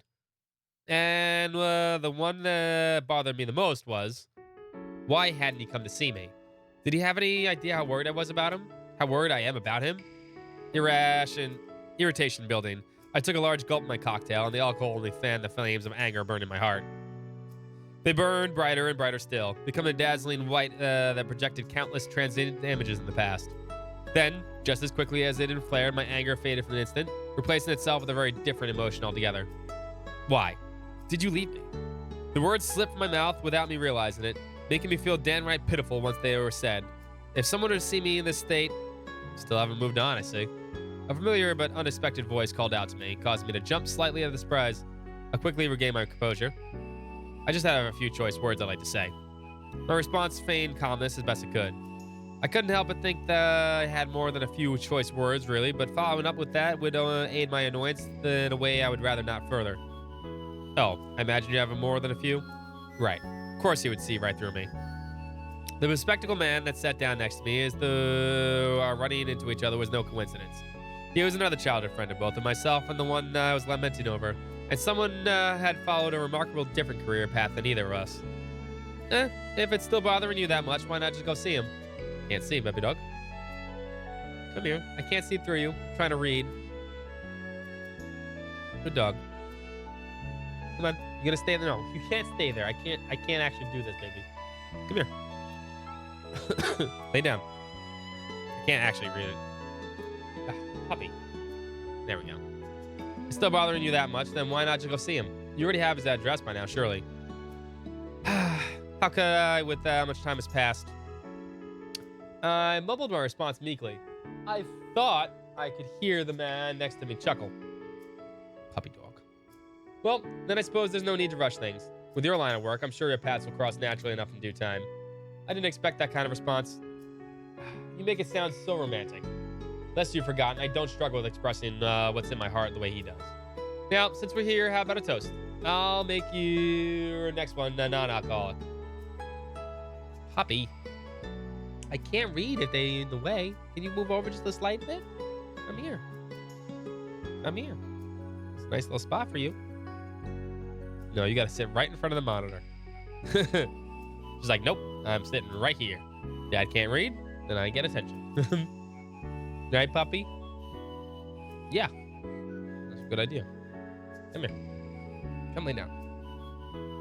You bastard. You bastard. At least you have forgotten I can handle my liquor just fine. Thank you very much. Come here. Come here, baby. I'm almost done. Come on. Not almost done, but almost done reading. Come here. Come here. Come here. Come here. Yes, come here. Come here. Or look out the window. There you go. We then spent the rest of our time reminiscing about the past. It had been too long since we were able to just sit and talk like this. It wasn't that he and I had become estranged, but both of our jobs made it trying to task to meet even the best of times. By the way, I've heard word you've turned down becoming an A-rank bracer again. Of course, that wouldn't escape our CID's ears. The information itself wasn't confidential, but that we already knew something, however unofficial it was entirely typical of him. The Bracer Guild focused on protecting civilians, while the CID focused solely on the needs of the president of the office. The groups were neither enemies nor allies. They simply had very different goals where work was concerned. I know it is my place to tell you to accept the offer. However, he paused before resuming, his tone becoming markedly more serious. The times we live in demand a new hero, a legend of heroes. That much is clear. I had no idea what a realist like him was trying to talk was trying to say by implying I was a hero. Poppy, lay down. Come here, girl. Lay down. Okay, that's fine. I can see you're there. Before I could acquire further, he changed the subject that was likely brought him here in the first place. Come here. Poppy girl. I can't see. Now, if you don't mind, I have something that will be of interest to you regarding these missing children. My eyes widened up, the unexpected change. He continued. Come here. Come here.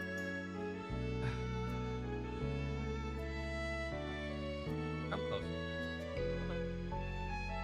Or the window again. Sure. I just want to hug you.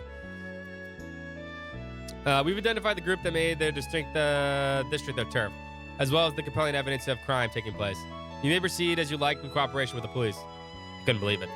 On a fine silver platter, he had given me just the cause to act. And since the information came from the CID, there was no reason to doubt its veracity. I felt it. It was on the verge of rekindling my girlhood desires. All I had done until now was to follow life where I was taking me. And yet, here I found myself before a new path that could lead to the someone I once wanted to be. The deviation terrified me. What if I led me to losing someone again? What if it ended in more pain? My fear begged me to stay idle. I was a fragile human being, and at my core, I knew it well. It made me wish I was anything but. It inspired me to take up the sword and rebel against the whispers of weakness, and I played the part admirably on the surface. But if I were forced to face cruel reality in the future, I wondered, would my heart be able to take it? The green text is way better than the white text. As I sidestepped the left and shifted my center of gravity and unleashed a few slashes against my first foe, using the momentum to thrust myself and my blade toward the second. Two low-ranking mobsters fell to the ground. They were members of the mafia I'd been chasing right now, and I was at the thick of their dinner operations. My friends had given the guild and police the excuse we needed to make more direct stance against our targets. His information was vague, however, so we still had to discern our precise location on our own. I, Zin, and several other braces agreed it would be best to split our forces and attack several locations in unison for the part of our mission. Based on what we transpired, it appeared my location was the lucky winner. There's the intruder. Hey, I've seen her before. She's in the paper. 2 more reinforcements arrived, and I was hardly going to give them the time to act. I raced forward, swinging my sword. Twice I passed them, and they fell before they could even raise their weapons. I advanced. Mobs appeared in droves. Presumably, word of my arrival had already spread. There she is. She's the bracer that word's been going around about. Damn it. What if the immovable's here, too? Don't be don't be chicken shit. It's one woman. We can take care of her.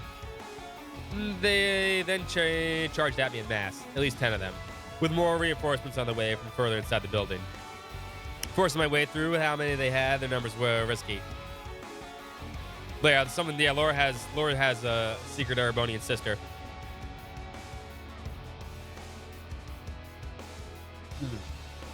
Although she seems much cooler than Laura. Won't lie. Dog bark. Sorry. Just laying down right now. I knew the sensible thing to do would be wait for the other brace to show. But I also had to consider what if I wait. Oh, there you go. You got your dog bark.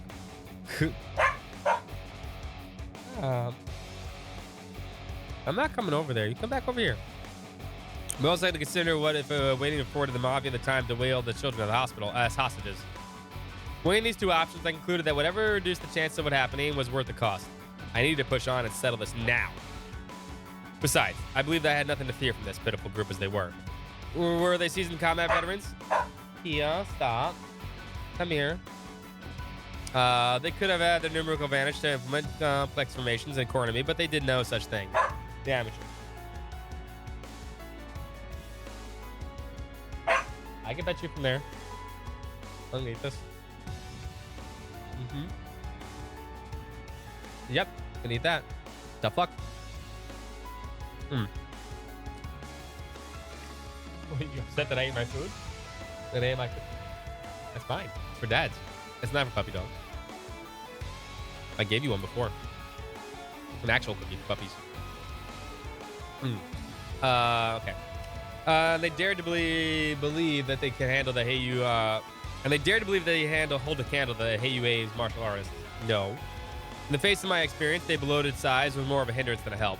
They wouldn't be able to utilize even half of their potential against me. I first had to position myself and them appropriately. If I could ensure the gun-toting wielders among them were in each other's line of fire when rounding up the close-range fighters in a single spot, they'd soon have a bigger worries, friendly fire. Their vulnerabilities would then spill my victory as I cut them down. That's not a thing in Trails. Friendly fire my ass. One down, two to go. The precious seconds after defeating my foe were more advantageous. Just as the man had fallen, I was on the another before they had time to adjust to my incoming blade. They ban the word swords blade now. Blade girl. There were no pattern to who was next by design. I chose my targets with stunning erraticism, throwing them into a complete disarray as more collapsed to the ground. 3 down, 4. It would be around them in a wide circle. I would move between them while remaining ever aware of the surprise assaults on my back. I waited through them till I encountered the ones furthest back. These ones never even considered I would be able to reach them. They were spread so carelessly. The men took their guns with nearly alert, panic strewn in their faces, and their fate was already sealed. They were powerless as I closed the gap between us. 5, 6, 7. With over half the number down, the remaining mobsters were quickly losing their own to counter. A will to counter. Some attacked out of their adrenaline-induced desperation, calculating the next move so poorly that they fell their long set trap and then accidentally attacked themselves. At this point, the battle was good as final.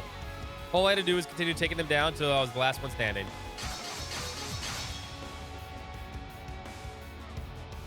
There were smaller groups I encountered on my way through the building, but I was able to disable them with little effort. The path then opened up, eventually led to me to their leader.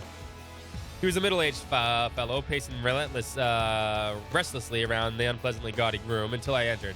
He twitched in fear upon my very sight of me. Why are you here? Where are my men? Ah, baby, come here. Come back over here. We're cuddling. I'll pet you. You know that. Cuddly dog. Blade Babe. There you go. Blade Babe. Yeah, I like that one. Blade Babe. Where are my men? Kissing the floors. I answered calmly and concisely that he balked in disbelief. That's impossible. I sweat my balls off to build this group from the ground up, and you're going to send a girl like you tore it all down just like that? Come here, puppy. I know his crude language and drew closer. As I thrust my sword till it sat between his eyes, he let out a squeal. Well, I'm no ordinary girl. I'm a racer. Puppy. I'm going to eat this right here. What are you going to do about it? Well, don't worry. I didn't kill them. They only have been knocked out or restrained. You'll be seeing them again soon in prison for 5 days. It's the maximum penalty. A sharp darkened glare in his direction at the tip of my sword wandered downward into his neck. Now I have some questions for you, and you will answer them. The man nodded empathetically, his whole body trembling from fear. 2 children, a boy and a girl under 10 years old, disappeared last month. Your people abducted them, didn't they? He nodded. I knew it. Then where are they? What did you do with them? They're in the room further inside. They're alive. At last, I could breathe a sigh of relief. My most fundamental objective with coming here has been fulfilled. Next, I needed to ask him more about his group. I thought you all seemed far too weak to be charged in the district of the city. But after coming across your account book, everything fell into place.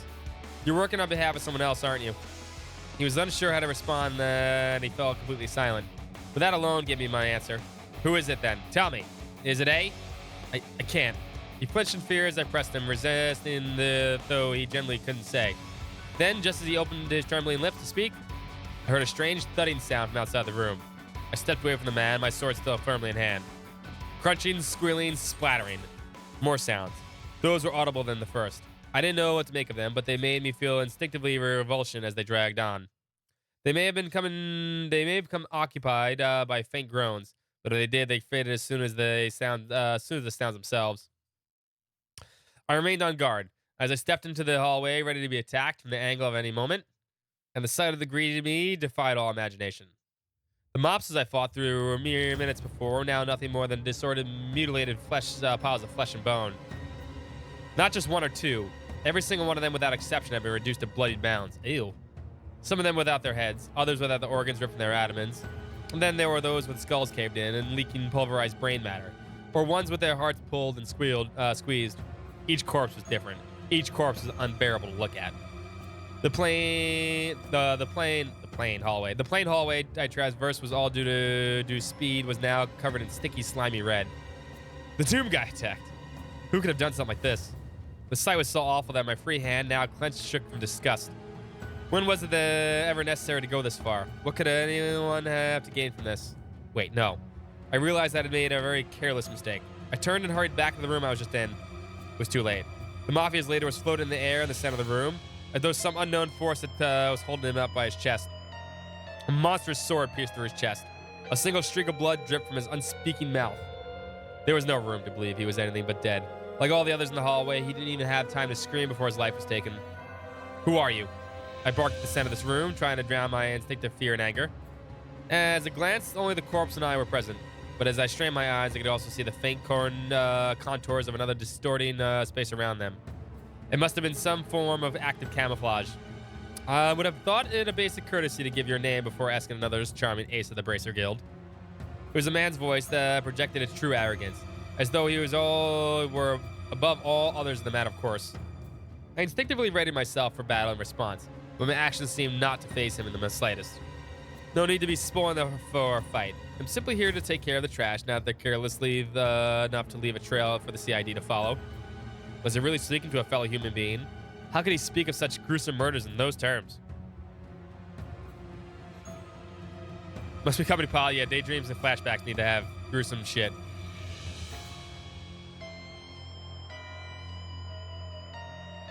Sometimes they can be edgy.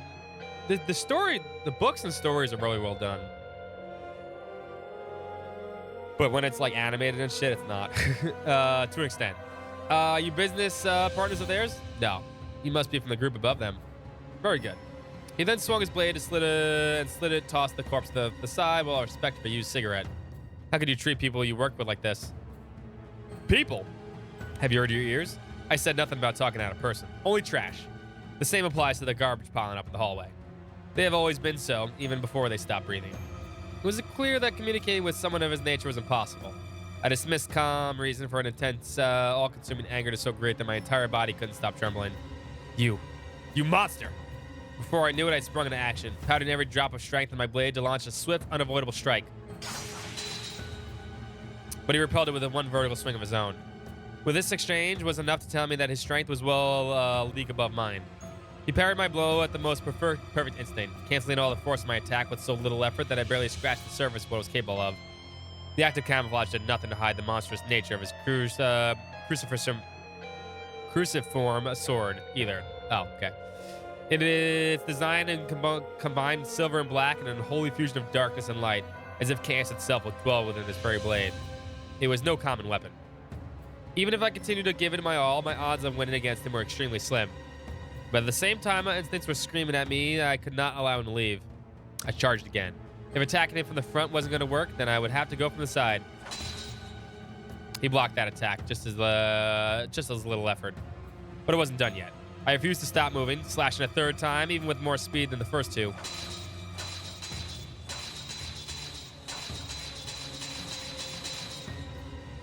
I showered him with a flurry of them, each one faster than the last.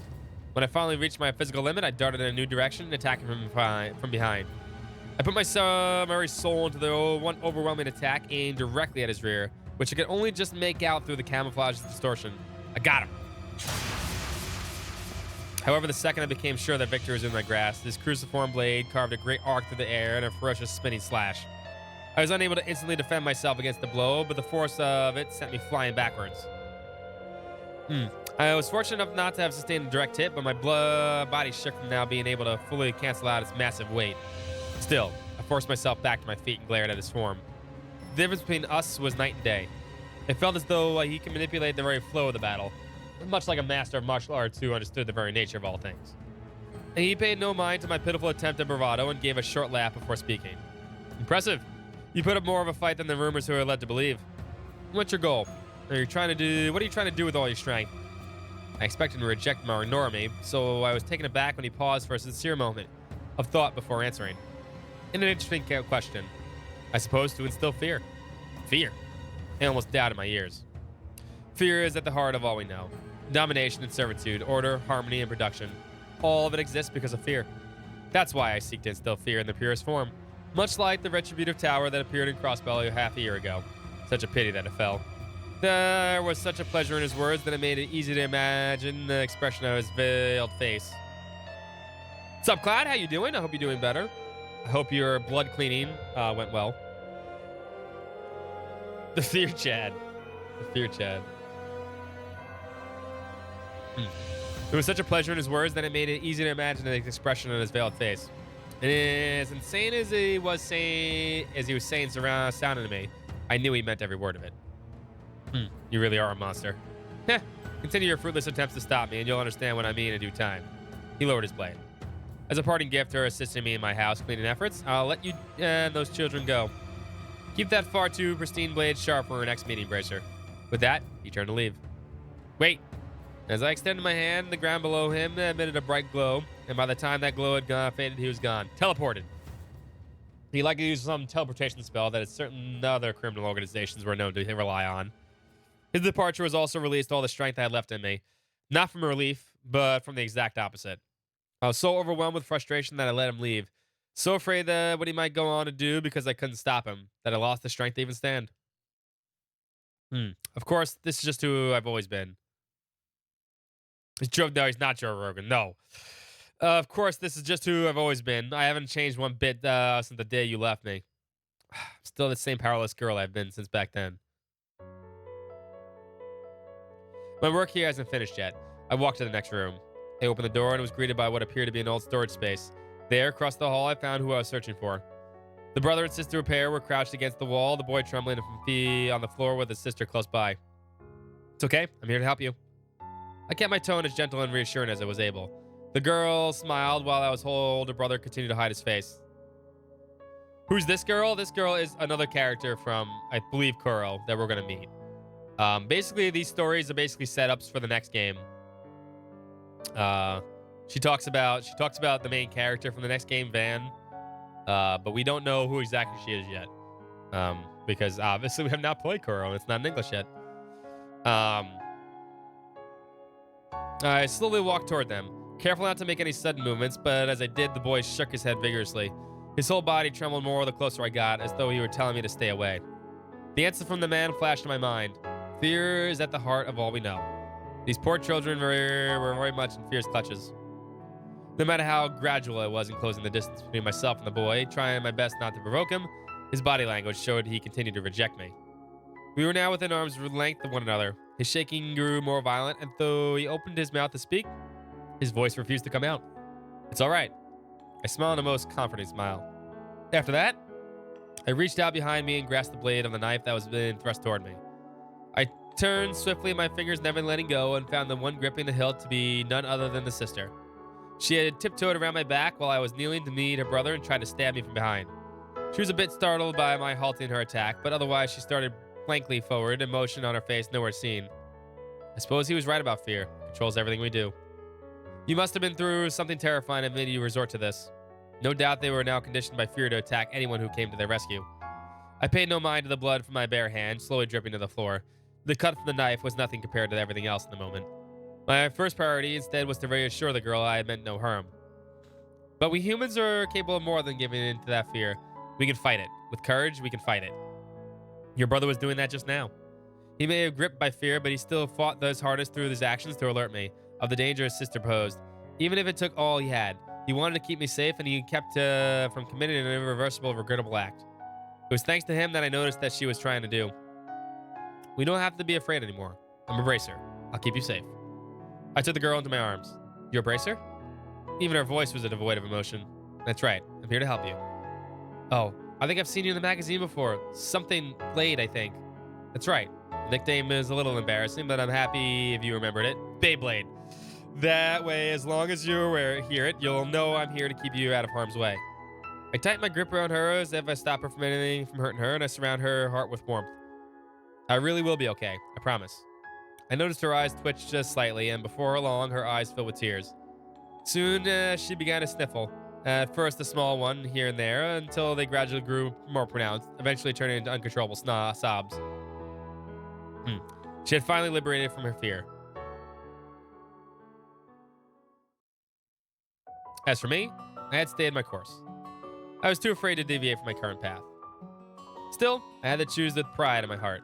I didn't think it right to turn my back on it now, but I wasn't going to let it be an aimless journey from now on either. And so, it was another day in the Edith branch of Galvard's Guild. It sounds like the Mafia was trying to copy what the other organization of assassins tried to pull off.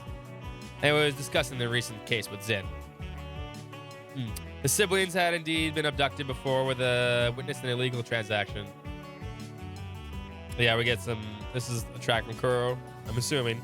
The Mafia involved then through the thought to mimic a group of assassins known for raising children with the intent of turning them into professional killers. Their attempts thankfully proved unsuccessful at their attempts to remain covert in selling drugs. The CID found them, and whoever thought they were working for them purged them. Hell of a way to go. If they weren't doing so incompetent, maybe they wouldn't have been purged at all. Don't beat yourself up about it. The Guild's priority is to keep civilians safe, not criminals. I don't want to say they deserved it for getting involved in organized crime, but it is what it is. Try and put this frustration you're feeling into more personal growth instead of letting it eat you alive. I was told that while the siblings were going to need psychological counseling for some time, they were fully expected to recover and go back to their everyday lives. My meeting with them had triggered something inside of me. I came to realize that something needed to be changed. I had to take some kind of step forward. Even if I ended in me falling to the floor in some dramatic fashion, I just need to pick myself back up again. With that in mind, I accepted my multiple recommendations.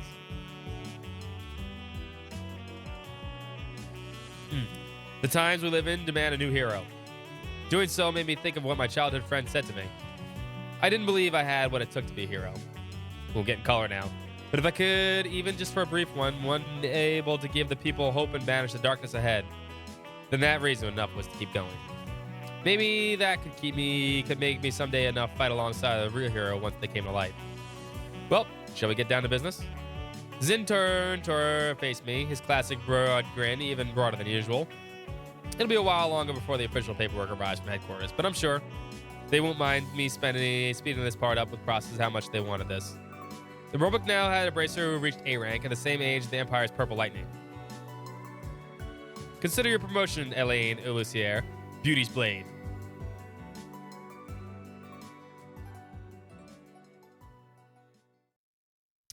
Forward, sword in hand, the end.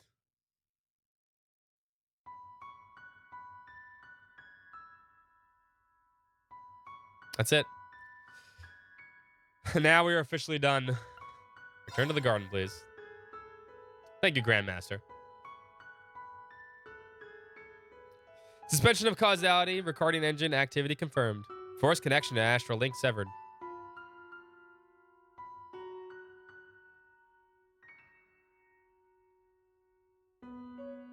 The whirlpool of causality engulfing Erebos, and the fated land has yet last been unraveled.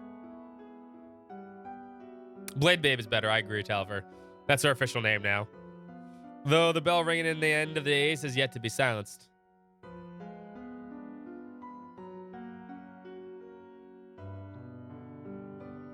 You, children of Zemiri, have earned your moment of peace until the time comes to face the final hour.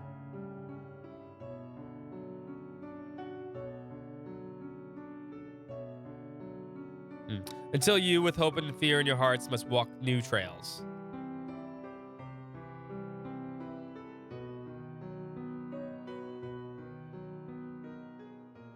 Sword Maiden is so blasé. I feel like that's using something else too.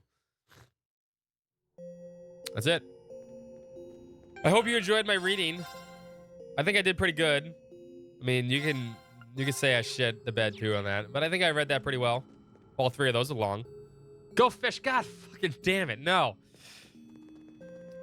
Ah, fuck. You wouldn't let me finish, huh? Fuck fish. There you go. I'll fish to the end. I'll fish to finish this fucking marathon. Bye. This will be good. There. All done. Yeah, Kia's like, fuck fishing. Oh, well. Bye. See, look. Good. Done. Done. Fished. Look at the size of There, this Swampy. baby. Puppy dog, I know. I know. Fishing's stupid. Well, we made it, boys and girls. 69 days of trails, More so if you count Azure too. From April to August, we played and did every single quest, did everything we could, had some fun along the way, gave away some prizes, awesome prizes. It was an excellent marathon. 69. It's technically almost tomorrow. It'll count. Sword Maiden sounds like something from another game. Okay. I like Beauty's Blade, though. That sounds good to cool. What a great number to end on. I know, right? GG's.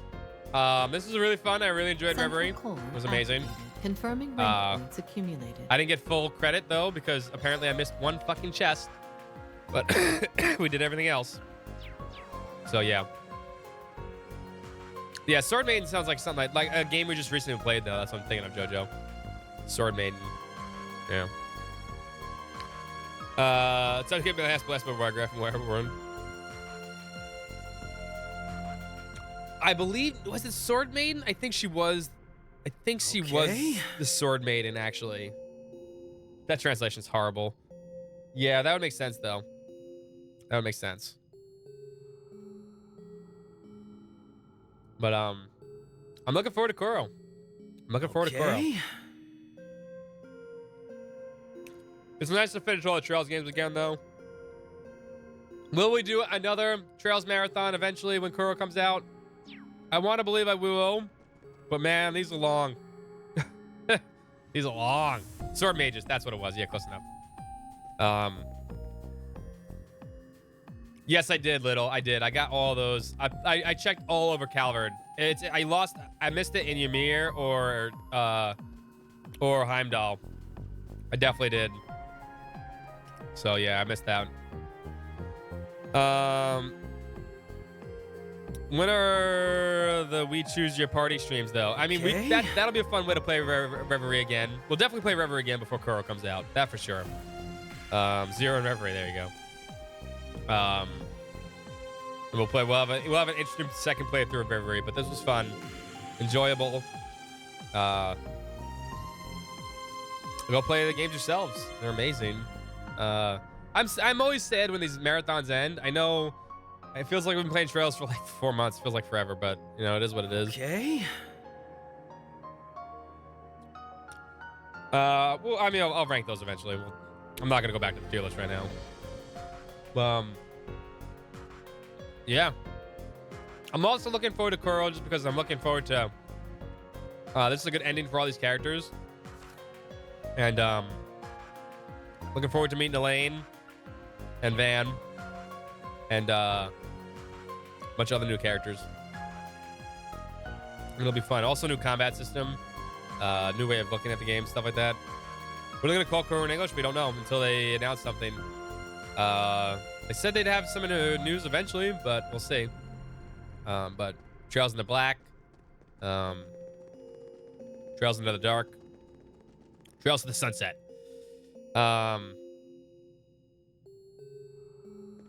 The main story of Reverie is okay. I liked all the side stories, stuff like that. I like the side stories and stuff like that.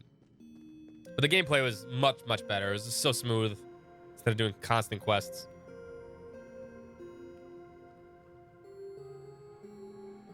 Before the Dawn, I don't know about that. I mean, it has to make sense, right? Or roll with the tongue. We'll see. Which is the introduction of all the main girls of Kuro. Yeah, that's what it sounds like, right? Now then. You'd have to tell the stories tacked on. The main story was not fun. Not all that great. But the characters were really good. It was nice to meet. Some new characters. I especially like Nadia. Nadia's great. I look forward to seeing more Nadia eventually. I know we won't soon, but LP was great. And Swin, as much as I don't like Swin all that much, she was pretty good too. It was fun. Thunder God, we got to see Mateus for the first time too, right? A lot of new characters we never got to see. New tier list time? Not yet. Not yet, but yeah. I don't know what to say about the marathon. It was fun. Thank you, chat. Thank you for joining me these last few months. I really do appreciate it. It was fun to play the games with crowd control and shit. And it was fun to play this stuff always again. And I look forward to next summer's marathon. I don't know what game we'll play or series we'll play next marathon for next summer, but there definitely will be one. If Kuro comes out next September or something like that, it'll definitely be maybe another Trails marathon. But we'll see. But so this is 1, 2, 3, Okay. 4. This is the 4th summer marathon. 4 years in a row. 4 years in a row. If he's in Kuro, I don't think he's gonna be in Kuro. But it was fun to watch. I agree. It's fun because you guys are here, though. It's not fun because of me. It's because you guys are here. So I appreciate it. I do. I really can't thank everyone enough. I wish there was more, though. But I mean, it doesn't mean we're going anywhere. I mean, just there's no more Trails games. We're just gonna play something else. That's all. That's all.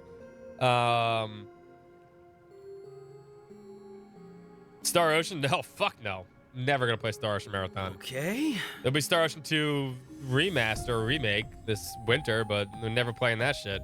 Nah, I'm not summoning this guy either. Oh yeah, I should save a nuclear data, right? Now then. I didn't do that.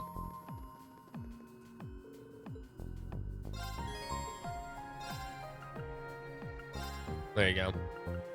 Smart move. Smart move. Thank you, Ilaria. What's up, King? How you doing, too? The body pillow is in route. It's supposed to be here next week. So yeah. But yeah. Now then.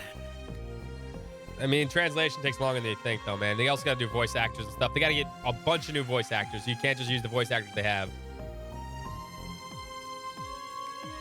Okay. So, we don't know. Maybe. I want to hope it's next year. I believe Ribos. He does have connections. He knows. But, so. Man, it's hard to say goodbye to that stuff.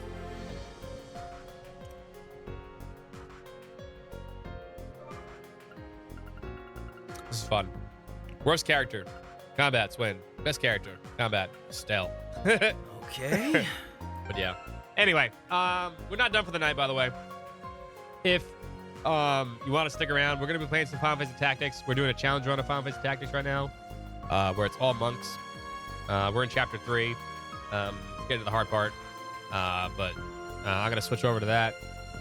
We'll play that for the rest of the day. Also, tomorrow, there might not be a stream tomorrow because Steph can't make it for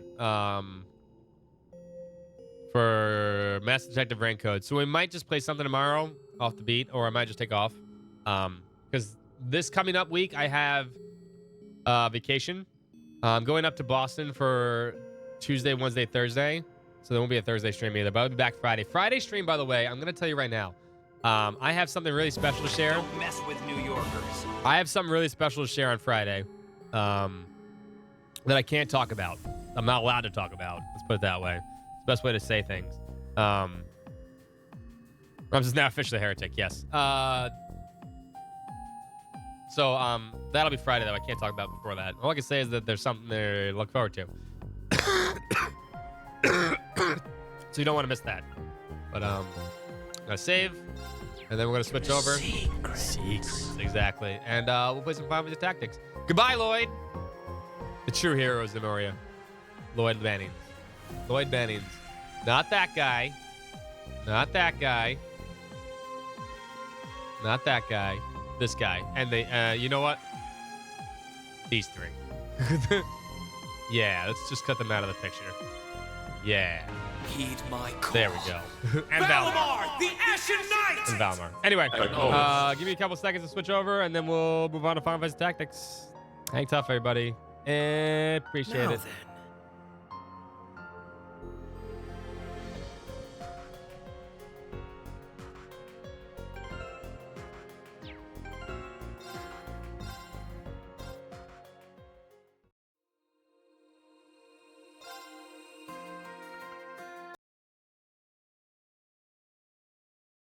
Let me give you some music while I swap over. Hold up.